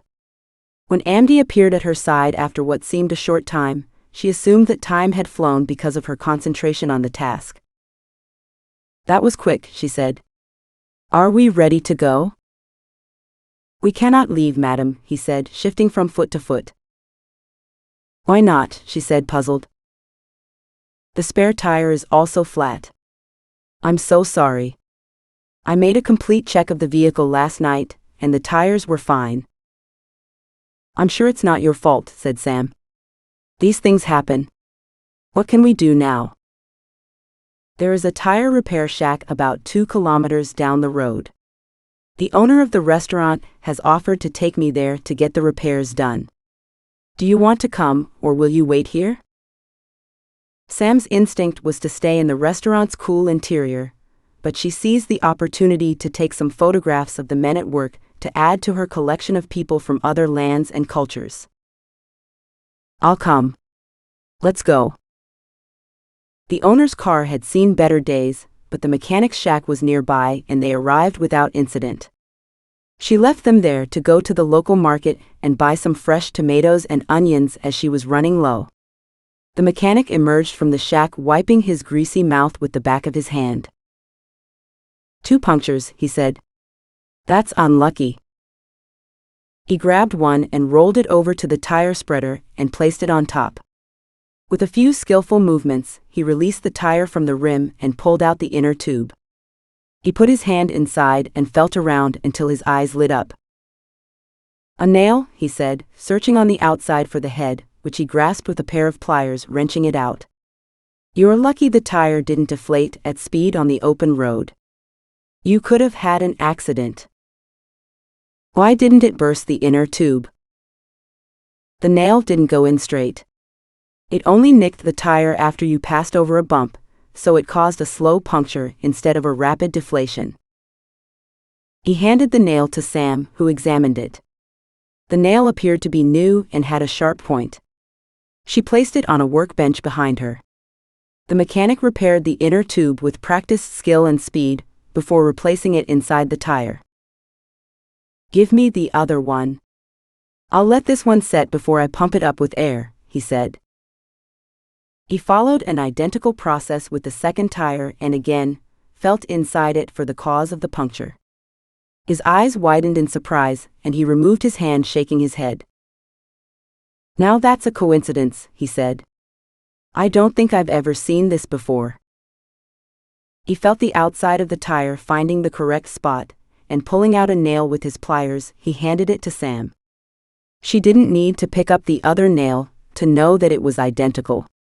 The shiny nail lay in her hand for an instant before she shoved it in her pocket. Amdi had not seen this exchange, as he had gone around the back of the shack to relieve himself. Sam kept the discovery to herself for the time being. What if it was a coincidence? There was no point worrying him for nothing. What was wrong with the tire? Said Amdi on his return. Oh, just a slow puncture, said Sam. Bad luck, that's all. They paid the mechanic, and the restaurant owner drove them back to the car park with the 2 repaired tires. Amdy had soon replaced one wheel and stored the other under the floor of the Jeep, and the vehicle stood ready to go. Sam wrestled with her decision to keep the discovery secret, but saw no reason she couldn't tell Amdy later if it became obvious someone had interfered with their trip. She had a shrewd idea who it might be, but since she had no reason to suspect anyone yet, she kept quiet. Chapter 21. The horizon threatened to swallow the sun as they came to the end of their drive. The last dregs of daylight illuminated the creatures crossing the road on their way to their burrows and nesting places. Noah's Ark would have been fuller if they had built it in Kandar, thought Sam as she marveled at the number and variety of wildlife invading the road. The Yubu camp comprised a block-built main bungalow with a corrugated iron roof flanked on each end by 2 smaller adobe-walled huts with grass roofs. A large mango tree stood in front of the bungalow. A dusty monkey sat among the roots, eating a cricket from the head down. Several men were poking at something on the ground with twigs and jumping backwards with high-pitched squeals. "They've trapped a scorpion," said Amdy. Sam jumped out of the car with her camera and approached the group, smiling. On the ground, a large black scorpion cowered from the twigs, its tail raised in self-defense. One man flipped it onto its back where it wiggled in panic, until someone else righted it again. "May I take a photograph?" said Sam. The men moved back to let her into the circle, and she focused on the arachnid in the dying light of the day. Satisfied, she moved back again. A man dropped a brick on the creature, killing it. Sam winced. Having a 7-inch scorpion wandering around camp wasn't ideal, but she hated the solution.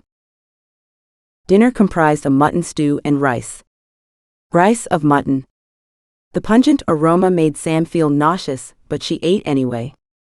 Afterwards, she sat outside feeding a banana to the monkey and smoking a cigarette, a habit she had acquired in Sierra Mar and still continued on field trips. Amdy came and sat near her on the step. Heat radiated from his body. "Are you married, Sam?" he said. "No," she said. "Do you have any children?" "No, but I have a niece and a nephew." Amdy took in this information. "Why did your parents not find you a husband? You're beautiful and intelligent." Sam smirked. Her mother would have loved to pick her out a suitable man if Sam had allowed her. "I'm the one who decides. I didn't want to get married." "There's still time." "Time won't change my mind." "You're not happy, Sam. You need a nice man from Kandar. We know how to make a woman content." Sam brindled. "I've never been happier. Not everyone needs a partner." Was that true? She wasn't sure anymore after her encounter with Fergus, but she would not admit to Amdy that she was lonely. She couldn't even admit it to herself. "I'm off to bed." "Good night, Sam." She slept in a small room at the back of the main house where she hung her mosquito net from pre-existing hooks and bent nails. The heat almost suffocated her, and the foam mattress made her sweat rivers into the polyester sheet. She kept a bottle of clean water beside her bed and sipped from it to stay hydrated. Later that night, Amdy opened the door of her room. His naked body gleamed in the moonlight, and to Sam's half-open eyes, he appeared to be holding a massive stick in his hand. Was he going to murder her? But it wasn't a stick. Sam sat bolt upright in bed and guffawed, half startled, half astonished. A conversation she had had in Simbako once came back vividly. Amdy's poise deserted him and he shrank. "Why are you laughing at me?" "Sorry. I didn't mean to laugh. I don't think I could fit that anywhere." He perked up. "We could try." "No, we couldn't. I'm not one of those ladies. I'm a professional on a work trip." "You don't like me." He sat on the end of the bed, still holding his member. Is it because I am black? He said. Sam snorted. No. You're a handsome and charming young man, but I already have a boyfriend and he is super jealous. If he found out you were in my room at night, he would chop you into small pieces and feed you to the crocodiles. A white lie, but his silhouette reinflated. You didn't tell me when I asked you before. Can I be your friend? I would like that, said Sam. He stood up and loomed over her, planting a kiss on her head. His massive penis bumped against her breasts. No way on earth. Good night, Amdy. Good night, Sam. Chapter 22. Hello, Edward, it's Henri Conte here. Conte, what's up? Has that Harris woman arrived? Been and gone. She's headed up country to look at the project and examine the core. That was quick. I expected her to stay longer in hurrah. She headed out there yesterday. Didn't you meet her? She needs to understand who she is dealing with. I was rather hoping that you would intimidate her. We met at my office. She showed no respect for my position and refused my invitation to dinner. I couldn't wait for her to leave. And here's me imagining your fatal charm would win her over. She's immune to venom. I thought you said she'd be harmless. Apologies, old chap. I assumed she'd be a walkover. Most women her age can't stand up for themselves after their pre-feminist upbringing. However, Miss Harris is not an average woman from that generation. How long have you known her? Didn't you say she just started at the brokerage? She had, but I met her years ago. By an amazing coincidence, she worked for me in Sierra Mar in 1987. I had presumed she had got married or been eaten by a crocodile by now. I hadn't realized who we were dealing with until my son told me her surname. Now you tell me, said Conte. No wonder she didn't seem intimidated by my mild insinuations. We need to take a stronger approach with her. I'm sorry. I had no idea I was launching a cruise missile at the project. The woman is a menace. From what I remember, she's an interfering bitch, incapable of leaving well alone. You're telling me. She asked me lots of questions about the project. What sort of questions? Geological questions about the drilling and sampling and so on. I couldn't answer them. I gave her the reports. Don't worry about that. The samples are legit and the geology is real. It should impress her. But what if she notices? She won't. Did you do as I suggested? The driver? Oh yes, he's the best there is. So stop worrying. Middle-aged women like her are desperate for attention. She won't be able to concentrate on the geology once he gets going. You'd better be right. I organized a delay to give him more time to work on her. That sounds interesting. Nothing fatal, I hope. Not unless we're lucky. Let me know when she gets back. Chapter 23. At dawn, Sam swung her legs over the edge of the bed and gave herself a cursory clean with a handful of wet wipes. She smeared herself with high-factor sun cream and selected a long-sleeved linen shirt and linen trousers from her bag. Then she slipped a compact white umbrella into her rucksack, which she intended to use as a parasol to reflect the worst of the sun. The route to the Yubu project took them down muddy roads, fast turning to quagmires in the seasonal rains, which sat in pools and ponds along the track while the surrounding earth dried to dust in the sun. The four-wheel drive could hardly cope with the mud-filled ruts, and the wheels slithered and spun, throwing Sam against the door despite her safety belt. New vegetation on the banks spiked the red earth with bright green shoots. The smell of the red mud reminded Sam of her time in the diamond fields of Simbako, and she allowed herself to remember the short period of bliss she had spent with Fergus. She let out a long sigh of contentment as she recalled the feel of his strong golden body next to hers under the mosquito net. Those kisses that lasted forever. She hadn't seen him since the fiasco in London, but forgetting him had proved impossible.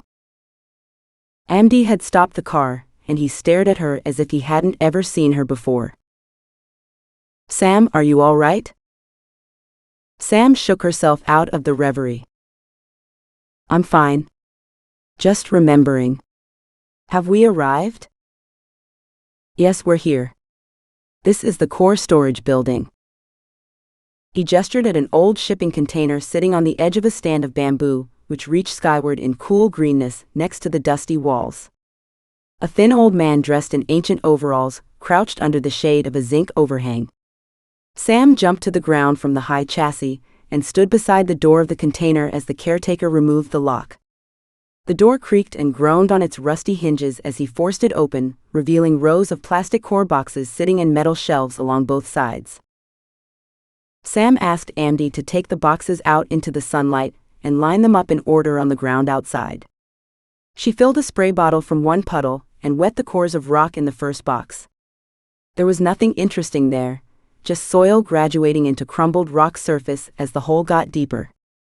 The second box contained weathered rock that had become a mush settled in the rows of the core box. Probably left out in the rain too long. The third box was more promising. The half-core had held its semi-cylindrical shape, and fresh rock gleamed under the wet spray. There were some quartz veins running through it, nothing too exciting but increasing in intensity as the hole deepened. Soon the core showed varied signs of strong mineralization, with large pods of pyrite and chalcopyrite peppering the mineralized areas of the rock.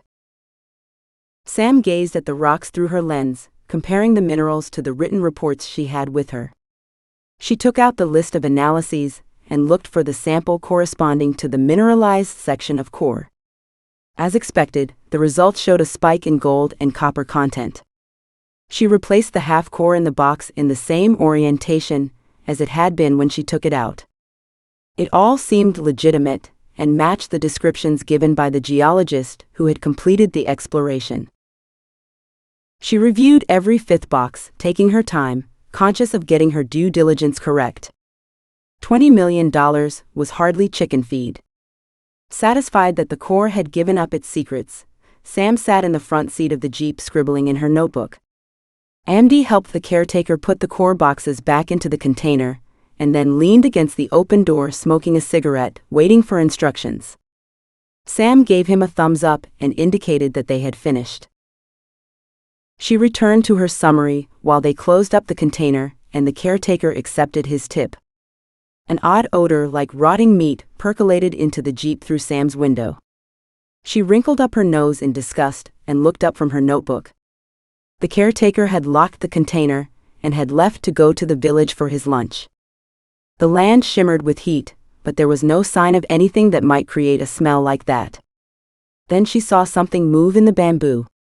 A lioness was stalking Amdi through the leaves. A horrified Sam saw the lioness reach the edge of the bamboo and get ready to pounce. She screamed and threw herself out of her chair across the driver's seat and grabbed Amdi around the chest, hauling him into the car. Amdi spotted the lioness as it left the bamboo and grabbed onto the car door as he fell backwards. It slammed shut, narrowly avoiding trapping his legs, which he swung into the car. The lioness launched herself through the air at the same moment and hit the door with her front paws. The Jeep rocked on its shock absorbers as they took the full force of her pounce. She sat on the ground outside the Jeep, dazed by the impact and confused by the sudden disappearance of her prey. After a few seconds, she shook herself, slunk back into the bamboo and melted away. Amdi was still lying back against Sam's chest, his rapid heartbeat palpable. His gray face told Sam all she needed to know about his fright. He grasped her hand, which was still clasped across his thin chest. "You saved me, madam." "It was luck. Her breath gave her away before I saw her. That lion would have eaten me." Sam sniffed his dusty afro and patted his chest. "I doubt it. You're all skin and bone. She would have left you for the vultures." "That's not funny." Amdi sat up and looked away from her. His reaction confused Sam. She had expected him to laugh. I think it is. Are you okay? Just winded too, Bob. What's a tubob? That's what we call white people. It means convert in Wolof, our native language. White people came here to convert us. And have I converted you? Amdi's face contorted as he struggled with his emotions. Sam waited. Finally, he wiped his nose on his t-shirt and swallowed. I'm so sorry, he said. Sorry? For what? I don't understand. Grande Derriere told me to seduce you and take photographs. I took his money. He gave me this camera. He tossed a disposable camera onto the dashboard, a sulky expression on his face. And now you've saved my life. Sam almost laughed. While she found his attention flattering, she had had no intention of getting naked with Amdi. But where did Conte get his orders from? It must be Stephen Horgan. But why would he bother? She couldn't understand why he hated her so much. There must be something about this project he didn't want her finding out. Fatal mistake. Curiosity was her middle name. I understand your desperation for money, she said. The pressure on you to provide is enormous. I'm just a tubob here from England.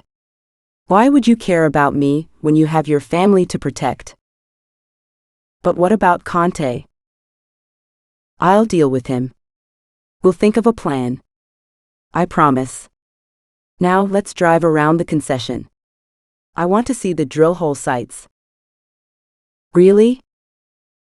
Absolutely. Amdi wiped his brow with a dirty rag, composing himself before he started the engine. The jeep leapt forward, and they drove from site to site following the coordinates of the drill sites on the GPS across the almost bare plain. A herd of small deer scattered in front of them on skinny legs, some jumping high in the air. At the next site, a warthog family trotted away from an excavation they had been making on the root system of a large bush. This is amazing, said Sam. I feel as if I'm on safari. They come from the national park, said Amdi. Where's the boundary? Isn't there a fence? I don't know. Perhaps they stole the fence to make something else. That figures. They visited the rest of the area, and Sam finished her review of the geology. The project had stood up to her scrutiny, except for the possibility it lay in an area where they prohibited mining.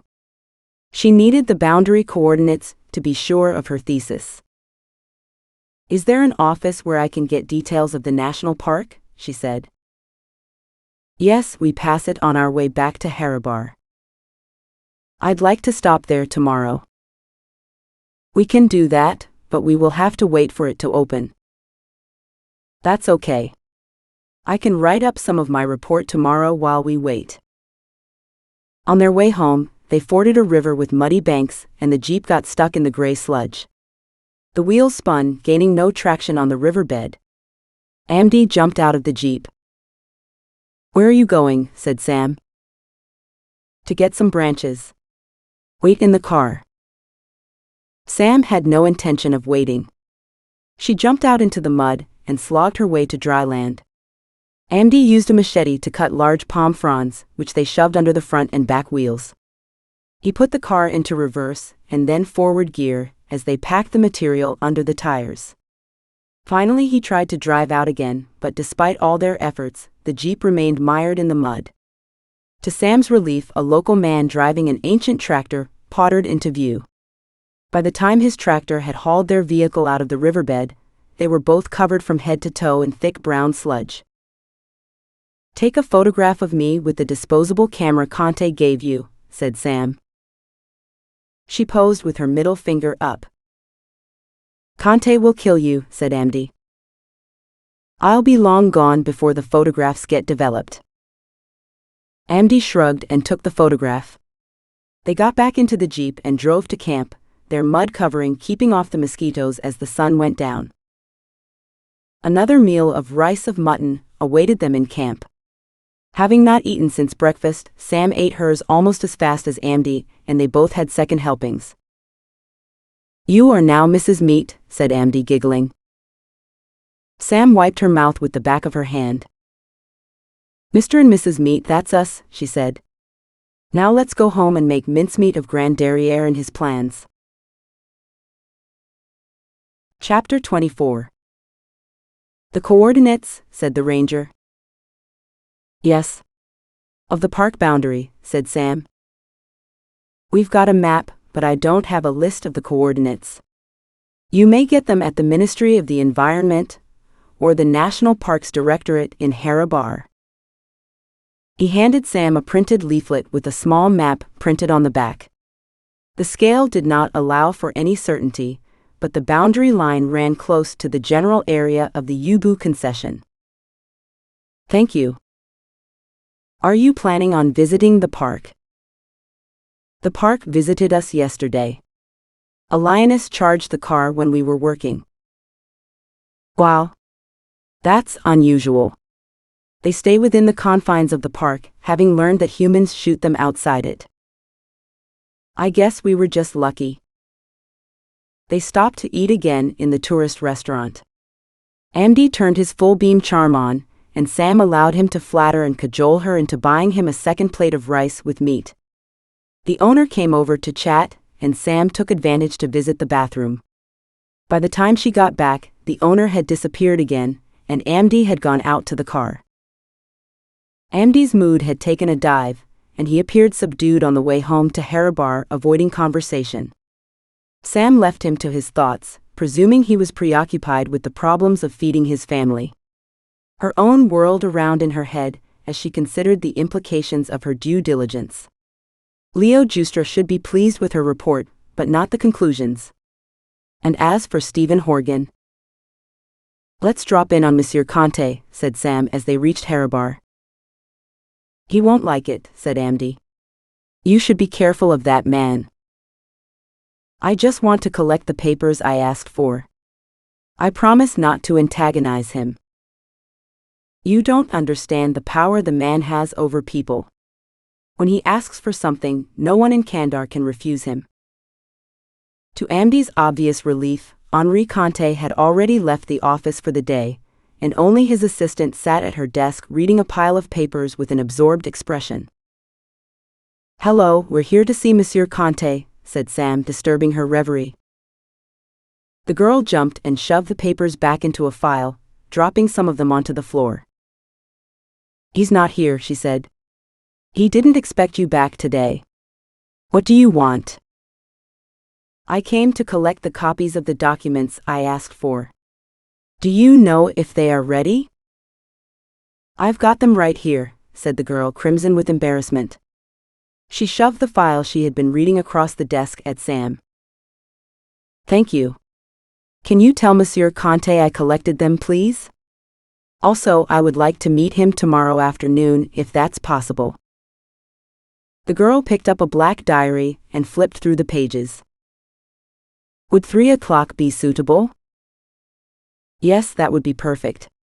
Thank you."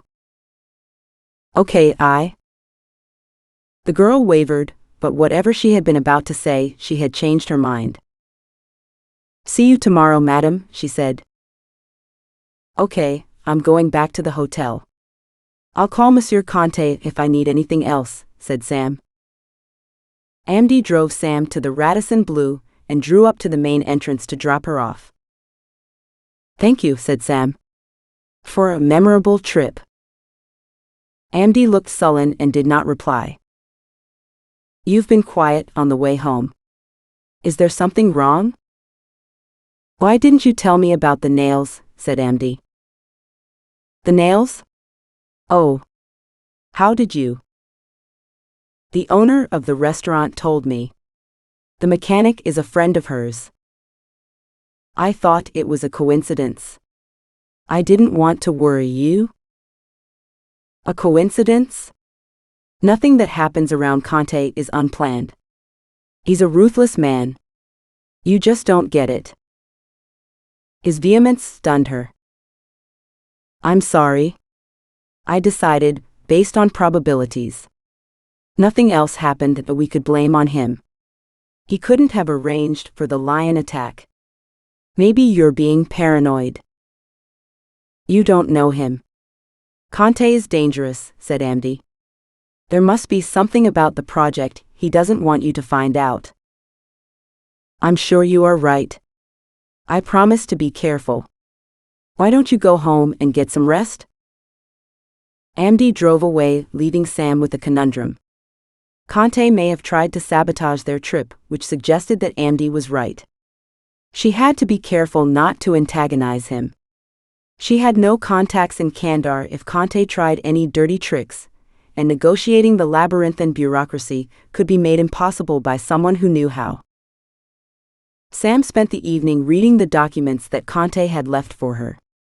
They had transferred the exploration concession several times, from a local owner to a defunct exploration company, and then again to the company which were developing the deposit. There was nothing suspicious about the transfers. Junior companies were forever swapping deposits and metals between each other, and losing them in the down times. The documents appeared to be in good standing, and she had a full list of the coordinates for its boundaries.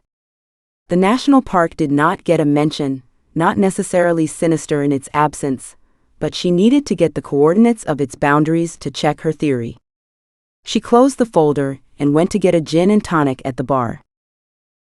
The next morning, Amdi took Sam into the center of town before the morning rush hour. They drank a coffee on a bench in a shady square surrounded by government buildings. The Ministry of the Environment occupied one side of the square, and the National Park Directorate the other. Sam headed for the former first. Amdi shook his head and pointed across the square. My mother reminded me last night that my cousin Mohammed works for the directorate. Your cousin? Why didn't you tell me? I have dozens of cousins. He is the son of one of my unrelated aunts. I forgot about him. He may be able to help us. The marble foyer was almost deserted when they entered its cool interior. A bodge-job wooden partition with a square window sat on one side, at odds with the crafted foyer and its swirling lines and split staircase. Sam approached the window and asked if she could visit the maps department. The official inside the tiny space behind the partition appeared startled to see a tubaab in his building, but recovered when she spoke French. He directed them to the top floor of the building, where a small wooden door led into a musty room with a desk at the far end. A young man's ghostly face loomed behind a computer screen. He looked up as they approached and beamed. He stood up to embrace Amdi, who slapped him on the back. This is my cousin Mohammed, said Amdi. Sam is here from London. She needs your help. Of course. What do you need? All Sam's trepidation about bureaucracy and delays evaporated at his cheery greeting. I'm doing due diligence on an exploration license called Yubu, and I need to know if it falls within the boundaries of the Nkolo National Park. An excellent question. Do you have the coordinates? Of the park? No, the concession. I can plot it on here if you like. Really? That would be amazing. I rarely get visitors. It will be nice to have something useful to do for a change. Sam copied the coordinates onto a piece of paper and handed it over. Would you like a map with the park and your concession on it? Said Mohammed. That would be perfect, said Sam. How much does it cost? You can buy me lunch if you like, but I don't need you to pay me. It's my job. When will you finish it? Unfortunately, there was a power cut today. The system has gone down, and I only have a blank screen. They don't know when they'll be able to restore it, so I doubt I can do it before Monday. I'm supposed to go home tonight, said Sam. I'll call my boss and see if I can change my flight. If I can't stay, will you send it to me instead? Mohammed frowned. Perhaps, but the file will be enormous. If I have to mail the paper version to you, it might take weeks to arrive. I need the map before then if possible. I'll let you know later today if I can stay longer, said Sam. We'll be here at midday to take you to lunch. Can you bring me a USB stick on which to copy it, please? I don't have one with me, said Sam. I think I lost it at Yubu. We can go to the market, said Amdi. They have hundreds there. Amdi took Sam back to the hotel so she could telephone the office and speak to Leo. He answered on the first ring. Hello, Sam, is that you? Hi, Leo. Were you expecting my call?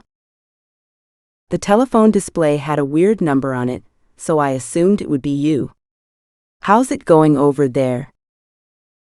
Excellent.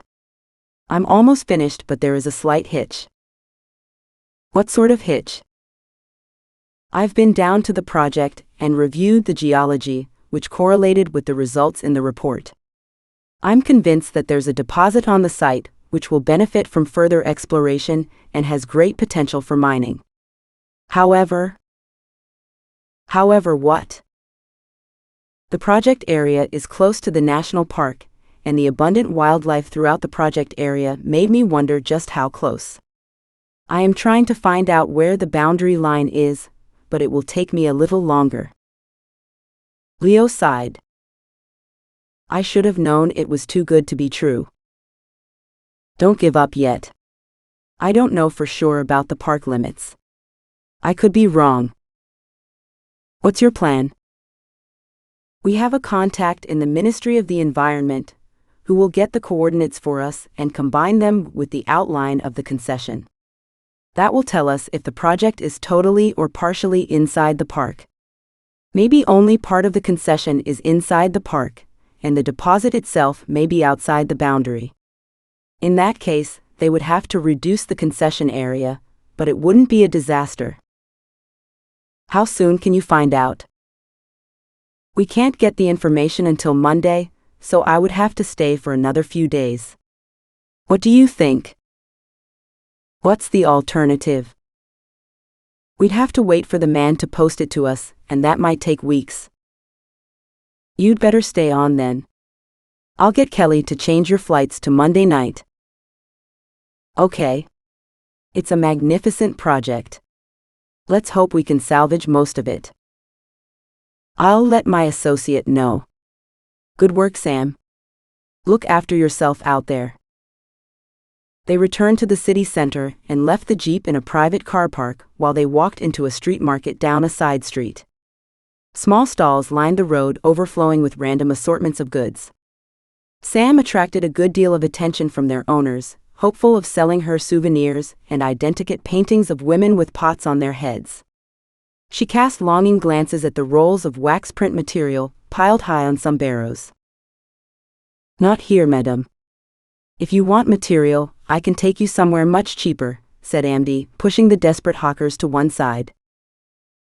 They arrived at a stall that sold every type of gadget and charger and covers for mobile phones. Amdi shook hands with the young man who owned it. The man pulled a cloth off a section of the stall, revealing a vast collection of USB sticks of all colors and sizes. There were a variety of pouches and holders, some on leather necklaces. Sam searched through the USBs and chose one which had a gigabit of storage.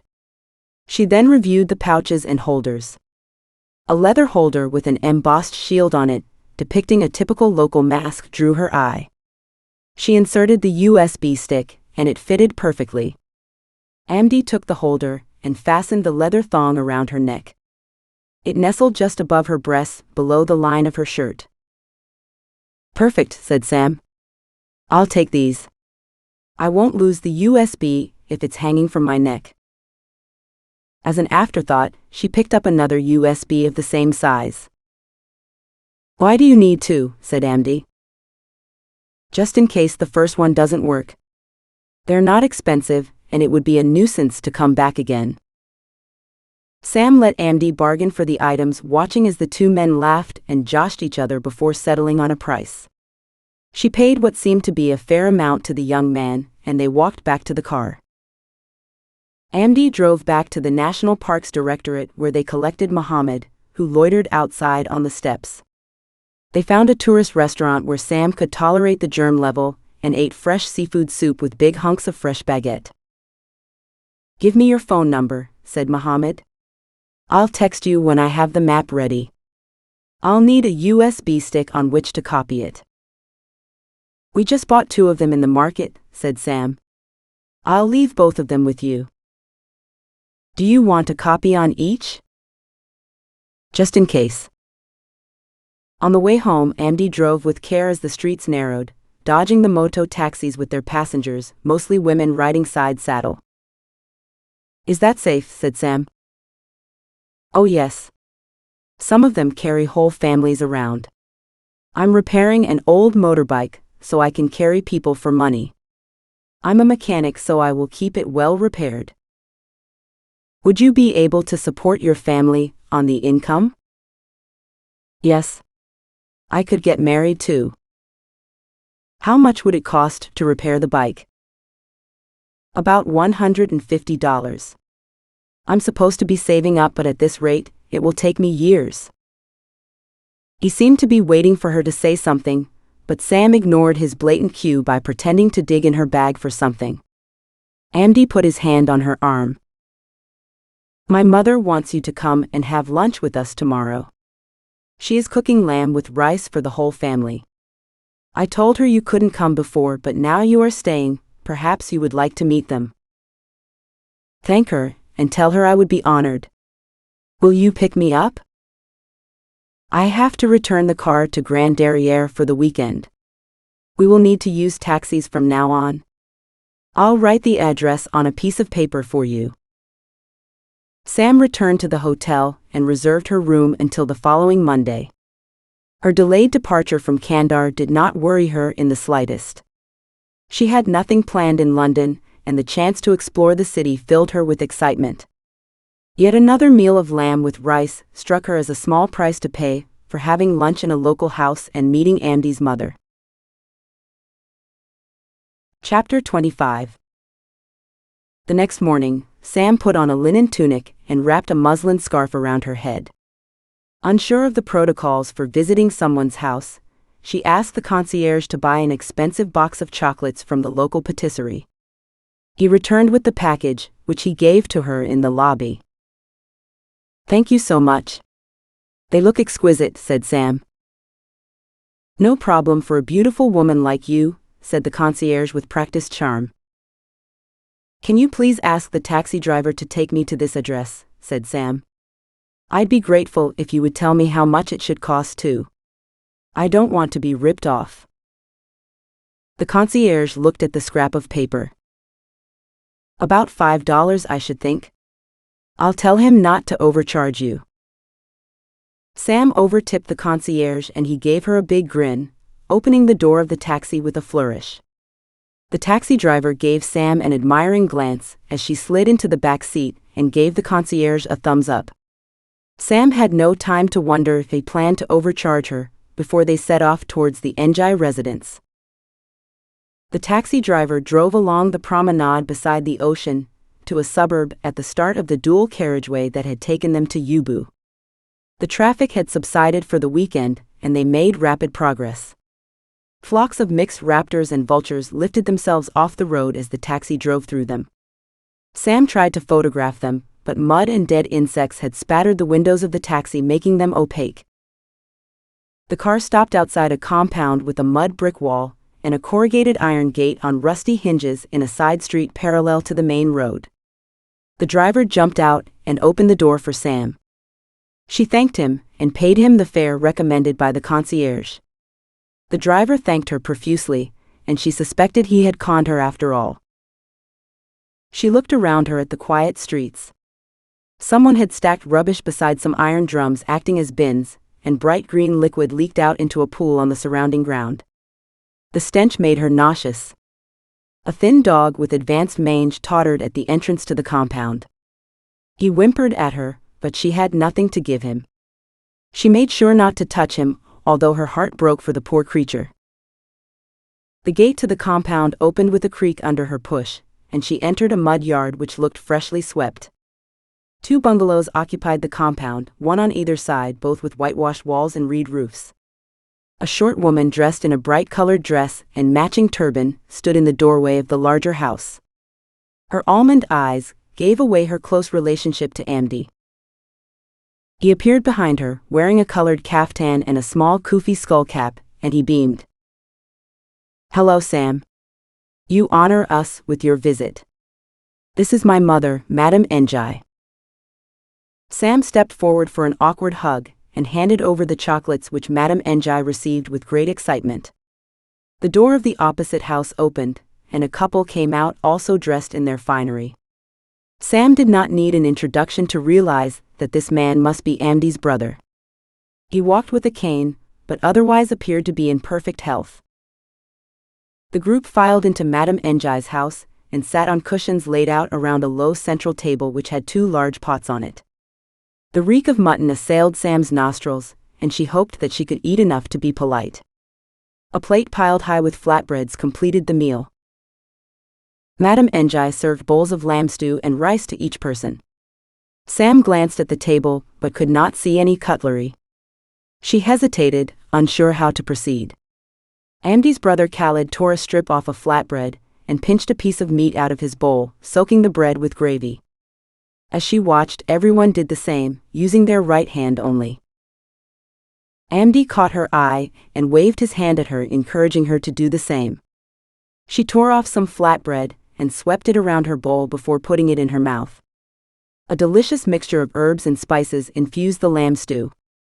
She luxuriated in the exotic flavors as she motored through one flatbread and started on another. Madame Njai beamed with pride as she observed the pleasure with which her guest ate. After eating 2 bowls of stew, Sam refused a third out of good manners. Khalid passed around a bowl of dates and coconut sweets, and then lay along the cushions for a nap. Amdi beckoned Sam out into the yard where he showed her their chickens and a small vegetable patch, before opening the door to a shed at the back. Sam peered into the gloom. As her eyes adjusted, she noticed a motorbike leaning against the back wall. It had no tires, and the engine had been partially dismantled. "This is it," said Amdi. "My motorbike." He put his hand on her shoulder and wormed his way under the material of her linen tunic. She froze with surprise. "What are you doing?" she said. "I need the money to fix my bike," said Amdi. "I thought you might give it to me if we make a deal. I'm experienced in giving pleasure to women of your age. I could come back to the hotel with you." Shocked by this proposition, cold fury traveled up Sam's spine. She shoved him away. "How dare you," she said. "More to the point, how could you? I thought we were friends. You were just using me. I'd planned to help you, but you've changed my mind. You're no better than Conte." "But Sam, I'm going back to the hotel. I don't want to see you again." Sam found Madame Njai washing the pots. She thanked her and gave her a hug before letting herself out of the creaking iron gate. As luck would have it, a taxi passed by as she emerged and she flagged it down. She jumped into the back and shut the door just as Amdi came out looking for her. He shouted her name, but she did not acknowledge him, waving the taxi driver on. On the way home, she tried not to think about the unpleasant incident, but it crept into her conscience. She could not blame him. The poverty in which he lived and the situation that trapped him there would make anyone desperate to escape. Although she had turned him down once, they had become close during their trip. Had she given him hope of changing her mind? When they arrived at the hotel, she paid the same fare as the outward journey, which cheered her up a little. She made her way to her room, still musing on the Amdi incident. She would give him a day to consider his actions and then have a chat. It was hardly surprising he saw her as a bank, when his experience of other white women had been them, assuming he sold sex for money. Also, whether she liked it or not, Sam owed Amdi. He had alerted her to Conte's scheme, and his knowledge about the national park had put her on the right track as regards the exploration project. If Conte ever found out about Amdy's betrayal, he would be in danger. She could afford to get him out of hurrah for good, for £100 sterling. It didn't seem a high price. Early the next morning, she walked across the road to a local bank. Being careful to avoid observers, she took out $150 equivalent in Kandari currency, which she bundled up and stuffed into the zipped side pocket of her handbag. The suit would have to wait until next month. Chapter 26. Leo waited until Monday before he rang Edward, steeling himself for the expected shitstorm. "Is she back yet?" "What does the report say?" said Edward. "Sam should be flying back this evening, if everything goes to plan." She gave the project top marks. There are no doubts about the viability of the geology and the potential for a large deposit. "That's great news. I expected her to be hypercritical. She's a professional, like I told you. It's her responsibility to make sure the due diligence is carried out carefully, and I owe it to the investors."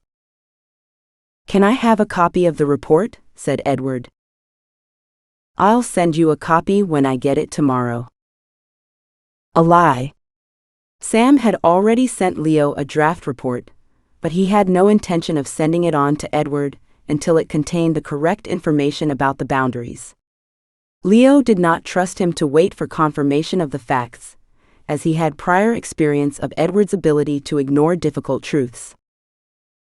"When can we get Stephen on the job? Your investors are champing at the bit for this one. I have a few clients that would give their right arms for a slice of the action." "They'll have to wait a while longer, I'm afraid." "How so? Didn't you say she loved the project?" "Oh, she does.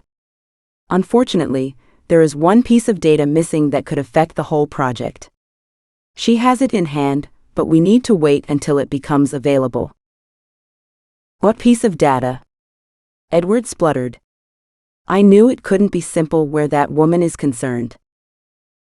"It's nothing to do with her. She has put in a request for the coordinates of the boundary of the national park, which is close to the concession, so she can draw it on the maps for full disclosure." "The national park? Are you crazy? What's that got to do with anything?" "I'd have thought it was obvious. Mining is prohibited inside the national park. We just have to make sure the concession is outside." A sharp intake of breath followed by silence. "Edward, are you all right?" But a dial tone indicated that he had rung off. Leo rolled his eyes and put down the receiver. The shit would hit the fan in Kandar. Thank God the ball wasn't in his court. He glanced up to find Stephen leaning against the doorframe. "Was that my father?" Leo nodded. "Did you send him Sam's report?" "Not yet. I'm waiting for her to send me some last-minute information." What a train wreck. We've got investors lining up, and our supposed analyst is having a holiday in Kandar. Leo glared at him. "She's a damn sight more professional than you. That's why she's coming on board full-time." "For God's sake. You're not really going to take her on, are you?" "My father worked with her once and he says she's a criminal," said Stephen. "I've talked to him about Sam. We agreed to wait for her report on the Kandar project before we make any final decisions. I'm the senior analyst. You can't promote her above me. You were the only analyst, and I never gave you that title. Sam is far better qualified than you. Why don't you take advantage of her experience and learn something instead of complaining?" Stephen pouted. "I don't understand what you see in her. She rejects our best projects on a whim, and she can't even take a bit of friendly banter. Why can't we just hire a man like everyone else? I hate all this feminist crap." Leo ignored the reference to banter. He resented Horgan's stone-aged attitudes. Stephen was a good 15 years younger than Leo, but centuries behind him where women and their abilities were concerned. Time to put the little shit in his place. Ah yes, the good old days when men were men and women were naked, said Leo. She's coming on board whether you like it or not, and if I get the slightest hint that you're bullying her, it will be your ass, not hers. Got it? Stephen slunk off with his tail between his legs. He slammed the door to his office, knocking paint off the frame. What's up with Stephen? Said Kelly. I've decided to take Sam on full-time after her trial period is up. He's not a happy bunny. Kelly clapped her hands together. I take it you approve, said Leo. 100%. Stephen slumped into his chair, wheezing with fury. A copy of Sam's report lay on his desk, left there by Kelly, who was unaware Leo did not want him to see it yet. Not noticing what it was, he flicked at it with his index finger, pushing it to one side of his desk. He tried to concentrate on his Bloomberg screen, staring at it for 15 minutes but taking nothing in. Exasperated, he picked up the report. What rubbish had Kelly left for him now? His eyes widened as he read the cover page, and he looked around as if checking for a trap. The office echoed with the sound of Kelly's high heels clattering into the kitchen, but no one showed the slightest interest in him or what he might be doing. He turned the first page over with the care of someone disarming a landmine and began to read. Despite his annoyance at having to wait for the report, he couldn't help noticing she had written it well, in precise technical terms with interesting observations about the country and its foibles. All of her comments were positive until the last section, risks.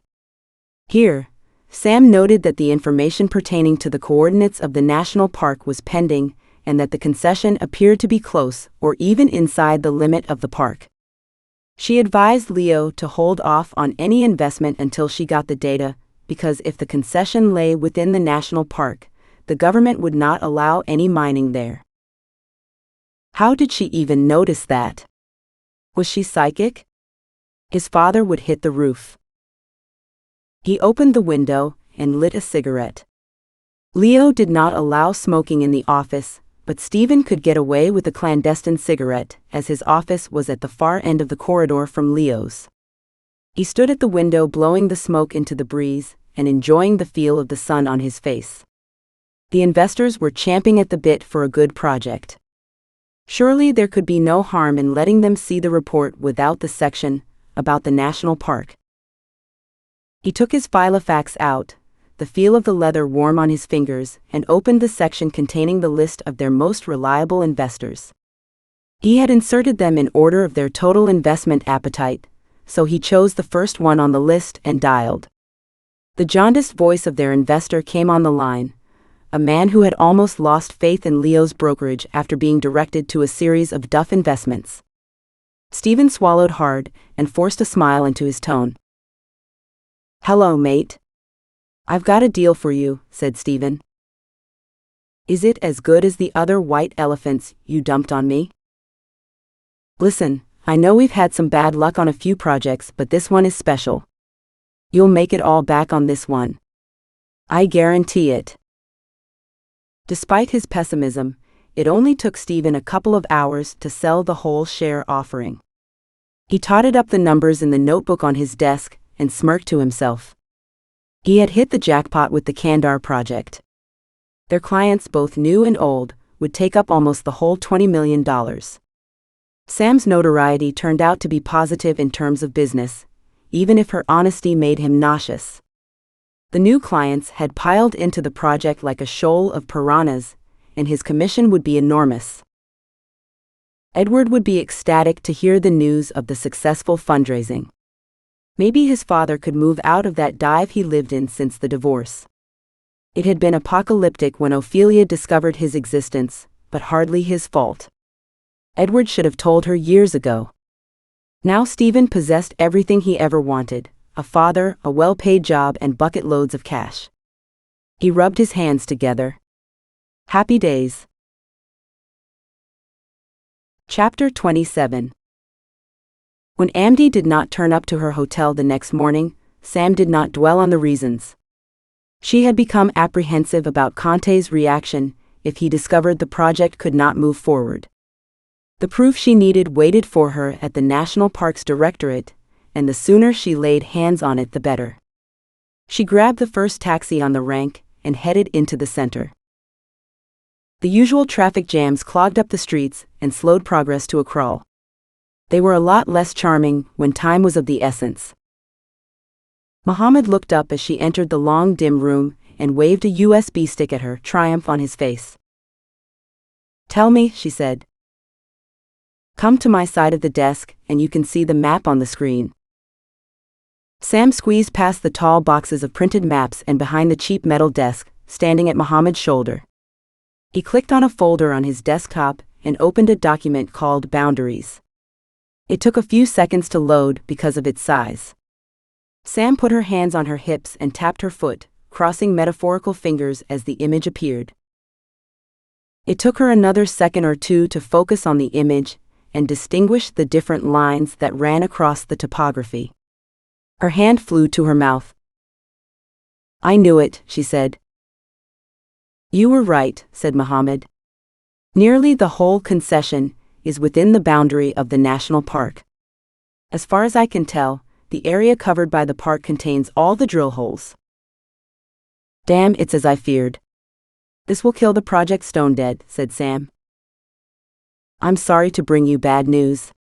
"Will you lose your investment?" said Mohammed. "Oh no, I'm just doing the due diligence. I don't have that sort of money."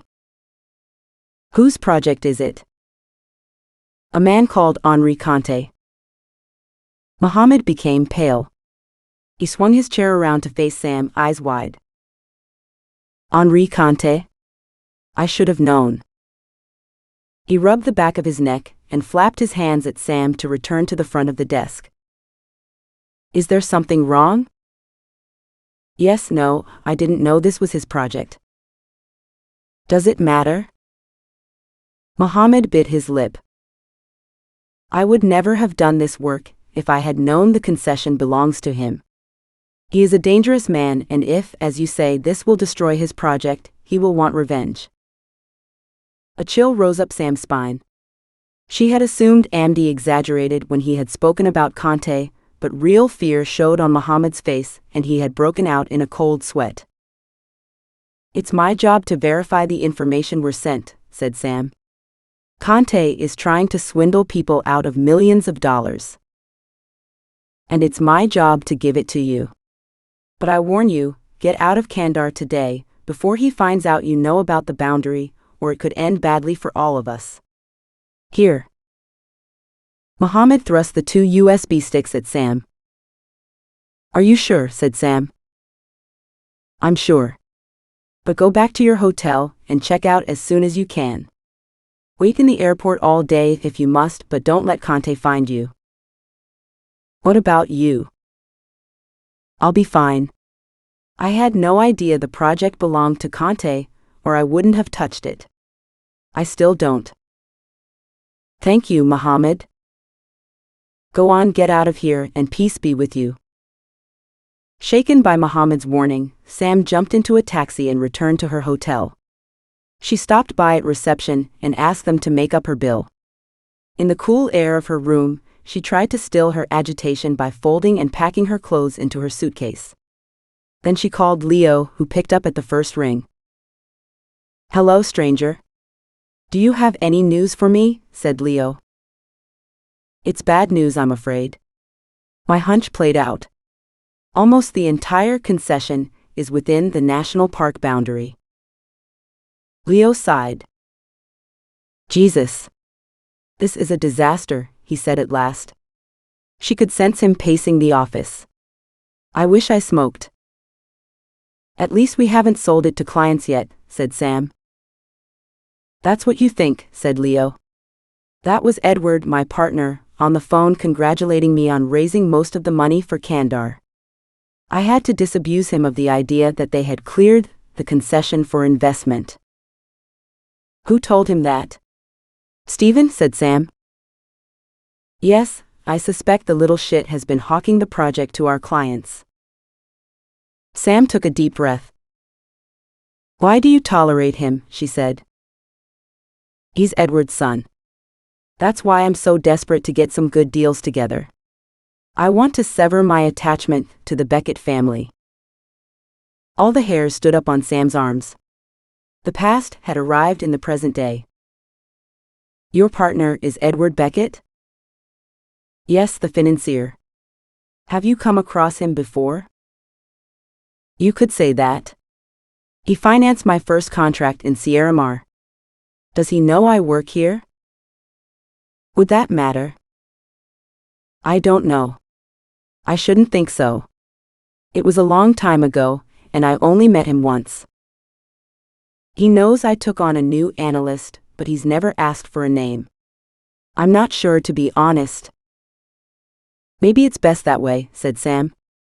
Okay, I'll be on the flight tonight, and I'll try to make it into the office in the morning barring delays. Sam? Yes? You've done a bloody good job out there. We'll tell the investors to hold fire with their money, as our analyst has found a problem with the project. They'll be happy we got it right for once. There'll be other projects. Just come home safe and we'll make a plan. Okay, see you tomorrow then. Sam hung up. She stood up and walked over to the window where she stared at the sea. Edward Beckett. What a coincidence. Was it possible he held a grudge about the Inca treasure?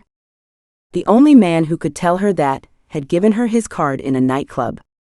She should do some investigating before this got out of hand. She emptied her handbag onto her bed. There, among the pens and USBs and receipts, she found Mike Morton's card. She would call him the minute she got back to London. Meanwhile, she searched for the leather thong and carrying case by tipping the contents of her suitcase onto the ground and replacing everything one by one. Once she had found the pouch, she stuck one of the USB sticks into it and hung it low around her neck so it nestled in her cleavage. She buttoned up her shirt so it hid the necklace, and she replaced the other USB in a side pocket of her handbag. Zipping up her suitcase, she called down to reception to have someone collect it and headed for the lift. Time to leave Kandar before it's too late. Chapter 28. Henri Conte's secretary handed the envelope from the Kodak shop to him, with a smirk which she attempted to hide. Have you looked at these? Said Conte. No, sir, she said, turning on her heel and exiting his office before he could ask her any awkward questions. He lit a cigarette and made himself comfortable in a leather chair before flicking open the envelope, which seemed light in his hand. He shook it, and one solitary photograph fell out, floating to the floor and landing face down on the carpet. Stuck in the squishy leather grasp of his chair, Conte struggled to bend over to pick it up. He turned it over. A roar of fury shook his body as he focused on the muddy figure with her middle finger in the air posing for the camera. How dare the Harris woman insult him this way? And where were the photographs of her in flagranti? Amdi had claimed he seduced the woman and took photos of her naked body. Conte had even slapped Amdi's back when he handed over the disposable camera with the supposed evidence. They would both pay for this. He strode to the door and flung it open. Miss Bemba, get me Amdi by telephone. Now? His secretary was nowhere to be seen. She had slipped out on an errand avoiding his fury, and he had wasted his time shouting to an empty room. He swore again and re-entered his office, scrabbling in his desk drawer until he pulled out a scrap of paper with Amdi's mobile number on it. The gigolo was toast. Before he could dial Amdi's number, the telephone rang, making him jump. Edward Beckett's agitated voice grated on his eardrum. Calm down, Edward. I can't understand a word you are saying. Take a deep breath and repeat what you just said at a normal pace. She's found it, said Edward. The fatal flaw. Who's found what? Sam Harris. Her report on your project will state that the concession is mostly within the boundary of the national park. That's the slight inconvenience you spoke of, isn't it? Conte sat down heavily, gasping for breath. Finally, he pulled himself together. How did she get this information? His voice trembled with fury. I don't know. She just confirmed the facts to Leo Giustra by telephone. She's got the data on a USB stick, said Edward. It's a bleeding disaster. You told me it shouldn't be a problem. I never imagined she would discover this on such a short trip. There's no way of knowing where the boundary is. I had my men rip up the fences. She must be psychic then. Can we stop her carrying the data to London? Where did she get the data from? Said Edward, his voice breaking. She didn't get it from Amdi. He doesn't know anything about the concession. There must be someone else working with her in Hurrah. Did you get his name? Hang on, I'll check my emails. Leo forwarded the information to me. The man's name must be there. Conte lit a cigarette and took deep drags as he tried to quell the panic that assailed him. Oh yes, here it is. The man's name is Mohammed something. That doesn't narrow it down much. They name nearly every firstborn in Kandar Mohammed. Any surname? Which ministry? I don't have a surname. He works at the National Parks Directorate. Sam told Leo he was a cousin of her driver. That's interesting. It's given me an idea. Don't worry. I have no intention of missing out on $20 million. We'll soon get our investors back. But how are you going to do that? The project is dead. The only thing that's dead will be Amdi Njai, and this fellow will join him if he doesn't cooperate. Leave it with me. Edward whimpered. This project is make or break for me. I'm relying on it. Stop fussing. My fingers are in all the pies around here. I'll deal with our problem at the Parks Directorate. I'll find our driver later. Meanwhile, the timing has just speeded up. Get your son to round up the investors. This must get sewn up fast so we can get in and out before the truth gets out. Isn't that risky? What if the project collapses? Why do you think the timing has changed? Trust me. We can pull this off. A large silhouette stood in the doorway of his office, blocking out the light that entered from the stairwell. Mohammed blinked and screwed up his eyes, but he could not see the man against the light. Hello, can I help you? Henri Conte stepped into the room, the sharp creases on his shiny suit catching the light like blades. He brushed an invisible hair off his shoulder and approached Mohammed's desk. His notoriety caused Mohammed to quake as he recognized his visitor. Mohammed adopted an obsequious, fawning manner and did not look his visitor in the eye. Conte sat opposite him, narrowing his eyes to small slits. Monsieur Conte, stammered Mohammed. To what do I owe the honor of this visit? I need you to do me a favor, he said. What sort of favor, Monsieur Conte? You know who I am? Everyone knows who you are, sir. I understand that you've been working on a project. A project? I don't do private work. The ministry doesn't allow it. Don't lie to me. You've been helping the Harris woman. Yes, that's true, but she didn't pay me anything. I only gave her some coordinates for the park boundary. That's free information. How did she find you? My cousin Amdi drove her to the project. He asked me for help. Did you give her a map? No, I just copied the coordinates onto a USB stick for her. She's taking it out of the country with her. When? I don't know. I don't believe you. Is this a test? I can't lie to a man I've just met. I've recently been to the Hajj, it would stain my soul. You will tell me for the sake of your family. Conte picked up a framed photograph from Mohammed's desk and stroked the woman pictured with his index finger, a gesture that induced an involuntary shudder from Mohammed. "That's a pretty wife you've got there. It must have been an arranged marriage. I can't imagine she chose you. Anyway, my men will take her on a trip with your son if you don't do this small favor for me," said Conte, leering. Mohammed swallowed.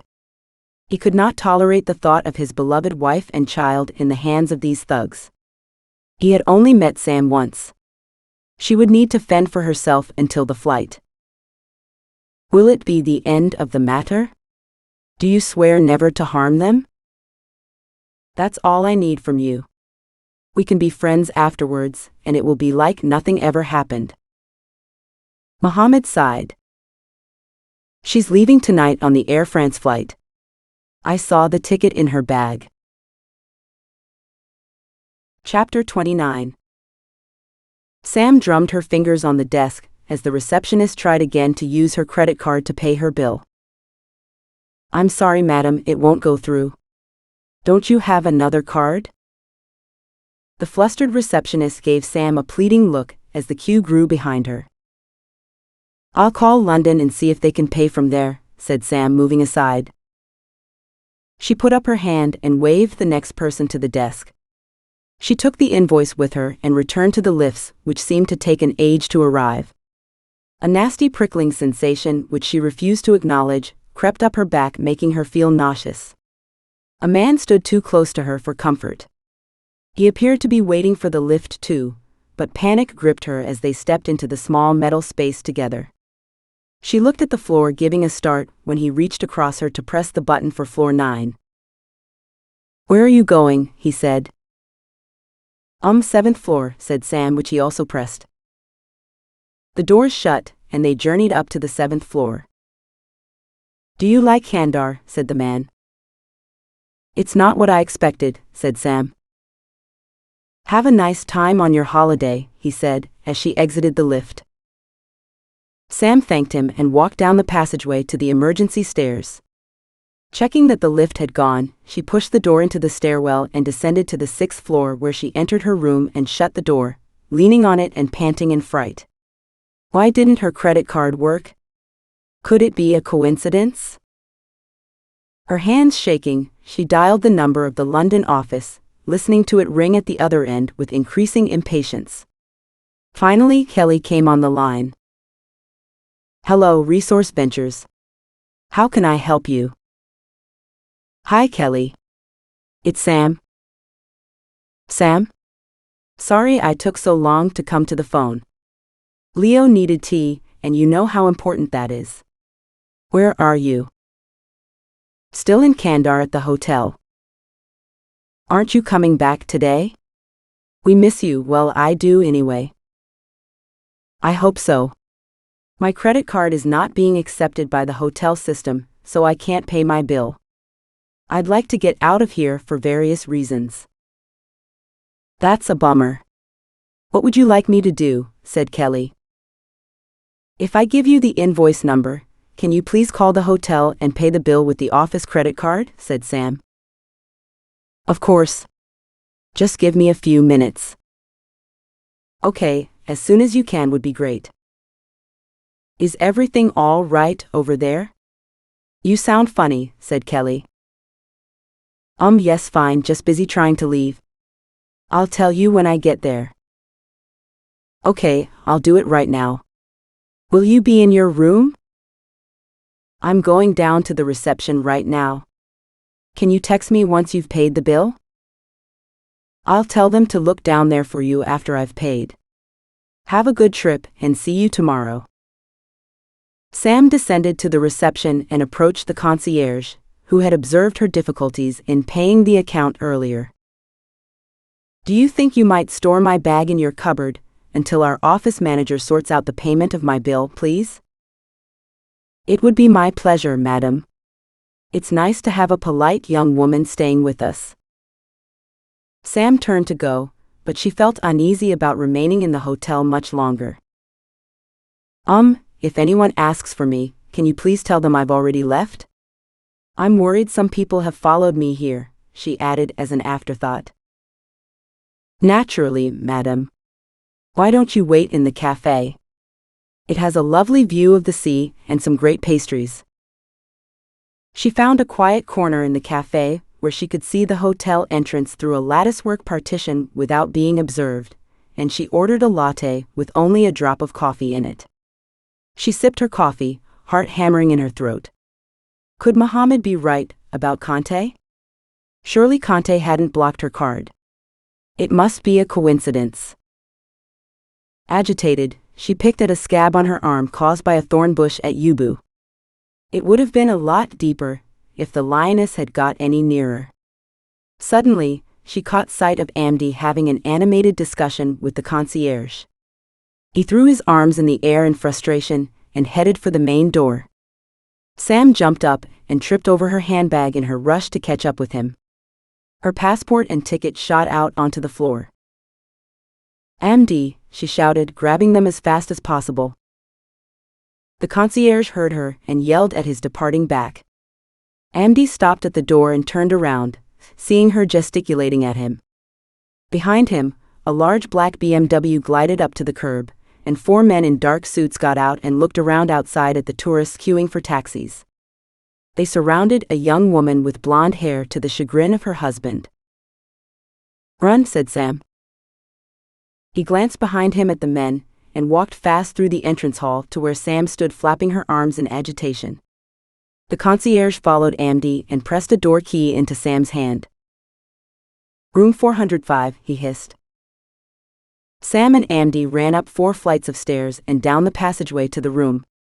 Sam opened the door and they slammed it behind them, panting. "What the hell is going on?" said Sam. "Who are those guys outside?" "Conte," said Amdi.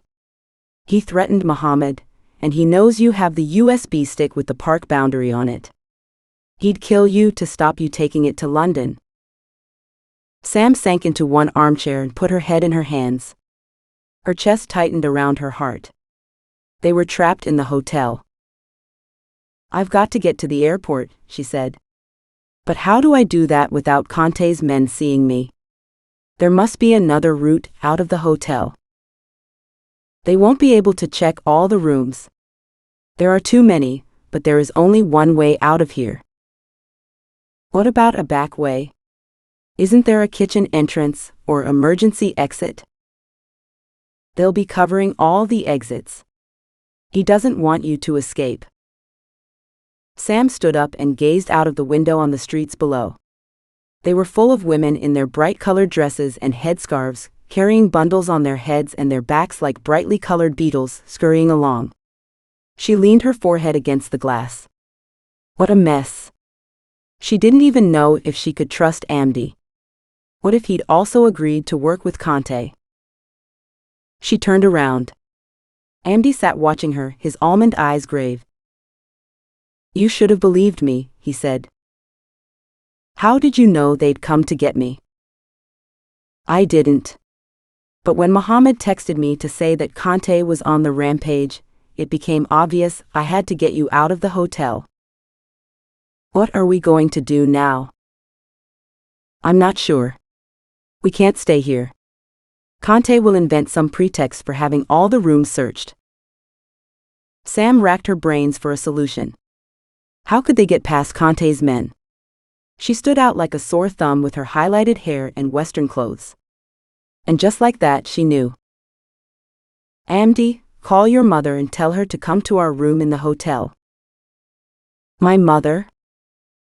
"Yes, and ask her to bring me one of her traditional outfits and your brother's walking stick. She should bring your boo-boo too and matching headscarves." "Why do you need the clothes?" "We will walk straight past them." Chapter 30.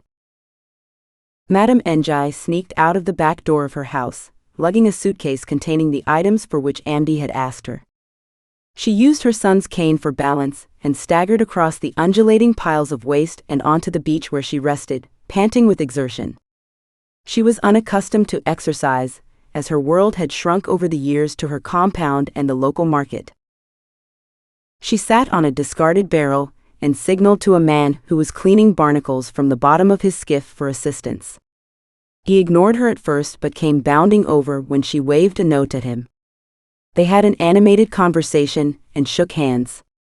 Within minutes they were at sea, motoring parallel to the coast until they came to a small jetty just past the hotel. The man helped Madame Njai onto the sand and carried the suitcase onto the jetty balanced on his head. Once he had deposited it on the pavement and she had paid him for the journey, she carried the case along to the hotel entrance. Conte's heavies did not give her a second glance as she entered the lobby and headed for the lifts, simulating a limp. Sam had become increasingly nervous as they waited for Madame Njai. Time was running out if she wanted to get to the airport in time to catch her flight. She looked at her watch again and tried not to panic. Just when she was about to give up, someone knocked at the door of their room. Amdi waved her into the bathroom and went to answer it. Amdi looked through the peephole into the hall and yelped in excitement as his mother loomed large in the passageway. He opened the door to let her enter. Beads of sweat ran down her face as he ushered her in. Sam emerged from hiding to give her a hug and helped her to a chair. While Madame Njai sipped a glass of water, Amdi opened the suitcase and pulled out a bundle of clothes. He handed a wax-printed dress to Sam, who took it into the bathroom to try it on. It hung loose on her body, but it was close enough to her size to appear natural. She emerged to find Amdi wearing his boo-boo. Madame Njai beckoned her over and made her a turban which draped around her neck. Sam examined herself in the mirror and laughed. The disguise was perfect except for her face. It shone white under the fluorescent light in the bathroom. She tipped out her handbag, searching the contents with desperation. Her hand closed on a sample tube of Egypt Wonder liquid tan, given to her by Hannah for the trip. Like many of Hannah's gifts, Sam had no interest in using it, but had thanked her and put it in her bag, planning to eject it later. She owed Hannah a hug. She went back into the bathroom and applied it to her face, neck and hands. When she came out again, both Amdi and his mother gasped and guffawed at the change. "You look like a woman from Kandar now," said Amdi. But would her disguise get her out of the hotel? "I'm sorry," said Sam. "I've got to leave or I'll miss my flight." "First let me take a photograph of you with my son," said Madame Njai. "Will you send it to him?" "Of course." Sam managed a smile as Amdi put his arm around her waist and posed for the shot. Sam took the camera and got a shot of Amdi and his mother together for her album of the visit. Then she put the camera back into her handbag. Would she live to send the photographs? "Good luck, Sam," said Madame Njai. "May Allah protect you." Amdi stroked her cheek. "Goodbye, madam," he said. Sam hugged them both and then slipped out of the room to the lifts with the suitcase and the cane. To her relief, she traveled down alone to the lobby. As the doors opened, she bent over simulating old age and approached the concierge's desk with a limp. He did a double take when he recognized her, but showed no sign as he removed her suitcase from his cupboard and took it to the front entrance for her. "Good luck, madam," he said, winking. She emerged out into the sunlight. Two of Conte's men stood guard outside. One of them smoked a cigarette to one side of the entrance. Sam waved her cane at the taxi rank in front of the hotel, her heart in her throat as she prayed for one of them to notice her. The first driver, who was leaning against the door, acknowledged her signal and jumped into his car. As his taxi approached the hotel entrance, Sam felt a light tap on her shoulder. She did not look up, grunting and hawking and shrugging the hand off. Black shiny shoes appeared in front of her, and she readied herself for a struggle. Conte's man reached down and picked up her suitcase. He walked around to the back of the taxi and put it into the trunk, shutting the door with a big smile. Not believing her luck, Sam got into the back of the taxi as slowly as she could bear. She gestured a thank you with her cane at Conte's man and said airport to the driver. He pulled out slowly, greeting the other taxi drivers on his way out. Sam resisted the temptation to give him the hurry up. She held her breath, but no one stopped them leaving. Relief flooded over her as she leaned back against the seat, taking a deep breath. So far so good. The road to the airport heaved with rush-hour traffic, but they made it there as the sun set over the sea. Relief flooded her body as she recognized the contours of the airport looming in the darkening African night. What a nightmare! Henri Conté had lived up to his reputation as a dangerous man. She hoped Amdi had the sense to make himself scarce from now on. The driver showed her the fare on his meter, and she had a moment of fright as she remembered that she had no cash in her wallet. Just when she hyperventilated with panic, she remembered Amdi's money stuffed into the internal pocket of her handbag. Her regret at having forgotten to give it to him diminished with the relief at finding it. She gave the driver a decent tip and entered the check-in area. The man at the desk took her passport and smiled at her. "Been to a party?" he said, gesturing at her outfit. Sam laughed. "You could say that," she said. "You're cutting it fine," he said. "Go straight through to immigration. They'll be boarding the aircraft soon." Once Sam passed through security into the immigration area, she judged herself safe and entered the women's bathroom to remove her disguise, sweating from wearing it over her clothes. She folded it up and left it on a shelf, hoping it would find a good home. She washed her face and hands with the harsh soap from the bathroom sink and removed most of the fake tan, watching it streak down into the plug hole like dried blood. She emerged from the bathroom and joined the short queue at the passport desk. The afternoon's events had taken their toll, and she longed for the cool refuge of the business class lounge. Nearly there. She presented her passport at the desk and waited, trying not to appear nervous. The official reviewed it at great length, glancing at her face several times. He did not give it back, but signaled to a security guard who came over to the booth. "You must come with me, madam," said the guard. "Is there a problem?" said Sam, almost fainting with fear. "Protocol. They have flagged up your passport for some reason," he said. "But I'll miss my flight. We'll get you to the aircraft in time. The sooner you come with me, the sooner you'll be back." She had no choice but to follow him back through the airport. Cold sweat dampened her shirt as she imagined a series of scenarios. Had someone planted drugs in her suitcase? It had been in the concierge's cupboard for a long time.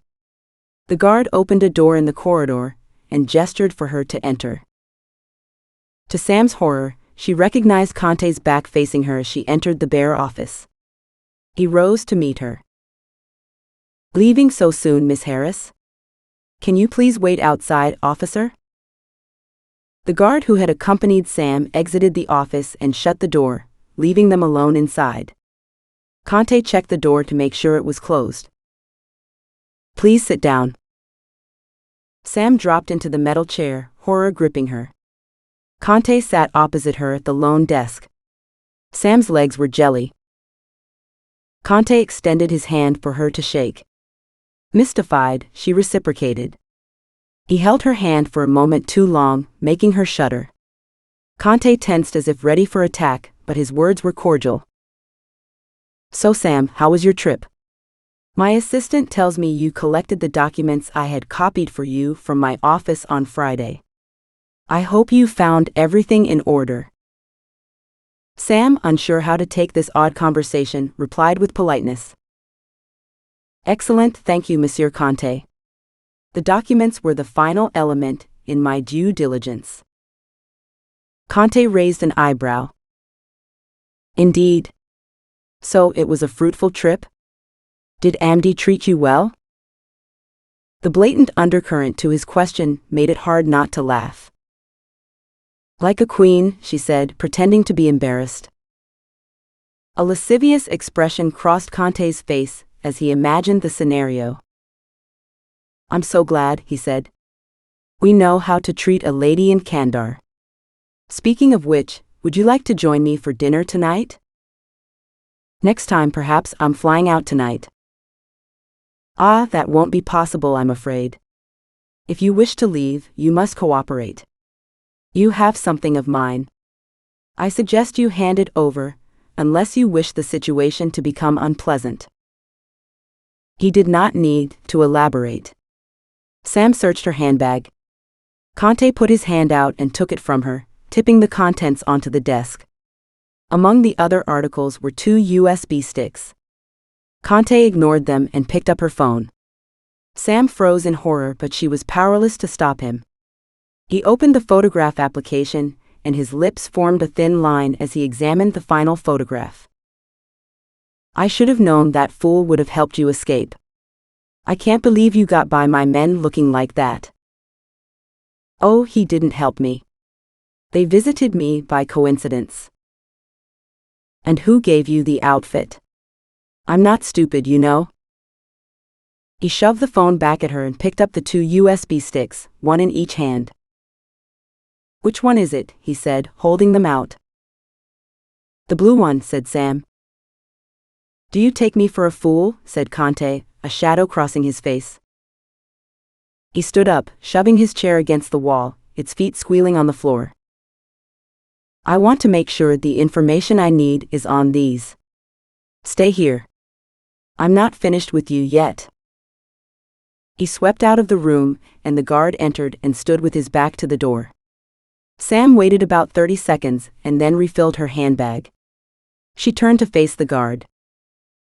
"I have to go now or I will miss my flight," she said. "But I can't let you leave," said the guard. "I can pay you." Conte need not know. Sam reached into the side pocket and took out Andy's money. The guard's eyes widened as he took in the thick wad of cash. "Just take me to immigration and it's all yours. Please?" He looked around in indecision, but the temptation was too much. He opened the door and led her back through the airport almost at a run. The passport official glanced up when they arrived, but reassured by the presence of the guard, stamped her passport. She shoved the money into the guard's hand and ran. The flight would take off in half an hour, and she had to make it before they shut the door, or she would use up all her cards. She followed the signs to her gate, heart bursting with effort, as she ran in and out of the dawdling passengers waiting for other flights.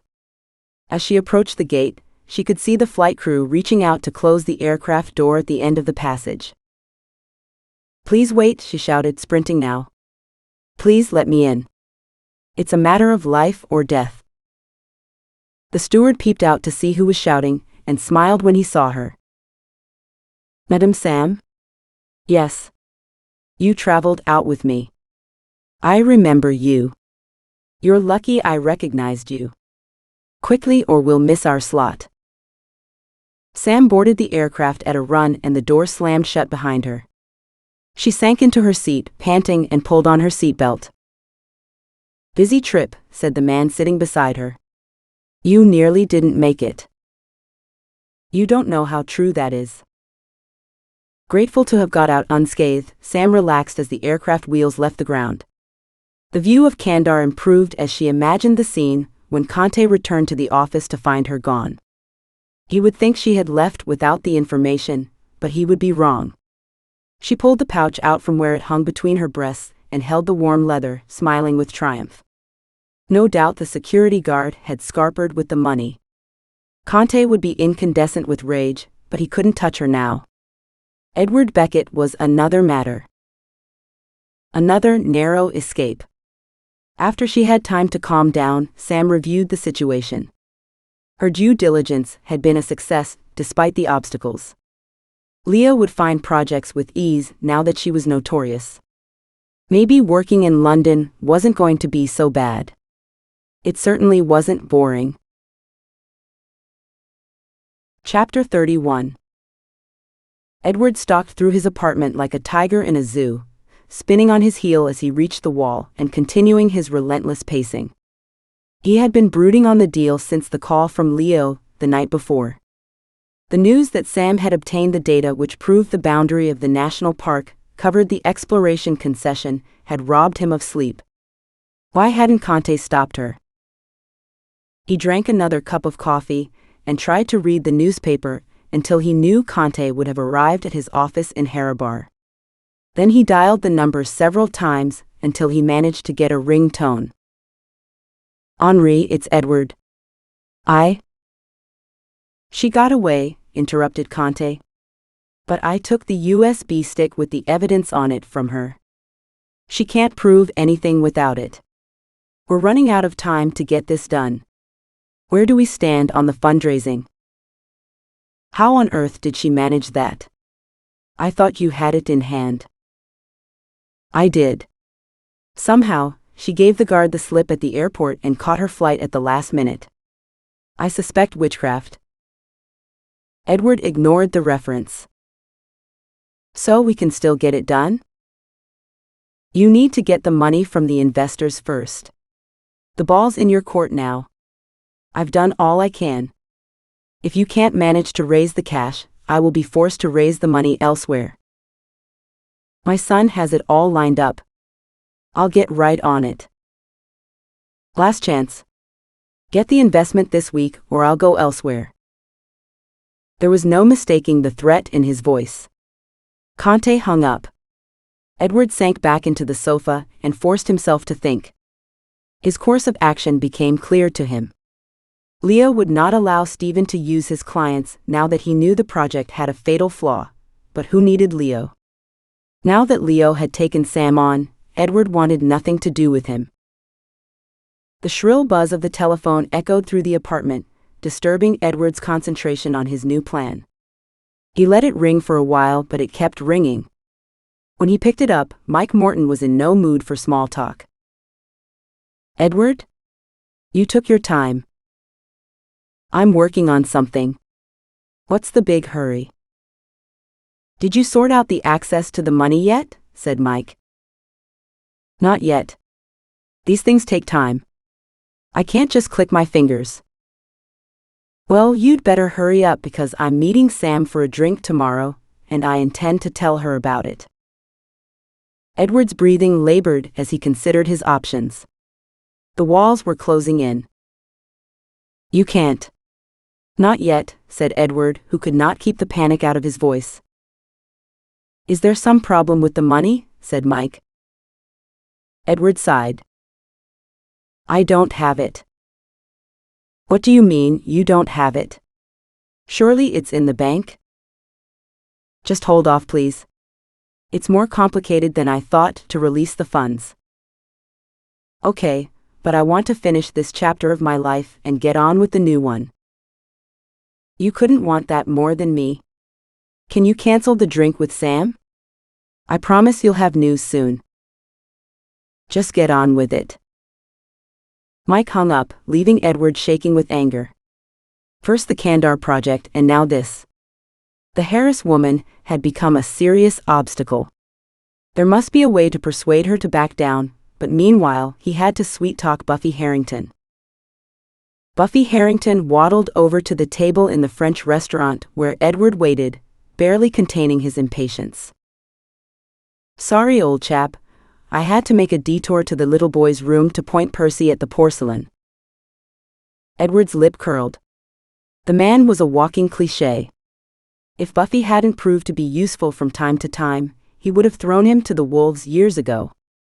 He found it difficult to tolerate the stream of consciousness and weak excuses that dribbled from this lumpen, sweating, fawning individual.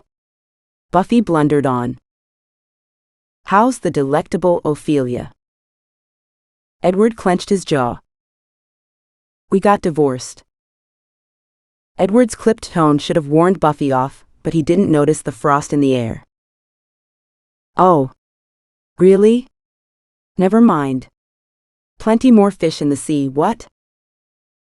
Edward rolled his eyes and tapped his fingers on his side plate, his well-bitten nails clicking on the china. So how's business? Said Buffy. Great. I have a surefire scheme on the boil, said Edward. That's good news, excellent, but when will you able to replace the funds?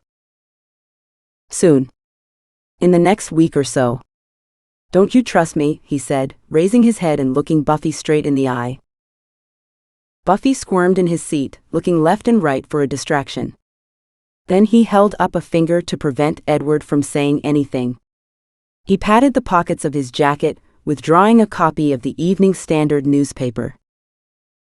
Did you see this? He said, placing the newspaper in front of Edward and jabbing a plump finger at a photograph of Sam Harris standing between her parents. Edward raised an inquiring eyebrow, his patience with Buffy's ill-conceived attempts to avoid the subject of his massive debts.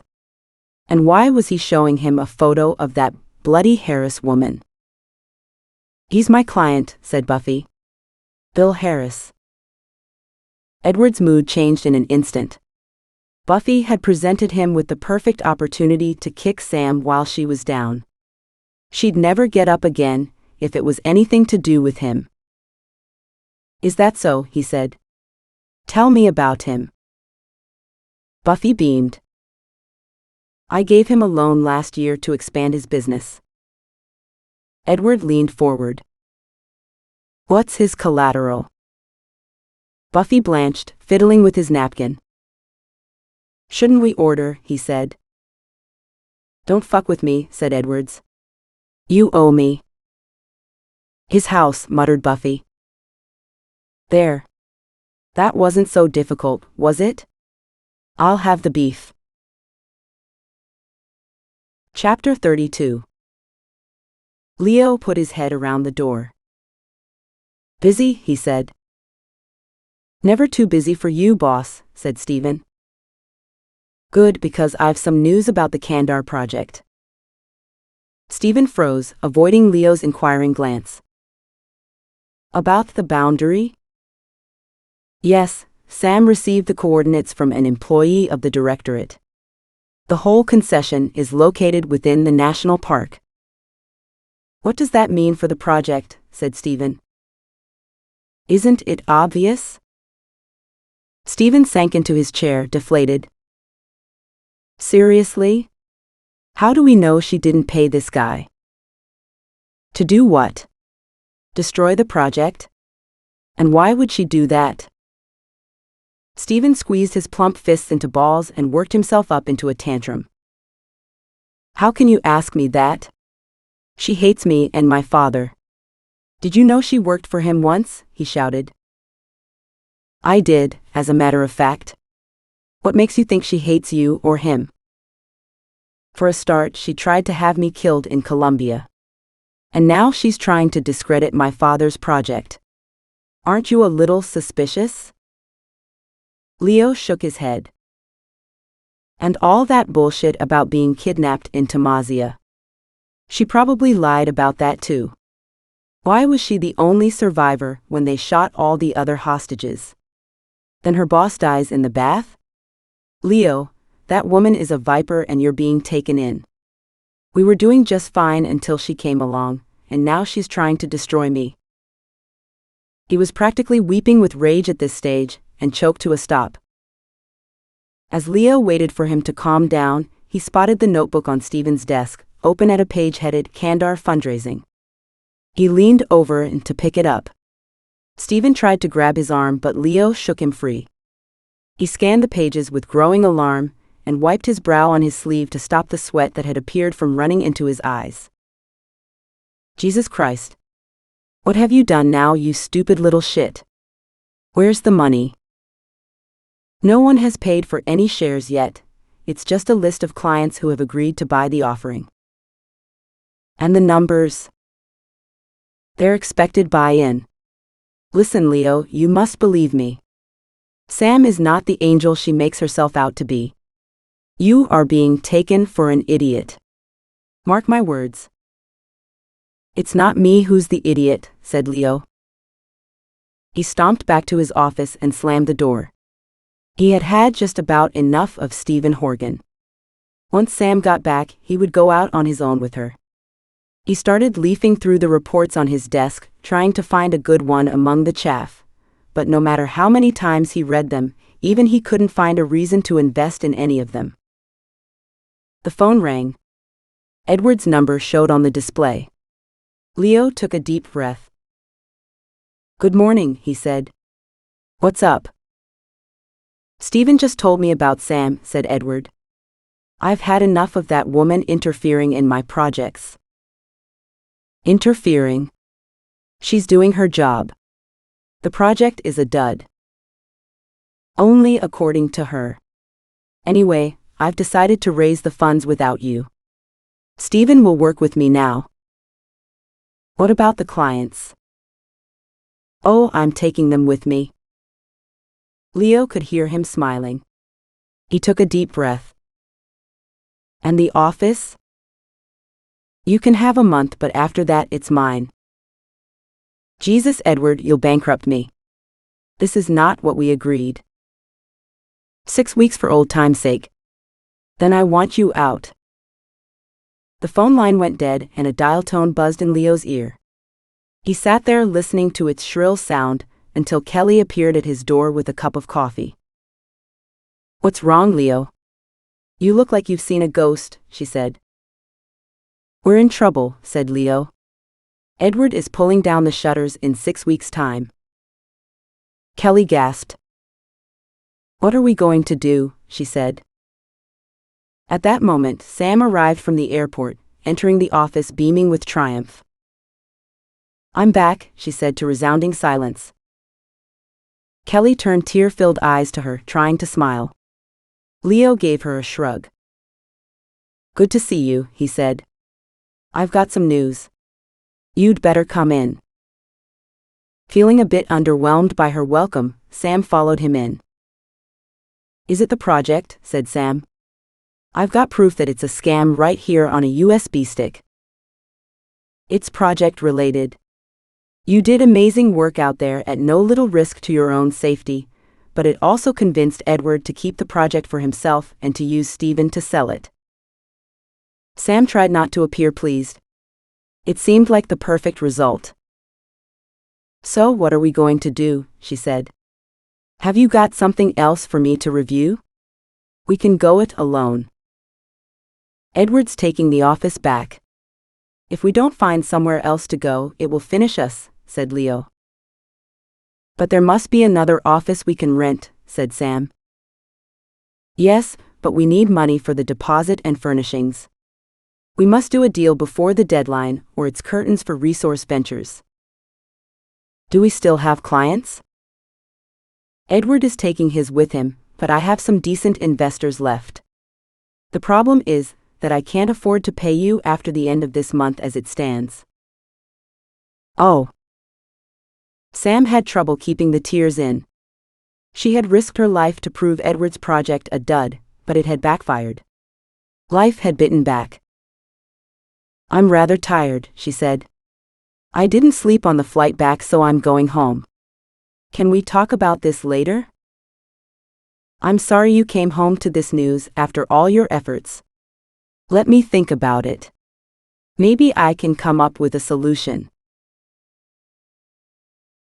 Chapter 33. Her parents were at a loss to deal with Sam's sense of shock and betrayal when she came home early from work and declared she would lose her job. Unusually for her, she wept copiously, unable to control the waves of resentment and feelings of injustice racking her. She had done her job well, but that had got her fired and lost Leo the office. Somehow her good work had produced a disaster again. The worst thing about it was Stephen's reaction. He leaned into her office, cock-a-hoop with the news, and gave her a two-fingered salute. It's about time you got your comeuppance, you bitch. A loser like you would never defeat my father. Good luck finding another job after he talks to his friends about you. You're toast, Sam Harris. Go back to the jungle where you belong. Before she could dredge up a retort, he had gone, grabbing Kelly's bottom on the way out, making her hiss with fury. Sam had left the office soon after, unable to bear the atmosphere. When Sam had calmed down a little, her mother made the obligatory cup of tea and shoved a tentative slice of fruitcake at her. Sam picked at it without enthusiasm. There's no need to sulk, darling. You did your best. Can't you find another job? Said Matilda Harris. Now that you're famous and everything. I don't want another job, said Sam. Edward is closing the office because of me. I won't give up. I owe Leo that. One of my old contacts will have a project. I'm going to call them all and dig up one for us. One good deal will save us. That's the spirit, her father said. Sam sighed. If only it were so easy.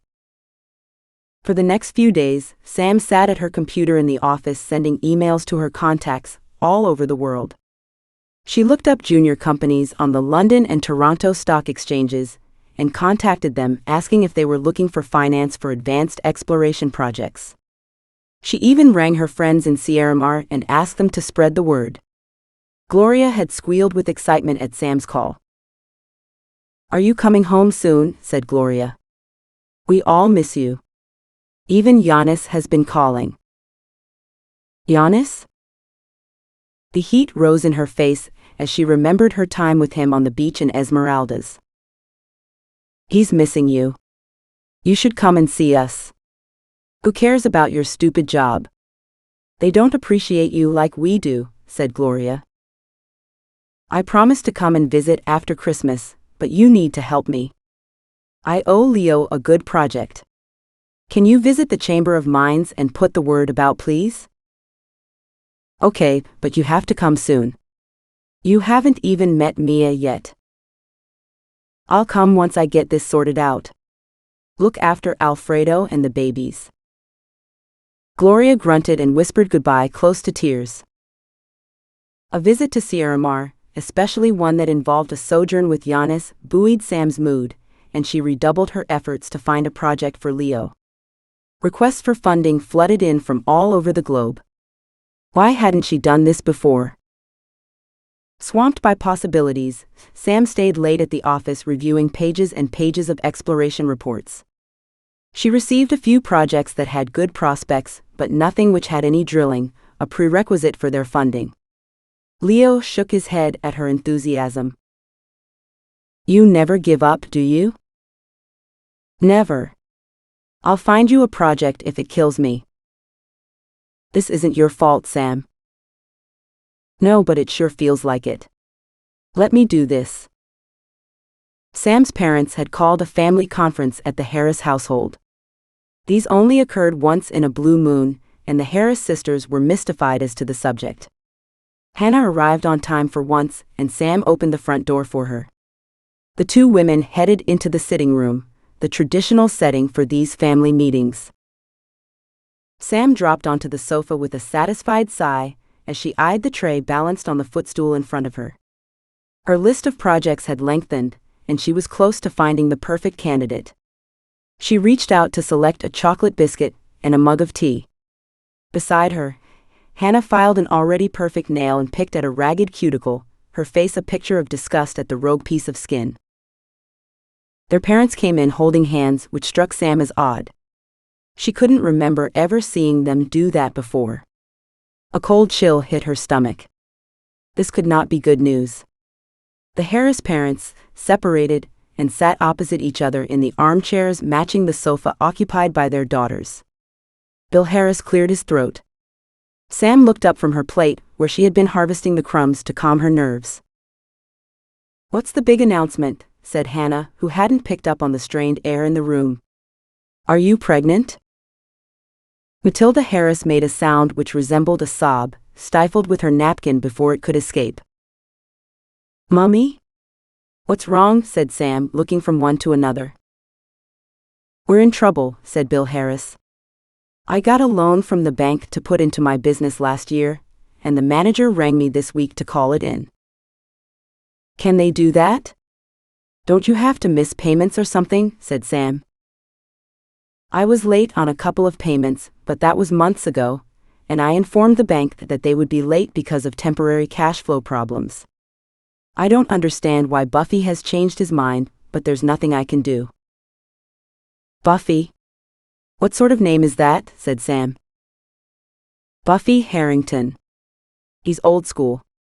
He comes from a long line of Buffys and Bunnies and Porkies," said Bill.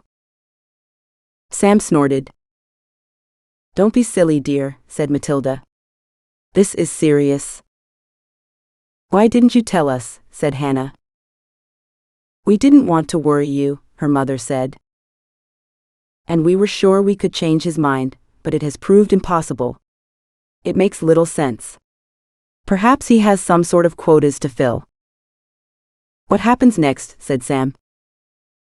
The bank has given us 3 months to raise the cash or they will foreclose and sell the house. If that happens, we must move out, said Bill. Why did you invest so much in the business, said Hannah. Wasn't it already making a profit? We were hoping to make enough to give you both a deposit for houses of your own. A wave of shame swamped Sam, making it hard to breathe. The biscuit sat in her stomach like a lead brick. I've been complaining about losing my job, but you haven't told me anything about this. It's awful, she said. I tried to get a new loan, her father said. I didn't want to worry you. When will you know, said Hannah. Soon, darling, her mother said, a tear running down her cheek making a trail in the face powder she used. Silence reigned while the family members controlled their feelings and searched for something neutral to say. But where will you go, said Hannah. Oh, don't worry about us. We'll think of something, said Bill. We still have 3 months to sort this out. Sam returned to the office on Monday with a black cloud hanging over her. Not even a stream of emails filled with news of projects looking for a backer could cheer her up. She hadn't told Kelly about Kandar yet. The whole thing seemed preposterous to her now, as if she had imagined it. Another story she wouldn't tell but would lock up in her memory, instead of blurting it out on her rare nights out with friends, where she got the distinct impression that she was breaking some unwritten code about showing off. Thus the memories piled up over the years, running around her head like a herd of bison stampeding in a corral with no gate. She looked up at the skylight, where the weak London sunshine was filtering through onto the board table, barely creating a shadow. Quite a contrast to Kandar. She had her fingers crossed that Amdi would save enough to buy a second-hand motorbike and ride to another town for work. If he disappeared, his brother would have to get off his fat behind and make an effort. And as for Conte, she had had a lucky escape there. The man radiated evil. Sam sighed and reviewed the new emails in her inbox. To her surprise, she had received an email with an attachment from Mohammed. Perhaps there would be news of Amdi. She clicked on the email, scanning it, and then she stopped, horrified. She stared at her screen, trying to focus her brain. The words swam before her eyes. Amdi est mort. Appelle-moi s'il vous plaît. Dead? How could he be dead? She pulled the telephone towards her with shaking hands and dialed Mohammed's number. The line dropped several times before she could hear the ringtone. Hello? Mohammed, this is Sam, your cousin's friend.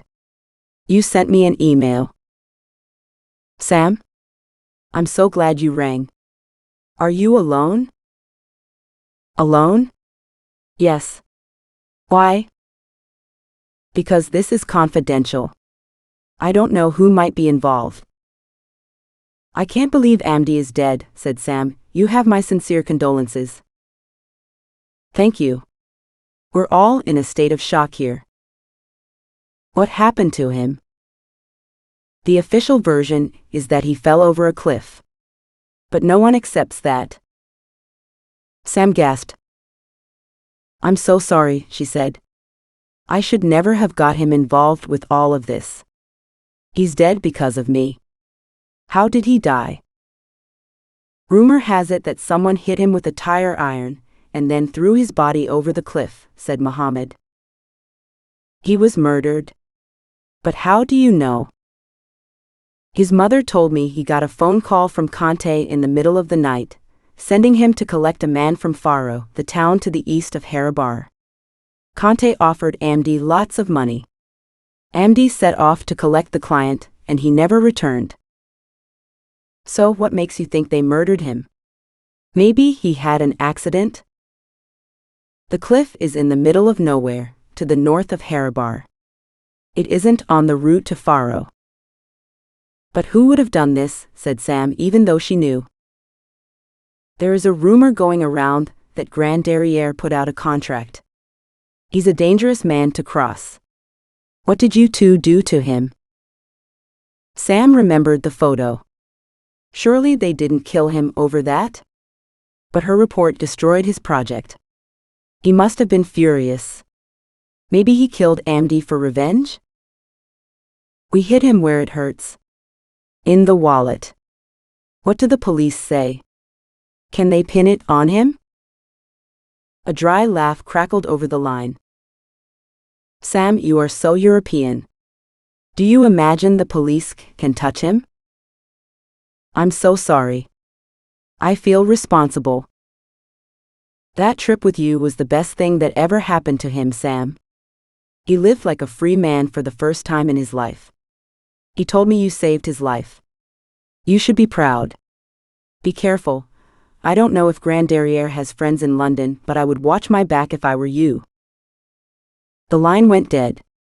Sam sat alone for a minute before clicking on the attachment. It was a photograph of Amdi, Mohammed and Sam in the restaurant in Hurrah. It made her smile despite her sadness. She stood up and approached Kelly's desk. Do you want to have lunch? She said. I've had some news and I need a shoulder. Chapter 34. Mike had commandeered the snug in the corner of the Bull and Bear, and sat at a small round table smoking a cigar with concentrated pleasure. He tapped the ash off into an ashtray bearing the pub's crest, and took a long draught of his pint of lager, leaving a trail of foam on his upper lip. He licked it off and wiped his chin on a napkin, as a drop of lager left a chilly trail on it. Edward entered the pub by the lounge door and, having searched the area, came through into the bar, spotting Mike ensconced in the corner. He wrinkled his nose at the smell of Mike's cigar. Can't you put out that abomination? It stinks, he said. And hello to you too. What's up now? Princess Anne could take lessons in disgusted from you. Hilarious. I happen to admire her. She's a hard-working member of the royal family, unlike some others I could mention. Imitation is the sincerest form of flattery, said Mike, swigging down the last of his pint. What can I get you? I'll have a gin and tonic, please. Make it a double. Mike couldn't help smiling. Edward always had a double since Mike had hit it big, as if he was trying to recoup his investment in the lean years. He ordered another lager with the gin and tonic, and some cheese and onion crisps, mostly because it would annoy Edward. Here we go, old son, get that inside you and tell Uncle Mike all your woes. Cut the crap. This is important. Mike slid into the faux velvet bench facing Edward and put the drinks down on the table, slopping some lager onto the varnished top. Edward sighed as Mike tried to mop it up with some already soggy napkins. Mike ignored him and opened the crisps, offering them to Edward, who recoiled in horror. I'm listening, said Mike. I won't pay Sam that money, said Edward. The woman's a charlatan. She tried to swindle me. Mike snorted into his lager. Sam? You're having a laugh. Little Miss Goody Two-Shoes tried to swindle you? Never. I don't believe it. His laughter rebounded around the walls of the snug, making people lift their heads from their newspapers and drinks to see what the commotion was about. Edward sneered. Well, Miss Butter wouldn't melt in her mouth, just got herself fired for trying to get my project cancelled. Mike's lager hovered in the air below his mouth as he scrutinized Edward for signs he had indulged in irony or hyperbole. He raised an eyebrow. Fired? Are you sure? Of course. I made damn sure. Did you now? Said Mike, his bonhomie evaporating. So now you don't want to pay her the money we owe either? Is that right? You've got it in one. Mike looked Edward in the eye. Well, you can fuck right off, you bastard. I'd no more believe that of Sam than I would of the Virgin Mary. You've got an agenda, mate. So don't come in here all hoity-toity and expect me to kowtow to your little schemes. Sam is entitled to that money, and I'll give it to her whether you like it or not. You can't stop me. Edward digested this tirade. I wouldn't bet on it, he said. He stood up and left Mike gasping with indignation, the crisp spilling out of his hand into the pool of beer on the table. Sam and Kelly were having a chat at Kelly's desk when the telephone rang. Kelly grabbed it and put on her official greeting voice. "Hello, Resource Ventures." "Yes, she's here." Kelly put her hand over the receiver. "It's Mike Morton for you," she said, raising her eyebrows. Sam put out her hand to take the telephone, wagging her finger at Kelly in denial. "Mike?" "Yes, you just caught me." She nodded. "Now?" "Okay, I'll meet you there. See you soon." She handed the receiver back to Kelly. "Got a date?" said Kelly. "I have," said Sam. "I'm meeting Mike Morton for a drink in the Clarence." Leo, who had been earwigging, stepped out of his office, his eyes wide. "Mike Morton? How do you know him?" he said. Sam laughed. "We have a past," she said. "I'll tell you about it sometime." Judging by his amazed expression, Leo had picked up the wrong end of the stick, but Sam didn't have time to disabuse him. She winked at Kelly and, grabbing her coat and handbag, swept out of the office. Leo came to stand beside Kelly's desk. He rubbed his chin and snorted. "Well, that's a turnabout for the books. Sam and Mike Morton? I'd never have guessed. She sure is a dark horse." Still shaking his head, he turned on his heel and went back into his office, shutting the door behind him. Sam found Mike sitting at the back of the Clarence pub, a big grin on his face. He looked worse than he had in the discotheque. His bald head shone under the spotlighting, and his bright blue eyes examined her as she approached. "Hello," he said. "Long time no see." Gray-faced, he sank back into his seat, wheezing like an old man. "Are you okay?" said Sam. "Your lungs sound like ancient bellows." "Oh, it's nothing. Just getting a cold." "It doesn't sound like a cold." "Old age," said Mike. "You're hardly old," said Sam. "You look worse than I feel." "That would be difficult," said Mike. "I'm so sorry about your job. Edward can be a bastard when he doesn't get what he wants. I can cope with losing my job, but now it seems I'm losing my home too. The bank is foreclosing on my father's loan. We'll all be out on the street because of some clown called Buffy." Sam didn't notice the surprise on Mike's face. "Who calls their son Buffy? It's like a joke." Mike took a gulp of his beer. "Buffy Harrington. Oh my God, it's worse than I thought. Edward has never been a nice man, but I never figured him for a criminal. He must be desperate." "A criminal," said Sam. "What do you mean?" "Buffy Harrington is under Edward's thumb, for some reason I've never understood. This has Edward's hallmark all over it. How on earth did he find out that your father had a loan at Buffy's bank?" Sam had gone white with shock. "I've lost my job and now my parents are losing their home because of me," she said. "I should never have come to work in London. It's been a disaster from start to finish." "Not all of it. Your reputation has been enhanced by your ability to spot a scam," said Mike. He laughed at her glum expression. "That's not necessarily a good thing, with all the shady deals going on in the mining business." "Too honest to employ, you mean?" said Sam. "I think you may be right." "There's something else I haven't told you," said Mike. The journey home took forever. An unplanned tube strike had forced the cancellation of most of the trains, and the buses were on go slow in sympathy. Sam sat upstairs in a routemaster, fighting the urge to get out and run, knowing it was too far. Finally she couldn't bear it, and she took to the streets, weaving in and out of the Christmas crowds on Oxford Street, until she got to Marble Arch, where she jumped in a taxi. 14 Acacia Avenue, please.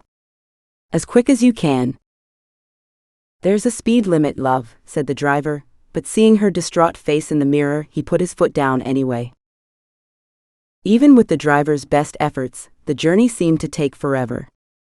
When they arrived at the Harris house, Sam thrust a note into his hand. Keep the change. Happy Christmas, love. Hope it turns out to be a good one. Sam burst into the door of her parents' house, surprising Bill and Matilda, who were watching an episode of Rosemary and Thyme. Hello, darling, her father said. Your mother's making notes on new ways to murder me. Did you have a nice evening? I've been with Mike Morton, said Sam. Her parents turned in unison to stare at her, program forgotten. This calls for a cup of tea, her father said. What about your series, said Sam. They'll repeat it ad nauseum, her mother said. Sam flashed her father an astonished expression. They all filed into the kitchen, and soon a massive pot of tea brewed on the table. Mike Morton? Now there's a blast from the past, said Bill Harris. What did the reprobate have to say for himself? Didn't he make a fortune in the dot-com boom? I can't think of anyone who deserves it less, said Matilda. Don't be mean-spirited, said Sam. Bygones are bygones. Anyway, he had important news for me. He used Sierra Mar Holdings as the shell for his pet food company. Isn't that the company you had shares in? Her father said. Sam beamed. I still have, she said. Well, not shares, Mike sold them all. Her mother tutted.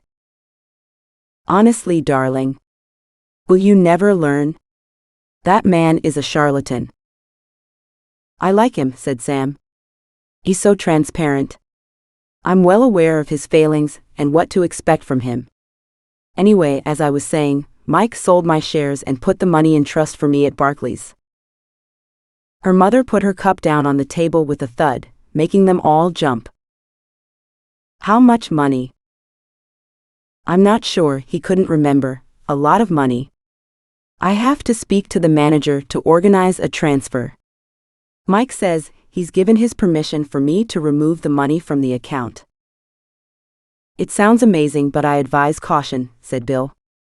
A leopard doesn't change his spots. What was the name of his company again? Food for Pets, said Sam. He set it up by mortgaging his house. Did he tell his wife? Said Matilda. He didn't say, said Sam. I bet he didn't, said Bill. Anyway, he sold it for many millions, so I don't expect she cares now. Your share must be considerable. It is, said Sam. I don't want to jinx it by telling you, but I think I might be able to buy a small flat. Congratulations, darling. No one deserves it more than you. Don't congratulate me yet. Mike hasn't changed. It could evaporate, said Sam. Why don't you know any normal people? Said Matilda. I know you, Mummy, said Sam. Chapter 35. Hello, Buffy Harrington here. Who's speaking? Edward's oily tones invaded his ear. Buffy, old chap, I need a favor. Another favor. Buffy winced at the thought. Of course, Eddie, what can I do for you? An intake of breath. Edward hated diminutives. We've got a problem. Do you remember showing me the photo of Sam Harris and her father? Naturally. I foreclosed his mortgage as instructed. The poor man is about to lose his house. Was that necessary? The foreclosure didn't work. This woman is like an invasion of bedbugs. It's no good killing a few, you have to burn the mattress too. Buffy did not like the simile. I'm not doing anything violent. I can't stand the sight of blood. Edward laughed. Don't be idiotic. I'm not asking you to do that. Well, what is it then? Because I've had enough of doing you favors. This is the last one. Next time I'll go to the police and hand myself in rather than be beholden to you all my life. Calm down. It's only a small task. Mike Morton told her about the money we put in trust for her in Barclays, and she's coming to see you to get the money transferred. I want you to tell her she can't have the cash without the original share certificate. Can you do that for me?" Buffy tried to think of a reason not, but his fear of Edward got the better of him. "Okay, but I'm telling you, this is the last time. No more favors." Buffy didn't have to wait long for Sam to make an appointment. He didn't even bother to fob her off, which amazed her. She turned up at the bank early but was shown straight to his office. His scrutiny of her made her feel uncomfortable. "Miss Harris, isn't it?" "Yes, that's me," said Sam. "You've come about the trust?" "Yes, Mike Morton told me to see you." "Have you got the certificate?" "What certificate?" "The share certificate. I need to verify authenticity before I do the transfer." Buffy folded his arms and glared at her as if daring her to dispute his claim. Sam couldn't believe that she'd heard correctly. "The share certificates? But that was nearly 15 years ago. I'm not sure I have one anymore." "I'm sorry, but it says right here that you must bring the original certificate to claim the money." Buffy poked at a document with his fat index finger, but he didn't offer to let Sam read what they wrote there. She didn't call his bluff. The certificate had been in a drawer in the kitchen ever since she had received it. She took it out with great ceremony now and then when entertaining fantasies of being rich. Her parents never cleaned out the drawers. It would still be there. "I have the document at home. Do you need me to bring anything else with me?" Buffy colored and stuttered. No, at least I don't think so." He radiated uncertainty. Sam wondered if her answer had been unexpected. Edward would hover in the background on this one. He would never let her get the money if he could stop her somehow, but his options were running out and Mike had signed the letter. She shook his hand. "I'll be back," she said. But the certificate had disappeared. "The weirdest thing has happened. I've ransacked the whole house, but I can't find the certificate anywhere." "I don't understand," said Matilda Harris, shrugging as she folded the tea towels she had picked up from the table and replaced them in the drawer. "Maybe it's fallen down behind a cupboard," said Sam. "Your father moved everything about, but the certificate has vanished. I'm sorry, sweetheart. I know you didn't need this news after all you've been through, but I fear it may be gone forever," her mother said. "But I can't get the money without the certificate," said Sam, feeling sick. "I'm sure it will turn up. I have thrown nothing out." Sam looked around at the furniture marks on the floor and the piles of scattered paper on the kitchen table. Her father's organized folder of guarantees and instructions for the electrical equipment was strewn across the counter. She shook her head and collected them into a pile. "This chaos is not all bad," her mother said. "I was planning on going through the lot before our move anyway. I need to throw away all the redundant instructions and vitamin brochures." Sam felt a wave of sympathy for her mother, a woman who would find the positive in a nuclear explosion. She wanted to hug her, but Matilda Harris was not a hugger. Instead, she put on the kettle and warmed the teapot with some boiling water. A cup of tea was the surest sign of love and support in the Harris household, and never open to misinterpretation. "Thank you, darling," her mother said. Later in the day, Sam hung her head and wept on the front step of her parents' house. Her last chance had evaporated. Her career as an analyst had come to a premature end after the debacle with the Kandar project. None of this was her fault, but no one cared. They had moved on to the next big thing. She would have to go back to the jungle again, just when she had adjusted to being at home. And that home would not exist next time she got back on leave. Edward Beckett had seen to that. She stood up, wiping her eyes on her sleeve, and entered the front hall, imagining the echo as her feet trod on bare floorboards. She pictured the empty rooms, the shadows of paintings removed from walls, the miscellaneous paper clips and elastic bands scattered on the floor and stuck in the gaps between the floorboards. What a disaster. She began to cry again, the sobs racking her chest and crackling in her lungs. An arm snaked around her shoulders. So that's where you are. Don't cry, sis. We'll get through this. Sam turned to Hannah, tears staining her t-shirt. This is all my fault. I might have prevented the sale of the house. Don't be silly. How could this be your fault? It's just life. No, the certificate, I could have. Hannah put her hands onto Sam's shoulders and held her at arm's length, her face serious for once. The what? Share certificate, said Sam. I've lost it. The proceeds would have saved the house. Hannah gasped and her hand flew to her mouth. Then she gurgled as a laugh escaped from her throat. An astonished Sam stared at her as if she were mad.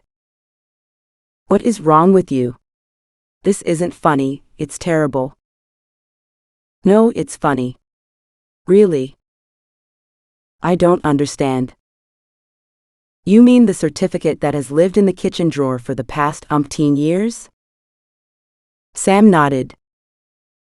I have the certificate, said Hannah, giggling. Sam choked. Why? What on earth have you done with it? I left the old thing at the art framing shop. I thought you'd like to put the framed certificate on your wall as a reminder of the good old days. I planned to give it to you for Christmas. Sam stared at her and mouthed words that wouldn't come out. We can collect the document now. My car's outside, said Hannah. What do you need it for, anyway? Sam ran to where her parents were sitting on a bench in the park opposite the house. They held hands and stared at the ducks on the lake. She planted herself in front of them, face still shiny with tears. You will never guess what just happened. Buffy examined the certificate and compared the name to the one on her passport. A rivulet of sweat crept down the side of his face. He did not look Sam in the face, sighing loudly several times as if in a discussion with himself. Finally, he stood up and went over to the door. He checked outside, as if he imagined someone would eavesdrop on them. The money's gone, he said. I'm so sorry. Gone? How could it be gone? Said Sam. Edward Beckett, said Buffy, wiping his brow with an ancient handkerchief. I tried to stop him, but he took it. But you work for the bank, said Sam. I don't understand. He knows things, said Buffy. Things about me. He almost wept with shame. Starting to appreciate just who she was dealing with, an annoying wave of sympathy hit Sam as she watched him flap helpless hands and mop rivers of sweat from his fat face. And my father's mortgage, said Sam, driving the knife deeper. I had no choice, said Buffy. You don't know what he's like. I'll go to the police, said Sam, knowing she wouldn't. Please don't. I have a family. He blew his nose. What if I restore your father's loan? Edward's the one you want, not me. You can do that, said Sam. Restoration will take me a couple of days, but there is a precedent for this. I'm sick of Edward bullying me. I have to fight back. You should do something about that man. He'll get away with murder one of these days. But he's got contacts everywhere. How do we find the information to do that? Behind every powerful man is a woman, said Buffy, a shy smile creeping onto his face. You need to speak to Ophelia. Cherchez la femme. Chapter 36. Ophelia Beckett took a sip from her Sauvignon Blanc, mirroring Sue Ellen Ewing on the television. Drinking along with repeats of Dallas was still one of her favorite games, one she indulged in downstairs now that she had banished Edward, and more often since her friends had had enough of her divorce drama and moved on. Despite her original triumph, after being awarded many of Edward's possessions in the divorce, she still felt cheated. She had struggled to fill the days, rattling around their house in Regent's Park like a lone penny in a collection box. When the invitations to join their friends at social events dried up, she came to the slow realization that Edward held all the cards in that arena. The doorbell rang, making her jump with its shrill insistence. She hauled herself off the couch with a sigh, and shuffled to the front door, which she threw open with a little more panache than she had intended. Her false eyebrows struggled to rise on her Botox-ravaged face as she registered the presence of Mike and Sam on her doorstep. She looked from one to the other in disbelief, focusing on Sam. She cocked her head to one side, and her eyes swiveled left as she searched her memory bank. A smile ghosted across her face. Pam, isn't it? We met in Lindo's all those years ago. It's Sam Harris. Yes, we did. Ophelia turned to Mike. You've got a cheek turning up here when this is all your fault, she said, poking him in the chest with a bony finger. But there was no aggression in her gesture, just a gentle sadness. You'd better come in, I suppose. The house looked the same as it had when Edward lived there, except for a few plump, habitat scatter cushions balanced on the leather sofa, looking out of place in the cozy Edwardian decor. The sitting room smelt of clandestine cigarettes, despite the bowls of potpourri and a stick of incense burning on the coffee table. Ophelia draped herself along the couch, leaning her head on her hand and inviting comment. You look good, Mike forced out. Single life suits you. To Sam's jaundiced eye, Ophelia looked like roadkill which had lost its meat, and she struggled not to say so. A more blatant rebellion lurked in the form of a Siamese cat, stalking flies among the thick velvet drapes on the sash windows.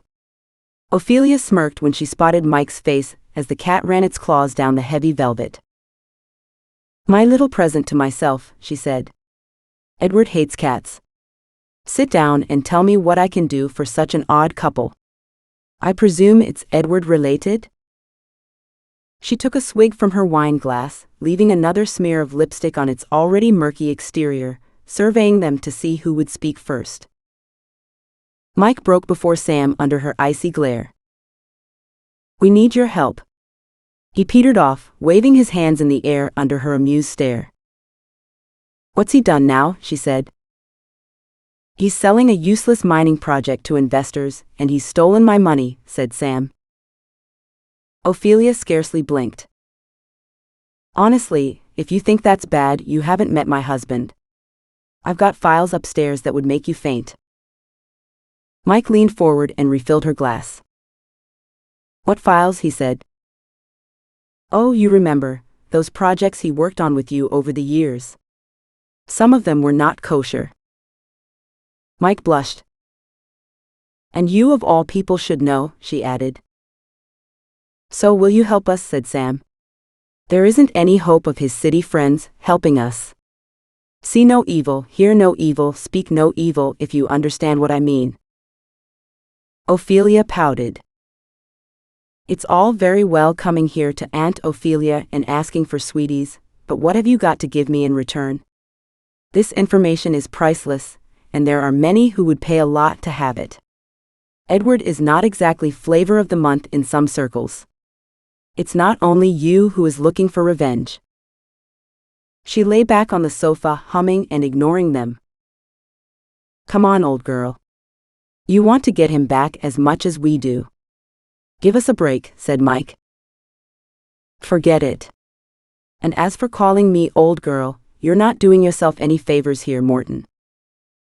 I've got money, said Mike. I don't need your money, said Ophelia. Mike shrugged and turned to Sam. As he watched, her eyes lit up and she bit her lip. Were you aware Edward owned an office in Mayfair? Ophelia's eyes opened wide. She swung her legs off the sofa and put down her wine glass, suddenly sober. Tell me more, she hissed, reminding Sam of Cruella de Vil more every minute. I work for a guy called Leo Giustra, who runs a broking business called Resource Ventures from an attic in Dover Street. He told me it belonged to Edward, sighed Sam. The business? Said Ophelia, slurring slightly. The office, said Sam. By my reckoning, at least half of it is yours. Ophelia clapped her hands together in delight. You clever girl. I knew he had hidden things from me, I just couldn't trace them. I think Leo knows the name of the offshore company that holds the office, if that helps, said Sam. I could ask him for you. Ophelia leapt to her feet and danced about, shouting yes, yes, yes. It wouldn't surprise me if he had other properties hidden in there, said Mike, feeding her frenzy. Other properties? It all makes sense to me now. You've hit the jackpot, Sam. So can you help us, said Sam. I've got enough to put the man in prison for the rest of his life. Sam joined Ophelia in her dance, watched by a bemused Mike, who didn't seem so excited by this news. He cleared his throat, stopping them in their tracks.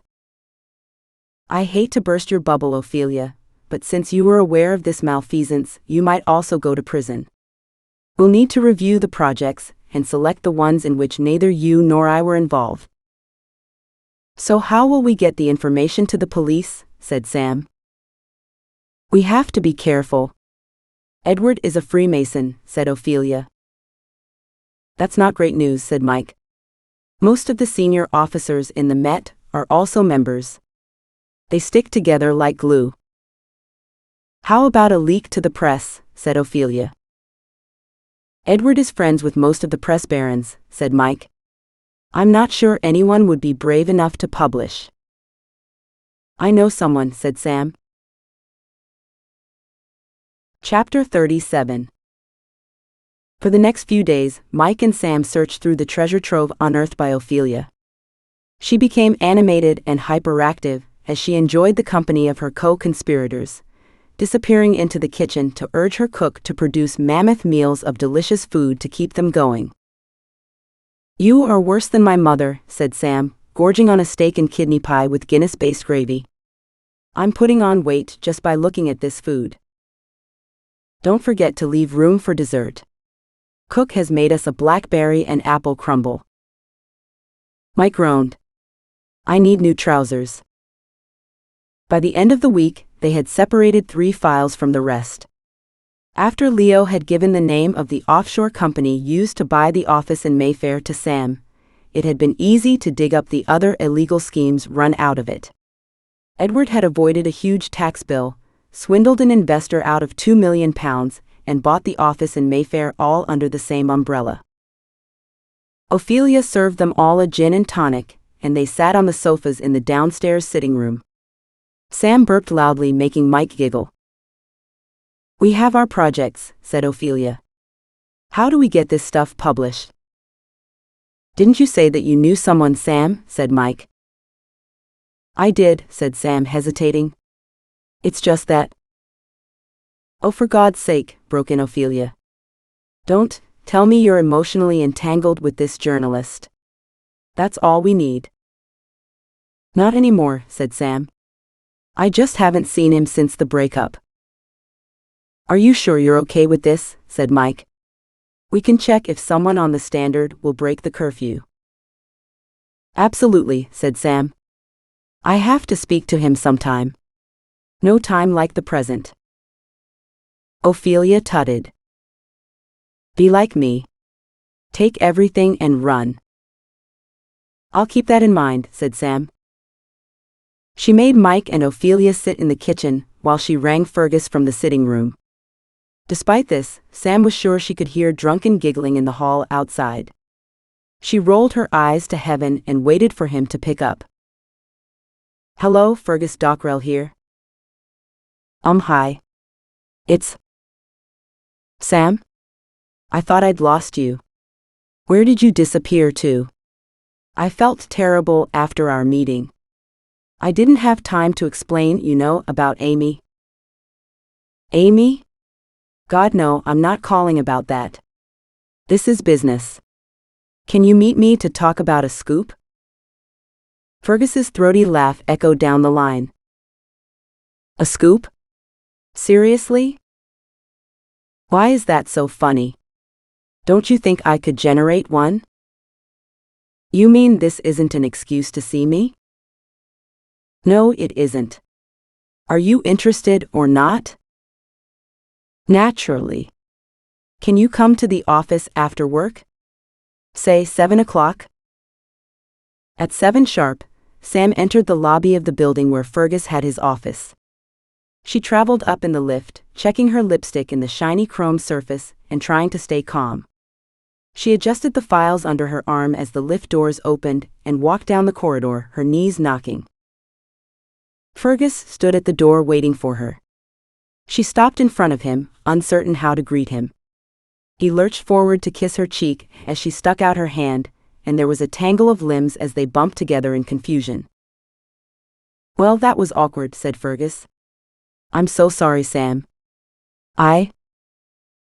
No, I'm the one who is sorry. I shouldn't have sprung the whole relationship thing on you.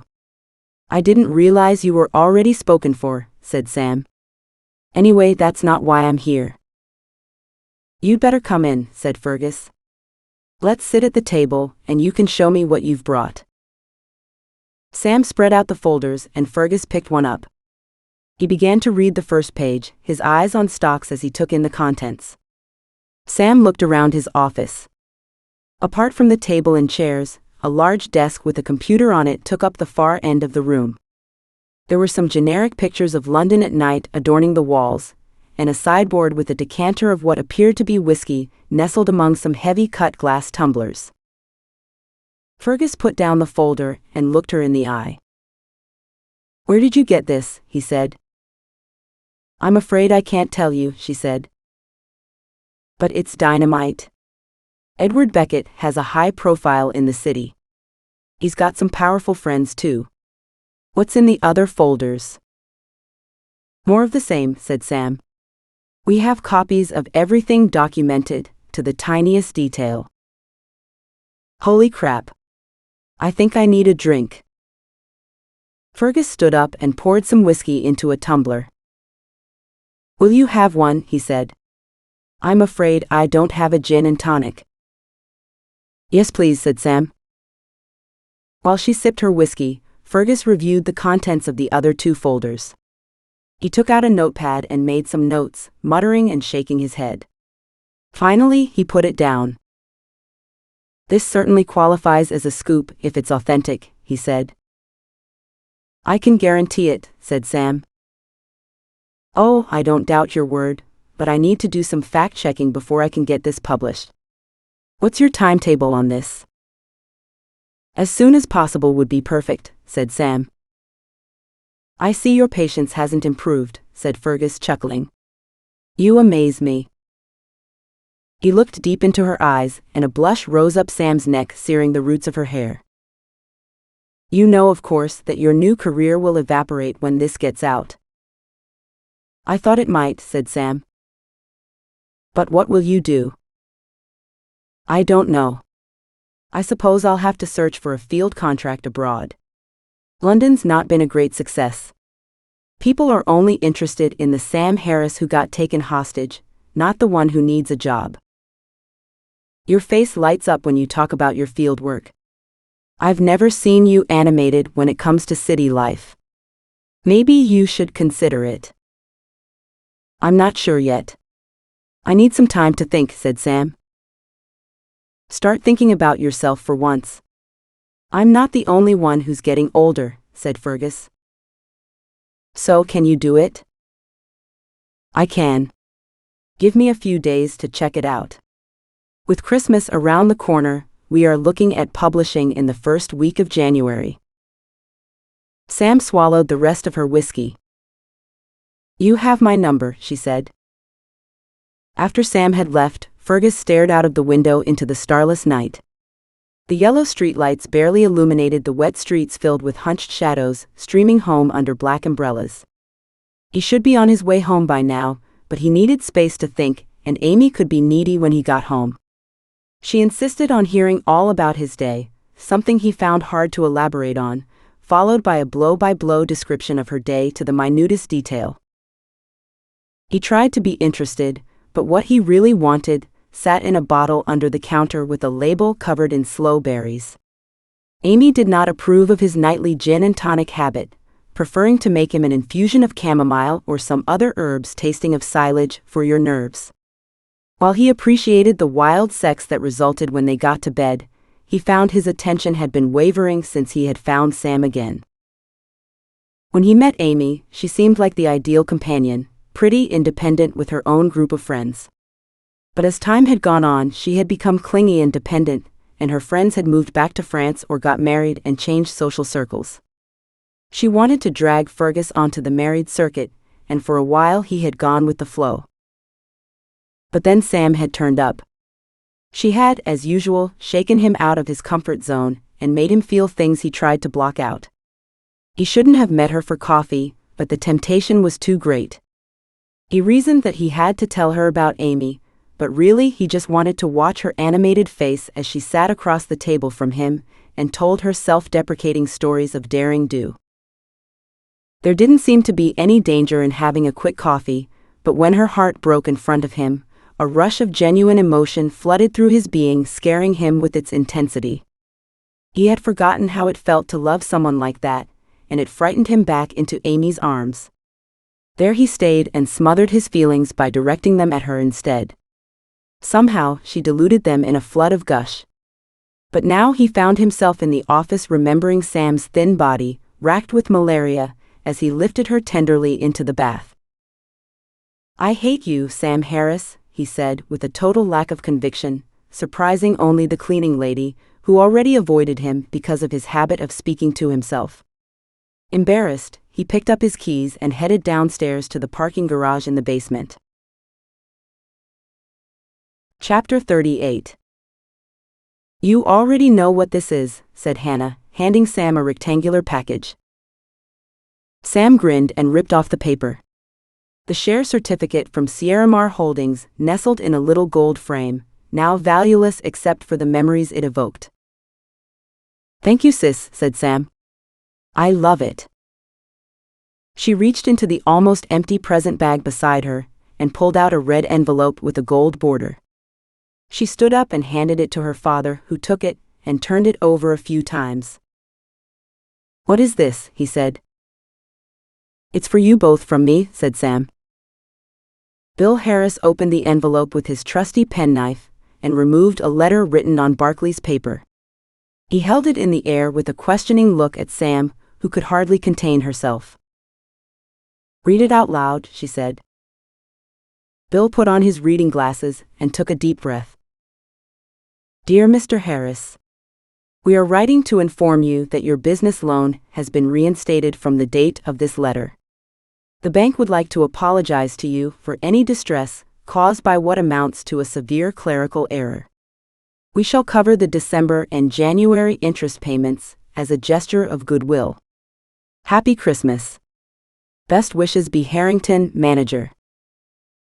Bill adjusted his glasses on his nose and raised one of his new handkerchiefs to dab his eye as he passed the letter to his wife. She let out an involuntary exclamation as she reread the letter. Hannah took the letter next, reading it as if Sam had not read it out. Matilda Harris sniffed loudly and borrowed her husband's handkerchief. "Oh my God, Sam. How did you do this? How?" She tailed off and burst into tears, slipping off the sofa and crawling over to her parents, where she hugged her mother's legs. "It's a miracle," her father said. "I feel like Tiny Tim." Sam smiled. "That makes me Scrooge. I hate to ruin your Christmas, but Mike Morton gets part of the credit. If it wasn't for him, Edward would have got away with this." "Mike Morton? There's a lot you haven't been telling us," said her father. "Fill the glasses, I think we'll be here a while." Edward Beckett raised a glass of champagne to his son. They had eaten in the restaurant of an exclusive London hotel, and now they relaxed in a side room with a blazing fire.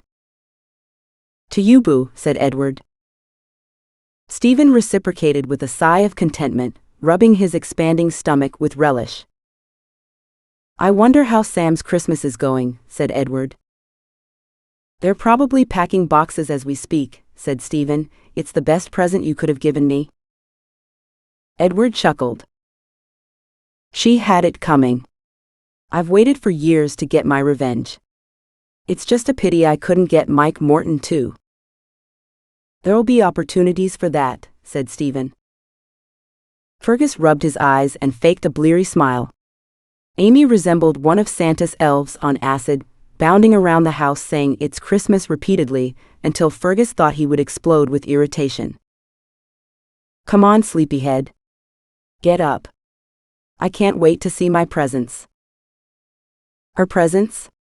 A cold chill of panic gripped Fergus's chest. He had been working on the breaking story about Edward Beckett on Christmas Eve, chasing up a lead who had offered to confirm some of Edward's nefarious dealings in return for a few stiff whiskeys.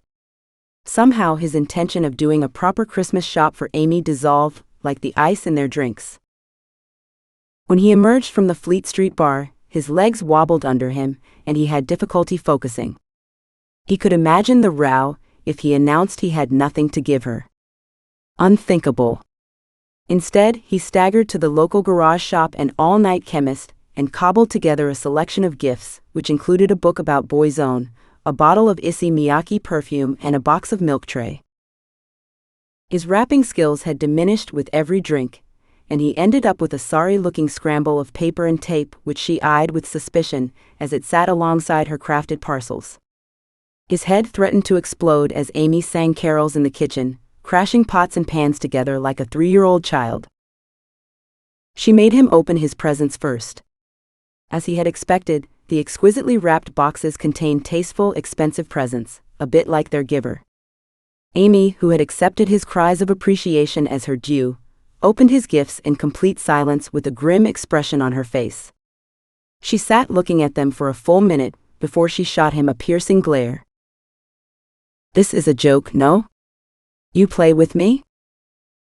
Fergus forced out a laugh. It's a joke. You don't really think these are your real presents, do you? Wait here. He climbed the stairs and took a shoebox down from the top shelf of his wardrobe. In it, he found the small box containing his grandmother's engagement ring. Regret swamped him as he returned downstairs, but no option remained if he wanted to avoid disaster. He got down on one knee and offered her the open box. Chapter 39. It's finished, said Fergus.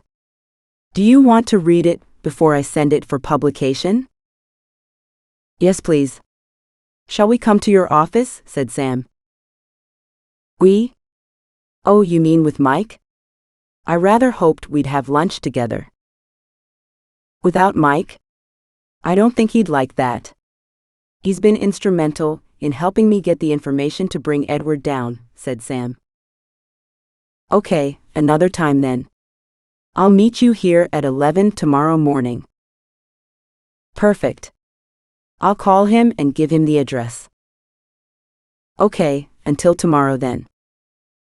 Sam put down the receiver. She would have loved to have a cozy lunch with Fergus, but somehow it didn't seem appropriate now that he was engaged. She had no loyalty to Amy, but every time she met Fergus, feelings surfaced that she had no control over. There would be only one chance to take Edward down, and losing focus at the last minute might jeopardize their plans. Mike could hardly contain himself when she told him. Can't we meet him today? He said. It's 10 p.m., said Sam. Not really office hours. Okay, but don't be late. Sam found Mike waiting outside Fergus's office building. Blue with cold, he stomped his feet and exhaled in short, sharp breaths as Sam approached. I'm not late, am I? Said Sam, checking her watch. You should have waited inside. No, I arrived early. You know what the tubes are like. Sam smiled. Mike could afford a taxi now, but old habits die hard. She took his arm. Come on. Let's find out what Fergus has got for us. Fergus shook Mike's hand and gave Sam a peck on the cheek. Come on in. You're both freezing. I'll turn up the thermostat. Sam made a pot of tea, and they settled around the board table. The atmosphere was thick with intrigue. I've printed off some copies, said Fergus. Why don't you read it first, and then we can discuss the contents? Silence reigned while Sam and Mike read their way through the document.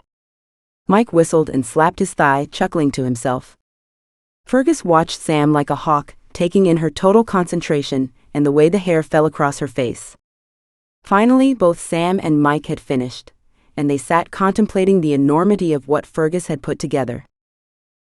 "Congratulations," said Mike. "He's dead and buried.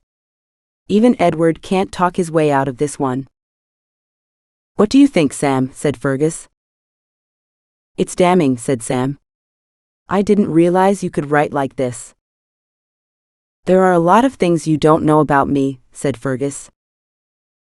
"The shit will hit the fan," said Mike. "We should stand well back."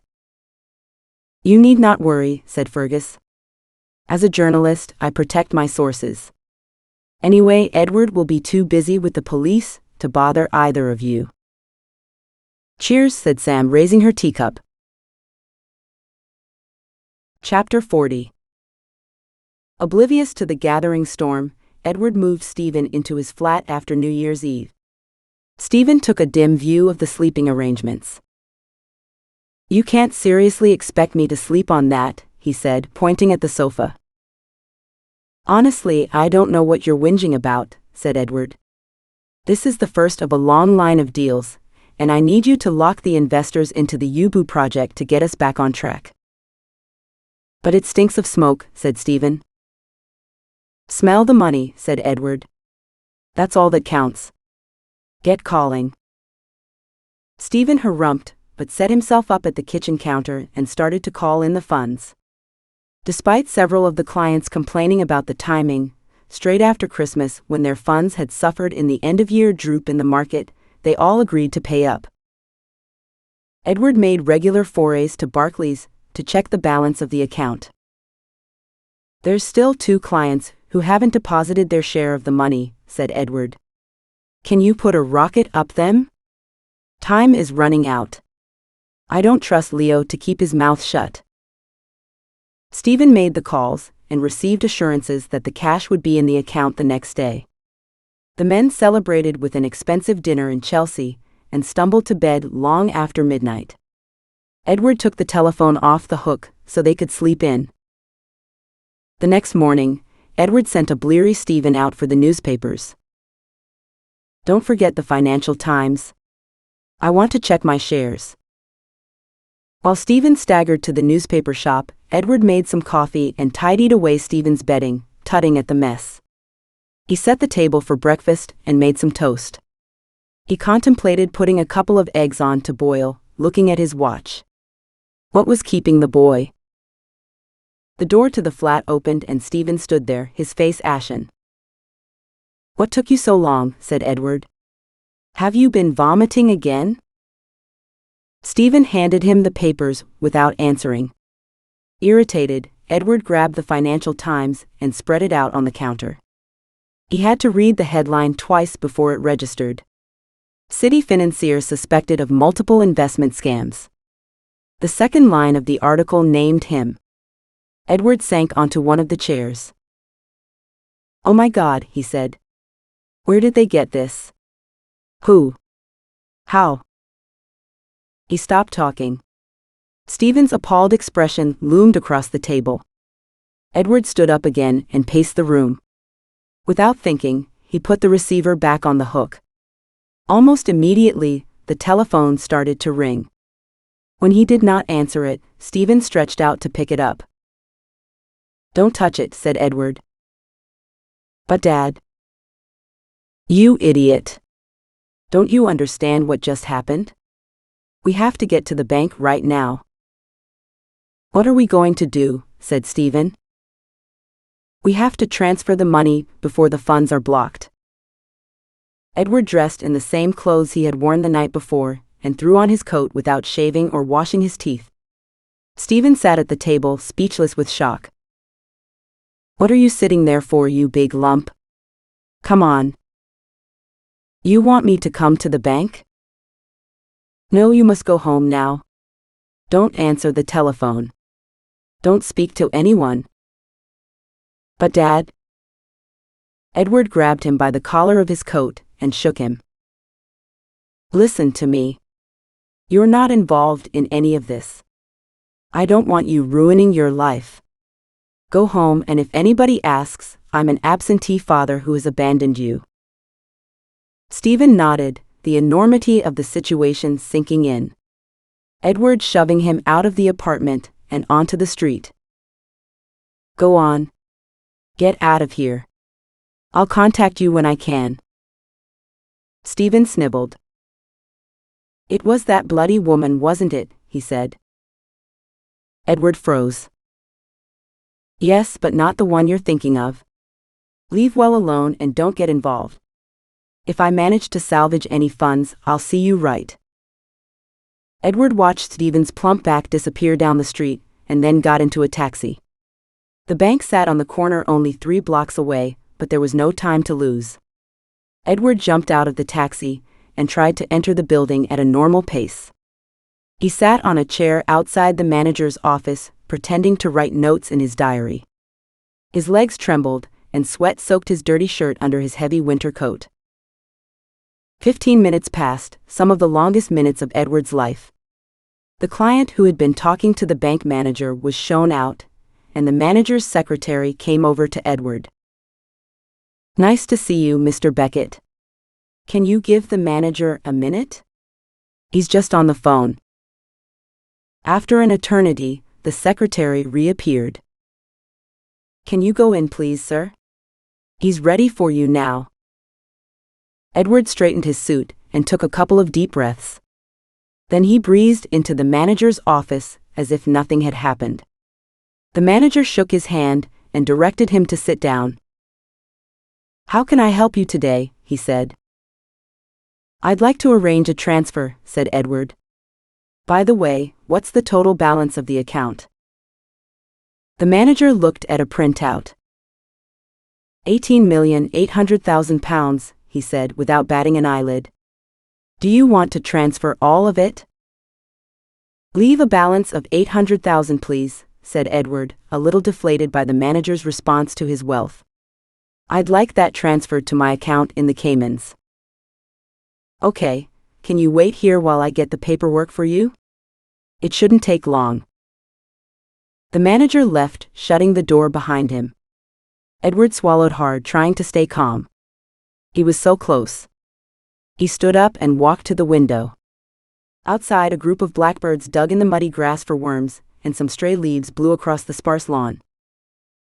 Behind him, the door opened. Edward spun around, a big smile on his face. 2 burly men entered. They did not return his smile. "Edward Beckett," said one of them. "I'm Detective Sergeant Billings, and this is D.C. Potter. Would you like to come with us, sir?" Chapter 41. A north wind added a nip to the air as Sam crossed the bridge over the Thames at Cannon Street and made her way to the Anchor. She pulled her coat shut and zipped it up, winding her scarf around her neck and stuffing it into the neckline. Footsteps behind her made her turn to check if Mike was arriving at the same time, but she couldn't spot anyone in the dark street. Shrugging, she pushed open the door and chose a corner table near the bar for their celebration. Edward's fall from grace had been swift after the article came out. The tabloid press had had a field day with the lurid details of his illegal dealings. Ophelia featured in most of their coverage, confirming her role in the demise of his empire. Photographs of her wearing glamorous outfits decked the pages, and there were rumors someone had asked her to write a book about her experiences with Britain's most notorious swindler. When Sam called her to ask if she wanted to go for a coffee, Ophelia had laughed and said she didn't have a free morning for months ahead. Her friends had rallied round after the publication, thrilled to have a new scandal to fill their days. Ophelia did not seem to mind their fickle behavior. She reveled in once more being the center of attention. It was a little galling to be second best after all they went through together, but Sam understood. Sam bought herself a gin and tonic and sipped it. Mike always arrived late for everything, so she settled herself in to wait. She finished her drink after half an hour, but Mike still didn't show up. He did not answer his cell phone, unusual even for him. After nearly an hour passed, she decided he must have experienced an emergency, and leaving a message with the barman in case Mike turned up, she put her coat and scarf back on and left the bar. A man waited for her at the street lamp outside the pub. It took her a couple of seconds to recognize Stephen. He had lost weight, and there were black bags under his eyes. Sam looked around to see if the street contained anyone else, but it appeared empty. Stephen walked up to her, clenching his fists by his sides. She waited, uncertain whether to run or face him. "What are you doing here?" she said. "I followed you. I've been waiting for you to come out," he said. "What do you want?" she said. "Revenge," he said. "You've ruined my life and my father's." Sam snorted. "You did that all by yourselves. I didn't force you to operate share scams. You shouldn't have interfered. You deserved all you got." "Interfered," said Sam. "Because of you and your father, I lost my job and my father almost lost his house. Your father stole the money I earned in Sierra Mar Holdings." "Did he tell you that?" "What money?" "The money Mike Morton made using my shares in his pet food company." "You're lying." Stephen spat out his gum and wrapped it in the blue paper, which he ripped off a new piece of gum. He threw it on the ground. Sam waited for him to make a move, but he wavered, uncertain. "You shouldn't litter," said Sam, and bent down to pick up the paper. Stephen lunged forward and kicked her leg from under her. Sam fell sideways and hit her head on the lamppost, still holding the paper in her fist. She lay on the ground without moving. "Sam," said Stephen. "Stop messing around." But Sam did not answer. Chapter 42. It should have been so romantic. A New Year's trip to Hatton Garden with Amy to buy an engagement ring. He wanted her to have his grandmother's ring, but instead of squeaking with excitement, she pouted and told him she had set her heart on a new ring to signify their new love. Her refusal of the ring surprised him, but at least she had been truthful about it.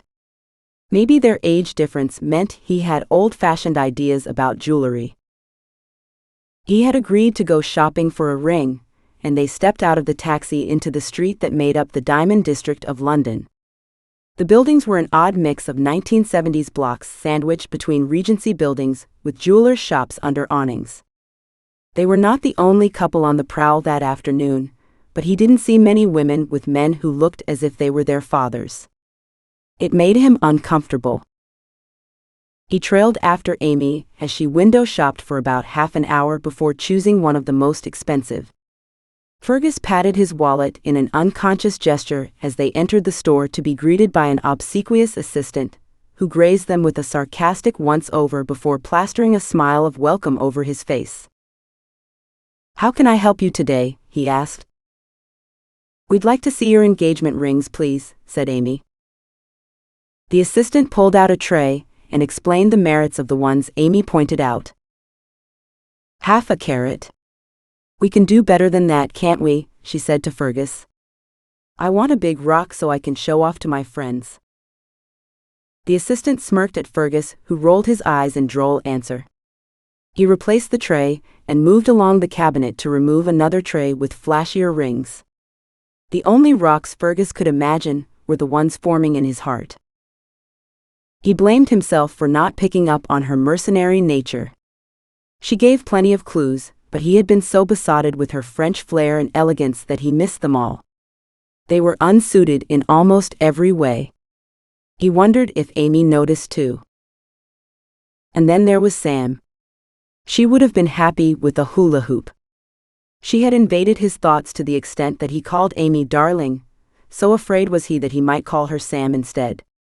He had made a terrible mistake, and he needed to right it before it was too late.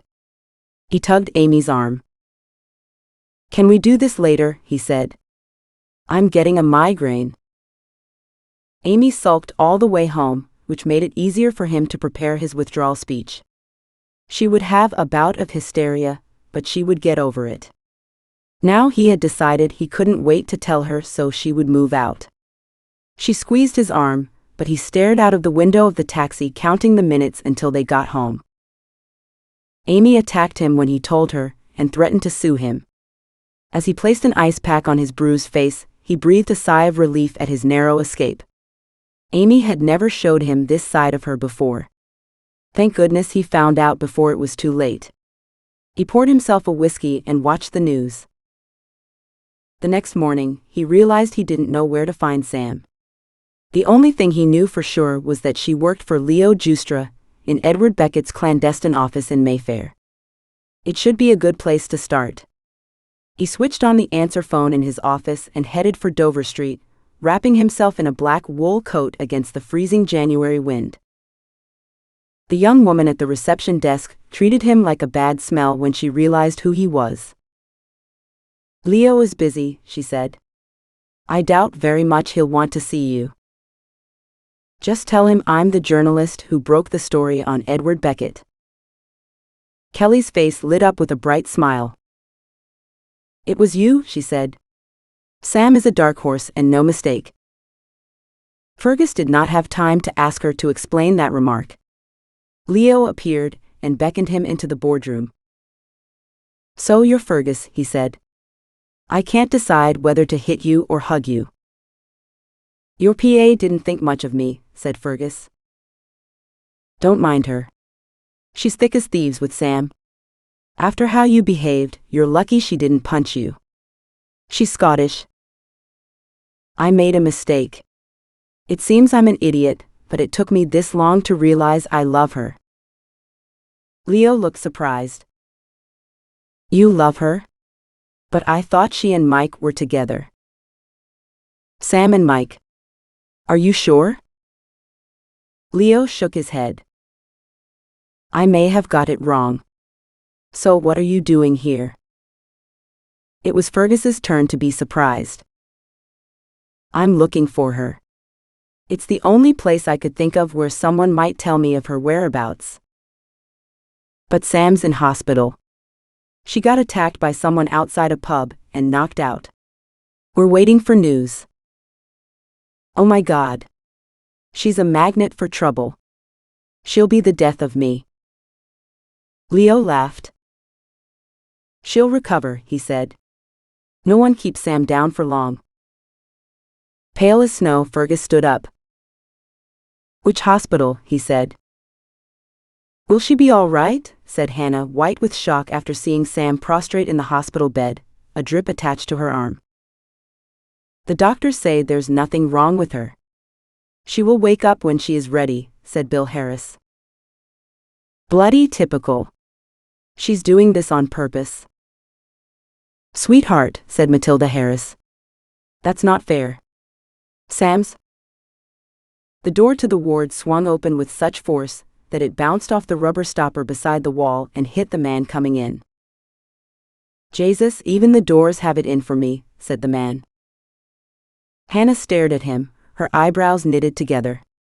He gazed at her transfixed and shook his head as if confused. "You're not Sam, but you look just like her. Where is she?" "I'm sorry," said Matilda Harris. "But who are you?" "Fergus," he said as if that sufficed, and looked around as if he wanted to flee. "You're that Fergus," said Hannah. "You've got a cheek. What makes you think you're welcome here?" "Don't be rude," her father said. "There's no need for that." "No need?" He smashed her heart into smithereens twice. Hannah put her hands on her hips and blocked his way. Fergus swayed, uncertain how to deal with the unexpected obstacle. "Please, I must see her," he said. "There are things I need to say."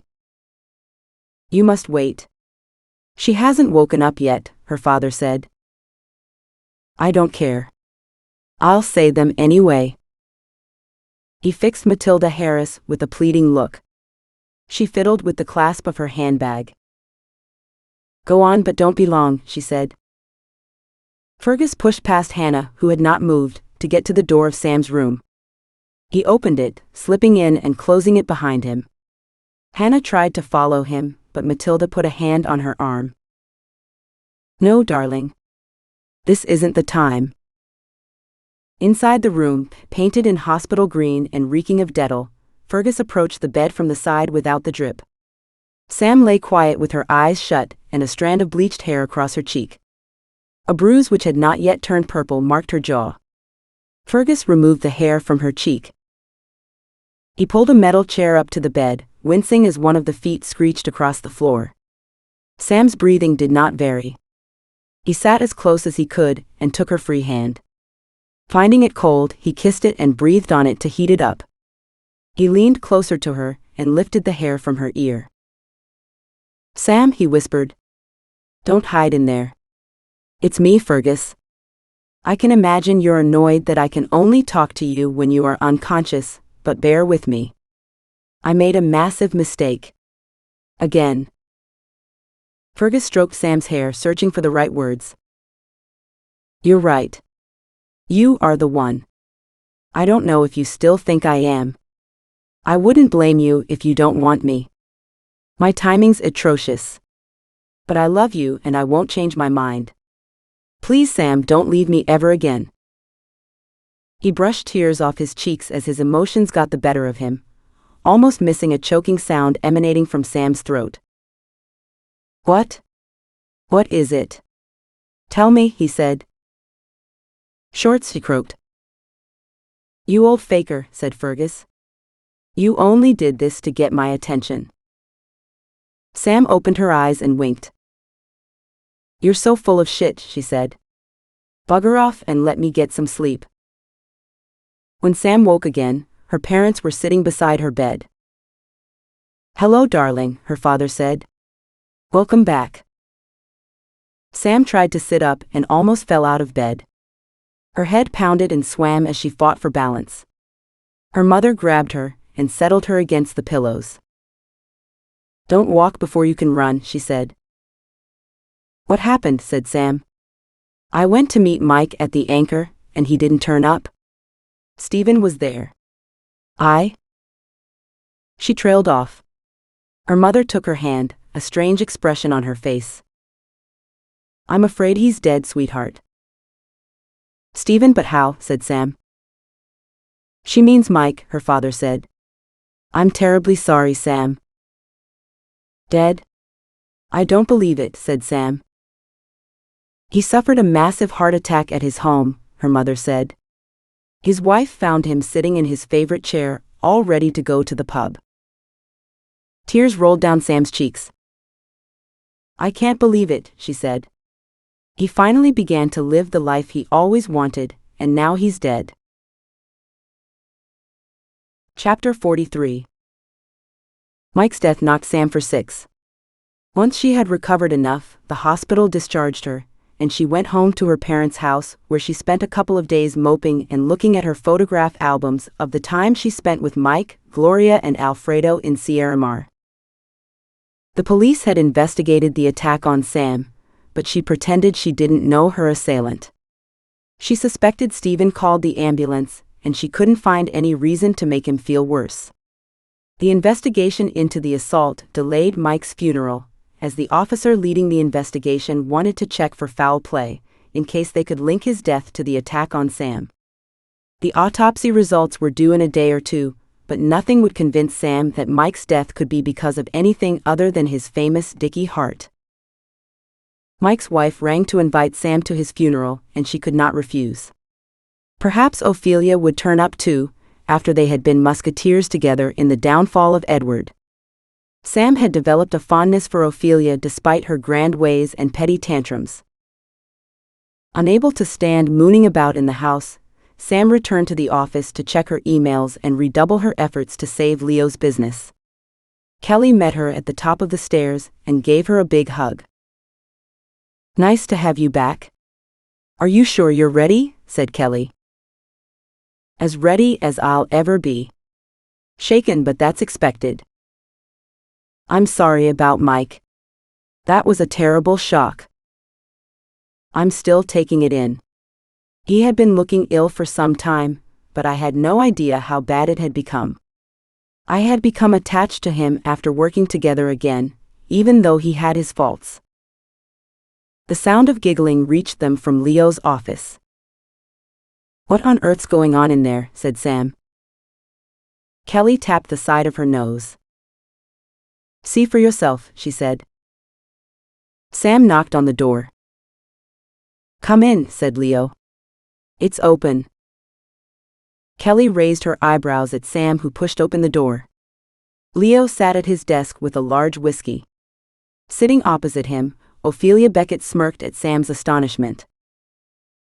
I see you two have met, said Sam. You could say that, said Ophelia. Meet the new boss, said Leo. Ophelia threw her head back and giggled like a girl. Her Botox had worn off, and enough muscles in her face worked to show how beautiful she was before she started attacking the symptoms of old age. Don't be silly, Leo, she said, patting his hand. He beamed back at her. Surely they couldn't be an item? Does this mean Resource Ventures will live on? Only if we can come up with a deal. You are staying, aren't you? For now, anyway, said Sam. I need time to sort out my head, if that's all right with you. You take your own sweet time, said Ophelia. I'll keep the office afloat for as long as I'm able, which should be about 50 years with the money I'll get from Edward's hidden millions. She laughed. I've been fielding calls from Edward's investors.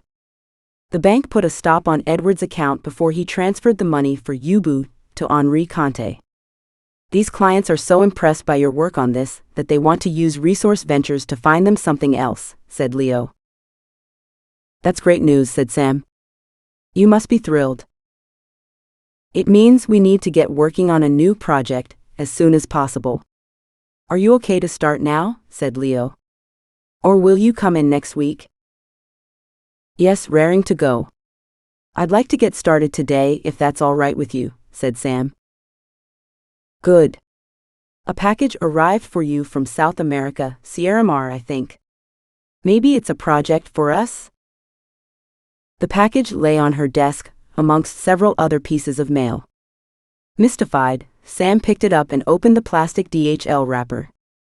She tipped out a file and a handwritten note, which she read with difficulty because of the squiggly writing. She beamed and sifted through the contents of the file, sitting down at her desk and almost missing her chair, such was her concentration. Kelly brought her a cup of tea. Any good, she said. Better than good, said Sam. It's a project I know well. The owner is a friend of mine. His funding has fallen through, and he needs $5 million for his next exploration season. I've visited the area several times and already examined their core shed, so the due diligence has been done. Why has he sent it to you? He wants us to find the funding for him. Leo will be ecstatic, said Kelly. Let me finish reading first. I'll write him a summary page, and then we'll see what he says. Sam had just finished the synopsis of the project when her cell phone rang. The display showed Fergus's name. Hello, stranger, said Fergus. I thought you might like a spot of lunch with me to celebrate your triumphant return to the land of the living. I'd like that, said Sam. Can you manage 1 o'clock at Le Caprice? I've got a reservation. Sam did not ask him why he already had a table reserved. No need to look a gift horse in the mouth. See you there, she said. Kelly raised an eyebrow when Sam announced she had a lunch date with Fergus. Is that wise? She said. I have no idea, but we need to talk sometime. It might as well be today. Fergus rose to greet Sam as the waiter showed her to the table. He gave her a chaste peck on the cheek, and she hid behind the menu, gathering herself for the conversation to follow. You look tired, Sam. Are you sure you should be back at work already? Said Fergus, pulling the menu away from her face. Mike's death has been hard to process on top of everything else, so I haven't been sleeping well, said Sam. But I feel fine and I couldn't stay at home any longer. I'm sorry about Mike. Leo told me you had a thing with him. Sam guffawed. I did not have a fling with Mike. He's married for a start. Leo added 2 and 2 together, and made 11 as usual. Mike and I worked together years ago, that's all. Fergus breathed a sigh of relief. I guess that makes more sense. Mike's not exactly your type. Oh, and what is my type? Said Sam, trying not to laugh. I hoped it might be me, said Fergus, avoiding her inquiring glance. You? But what about your fiancé? Said Sam, blushing traffic light red. I broke up with her. What happened? Said Sam. I realized I was marrying the wrong woman. I'm sorry. Are you? I thought you'd be thrilled considering. Fergus looked deep into her eyes and she felt dizzy. Considering what? She said. Well, you said you'd been waiting for me and... The waiter appeared at the table. He did not appear to notice the awkward silence. What will madam have? He said, pen poised. They ordered their food, and he scurried away again. You were saying, said Sam, unwilling to let the matter drop. I thought you would give us another chance. I should have known it was you all along. Sam fiddled with her napkin. She had half expected Fergus to proposition her, but the scenario included a bottle of wine and a lazy lunch with flirting first. His honesty caught her off guard. He reached across and took her hand. I don't expect you to tell me right away, said Fergus. I just wanted to plant the seed. Amy was a mistake. I should never have proposed to her. I guess the idea of a lonely middle age got to me. Sam removed her hand as gently as possible. She should have been thrilled, but the offer confused her. I can't discuss this now.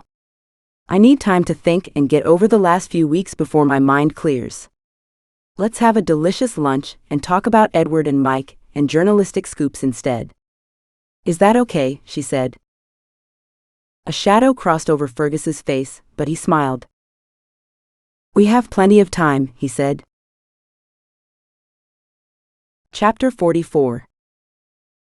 Sam hated funerals, but a need for closure drove her to the frigid cemetery in the East End where, to her surprise, hundreds of people spread across the bleak slope, hugging their coats tight against the wind.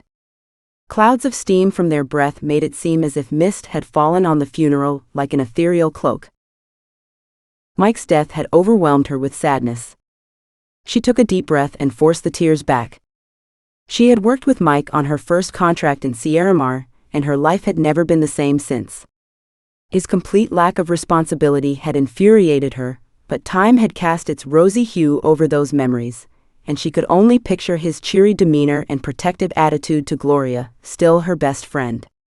His Cockney tones had echoed in her head from time to time over the years. Now she felt bereft, and not even the thought of Edward in a cell awaiting trial could ease the pain. She shivered in the north wind which cut across the graveyard, whipping around the gravestones and making the poplars sway. Mike's widow stood with their 2 children, his son taller than him but almost a carbon copy, the muscles working in his jaw, and his daughter, a bottle blonde with mascara running down her cheeks. A horse-drawn carriage had transported the coffin, and the horses neighed and whinnied on the road behind the gravesite. Sam scanned the rows of mourners facing her to distract herself from crying. She spotted Ophelia Beckett, standing apart from the crowd, looking at the ground as if embarrassed. The cold emphasized her tight face and bloated lips, making her look like someone who had tried to escape old age and ended up resembling a species of fish with straggly blonde hair. She wore a necklace of gemstones on her exposed bony chest. Sam couldn't stop staring at her in horrified fascination. Then Ophelia raised her head and spotted Sam across the grave. She made a friendly gesture, beckoning Sam to her side. Sam made her way around the grave, apologizing as she parted the black sea of mourners. He always was a caution even as a little boy, said one old woman to her. He slipped in and out of our house all the time, escaping the wrath of his mother. She sniffed. Sam choked back a sob and forced herself to keep going.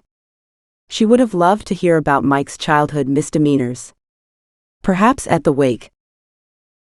When she got to where Ophelia was standing, A bony hand in a lace glove grasped hers and did not release it. She felt oddly comforted. They stood in the pale sunlight until the vicar sent Mike on his way, and the crowd sealed his voyage with a loud amen. One by one, people came forward and dropped crumbs of earth on the coffin. Some young women dressed in tiny black leather miniskirts and bomber jackets flung roses into the dirt. "Goodbye, darling," said one. Sam realized it was the girl from the disco. Mike's wife didn't blink when they hugged her and offered condolences. Some men from the funeral followed them out of the cemetery to the nearest pub. Sam followed the mourners back to Mike's house, an impressive three-story Georgian terraced house. The neatly pointed bricks and shiny green door spoke of recent renovation and loving care. The ground floor heaved with people telling stories about Mike's escapades over the years. The solemn air at the funeral had been replaced by barking laughs and communal giggling as his sordid attempts to get rich were aired between victims and admirers. No ill will permeated the rooms despite this. Seeking refuge, Sam parked herself on a sofa in the corner where Ophelia perched, listening to the gossip and remembrance. "This is a lovely house. I don't know what I was expecting." Ophelia cut her off. "He bought it after he made a fortune in the dot-com boom." Edward was spitting. "Oh, I didn't realize." A warm glow enveloped Sam as she enjoyed this tale. Mike had made it big. How ironic that he did not live long enough to enjoy it. Before she could reply, a tap on her shoulder made her jump. "I'm sorry, I didn't mean to startle you." Mike's widow, Emily, had come over and was hovering beside them. "Sit down for God's sake," said Ophelia. "Not now. I wanted a word with Sam." "With me?" "If that's okay." "Of course." Sam stood suddenly, sloshing her cup of tea into her saucer, dripping onto the Persian rug covering the floor. "Don't worry about that," said Emily. "It's seen a lot worse from the dogs." She led Sam up the stairs, squeezing past a no-entry notice board that blocked the way, and entering a small sitting room at the top of the stairs. The book-lined room had a sewing machine in the corner, with a patchwork quilt still pinned under its foot. Emily reached up to grab something from the top shelf. She placed it in Sam's hand. "He would have wanted you to have this," she said. The golden serpent cipher sat in the palm of Sam's hand, as beautiful as the day she had received it from Don Moises in the Sierra Mar jungle. She gasped. "But I thought he gave it to Edward," she said. "Oh, I told him not to bother. Edward always treated Mike like shit. He didn't deserve it. Have you got your money yet?" "My money?" Sam's bewildered expression made Emily laugh. "Your money from the will. You know." "I'm sorry. I don't know what you mean." A funny expression crossed Emily's face. "Oh," she said. "I've remembered now. He was on his way to tell you when he—" "I'm so sorry," said Sam. "Maybe he'd still be alive now if—" "Don't say that. It's not true. Mike was a walking heart attack. The doctors told him to lose weight, but he just didn't care. He's the only one to blame." She sobbed and blew her nose before blowing her cheeks out. She wrung the handkerchief between her plump fingers and looked up at Sam's concerned face. "Anyway, he's gone now. And you need that money." "I still don't understand." "Mike felt so bad about Edward stealing your money that he wrote you into his will. He knew he hadn't long to live, and he wanted to do something for you. He asked my permission a few weeks ago, and I agreed. I thought I'd ask you to the reading of the will, but it slipped my mind with the autopsy and the funeral and all that. He wanted you to be financially independent. He really cared about you." Sam's eyes filled with tears and her mouth fell open in astonishment. Her mind raced, and she blurted out the first thing that came to it. "How much money?" "Nearly £500,000. Sam blanched and took a deep breath. What? She said. £500,000. Are you all right? No, I can't believe it. Her head was swimming. £500,000? She stood up abruptly and regretted it, almost fainting on her feet. I've got to go, she said. Oh, I hope I haven't upset you. It must be a bit of a shock. Sam forced a smile. A good shock. Thank you so much for telling me. I loved Mike too. You must miss him terribly. We had some good times together, despite everything. I would have liked to have more time, but it wasn't to be. Do you mind if I go for a walk now? I need to digest this news and get some air. Will you come with me? That's okay, love. I've got to stay and entertain the mourners and make sure no one urinates in the Chinese vases. Drop in for a cup of tea soon and tell me about your adventures with Mike in Sierra Mar. I've always wondered what really happened. That made Sam bite her lip and produce a real smile. What on earth had he told her? Or Edward, for that matter? The truth seemed unlikely. The lawyer is holding the money for you. Why don't you call him and organize a transfer, said Emily. Wait a minute. I have his card here. She fumbled in a drawer and pulled it out, handing it to Sam with a smile. I will. Thank you. And I promise to come soon and tell you some tall tales. Emily hugged her, and they both struggled not to weep. Sam stumbled downstairs, grabbing her coat, and opened the heavy hall door. Once outside, she strode to the underground station, the wind cutting through her coat, but unable to cool the excitement bubbling up through her body. She was rich, well, not exactly rich, but rich enough. Mike had always been economical with the truth, but this seemed real enough. She would keep her windfall a secret until it was in her account. Her family had suffered enough disappointments in the last few months. Hot air blew up the underground stairs, welcoming her into its warm embrace. She showed her return ticket to the man at the barrier and rode the escalator into the bowels of the earth. Not even the flasher at Oxford Circus could affect her elation.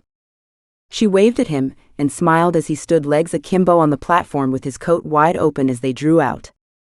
This so confused him he dropped one side of his coat to give her a half wave back. Chapter 45. Matilda Harris went quiet and then burst into tears when Sam told her parents about the money. Don't cry, Mummy, this is good news, said Sam. I can buy myself a house. It's just such a shock, her mother said. Mike Morton. Who'd have imagined it, said Bill.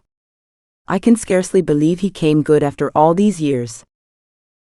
People change, said Sam. Mike was aware he only had a short time left, and his wife told me he wanted to make it right with me. But so much money, her mother said. It's a miracle. You deserve it, darling. Slow and steady and honest wins the race, her father said. Hannah screamed with delight when Sam asked her to go house hunting with her. I can't believe it. Of course I'll come with you. There's a nice little house around the corner from me we can visit. The two sisters visited a dozen houses recommended by the estate agent, but Sam settled on the first one they saw, a house in the street parallel to her sister's place. The house had been empty for a year, so the sale went through within weeks.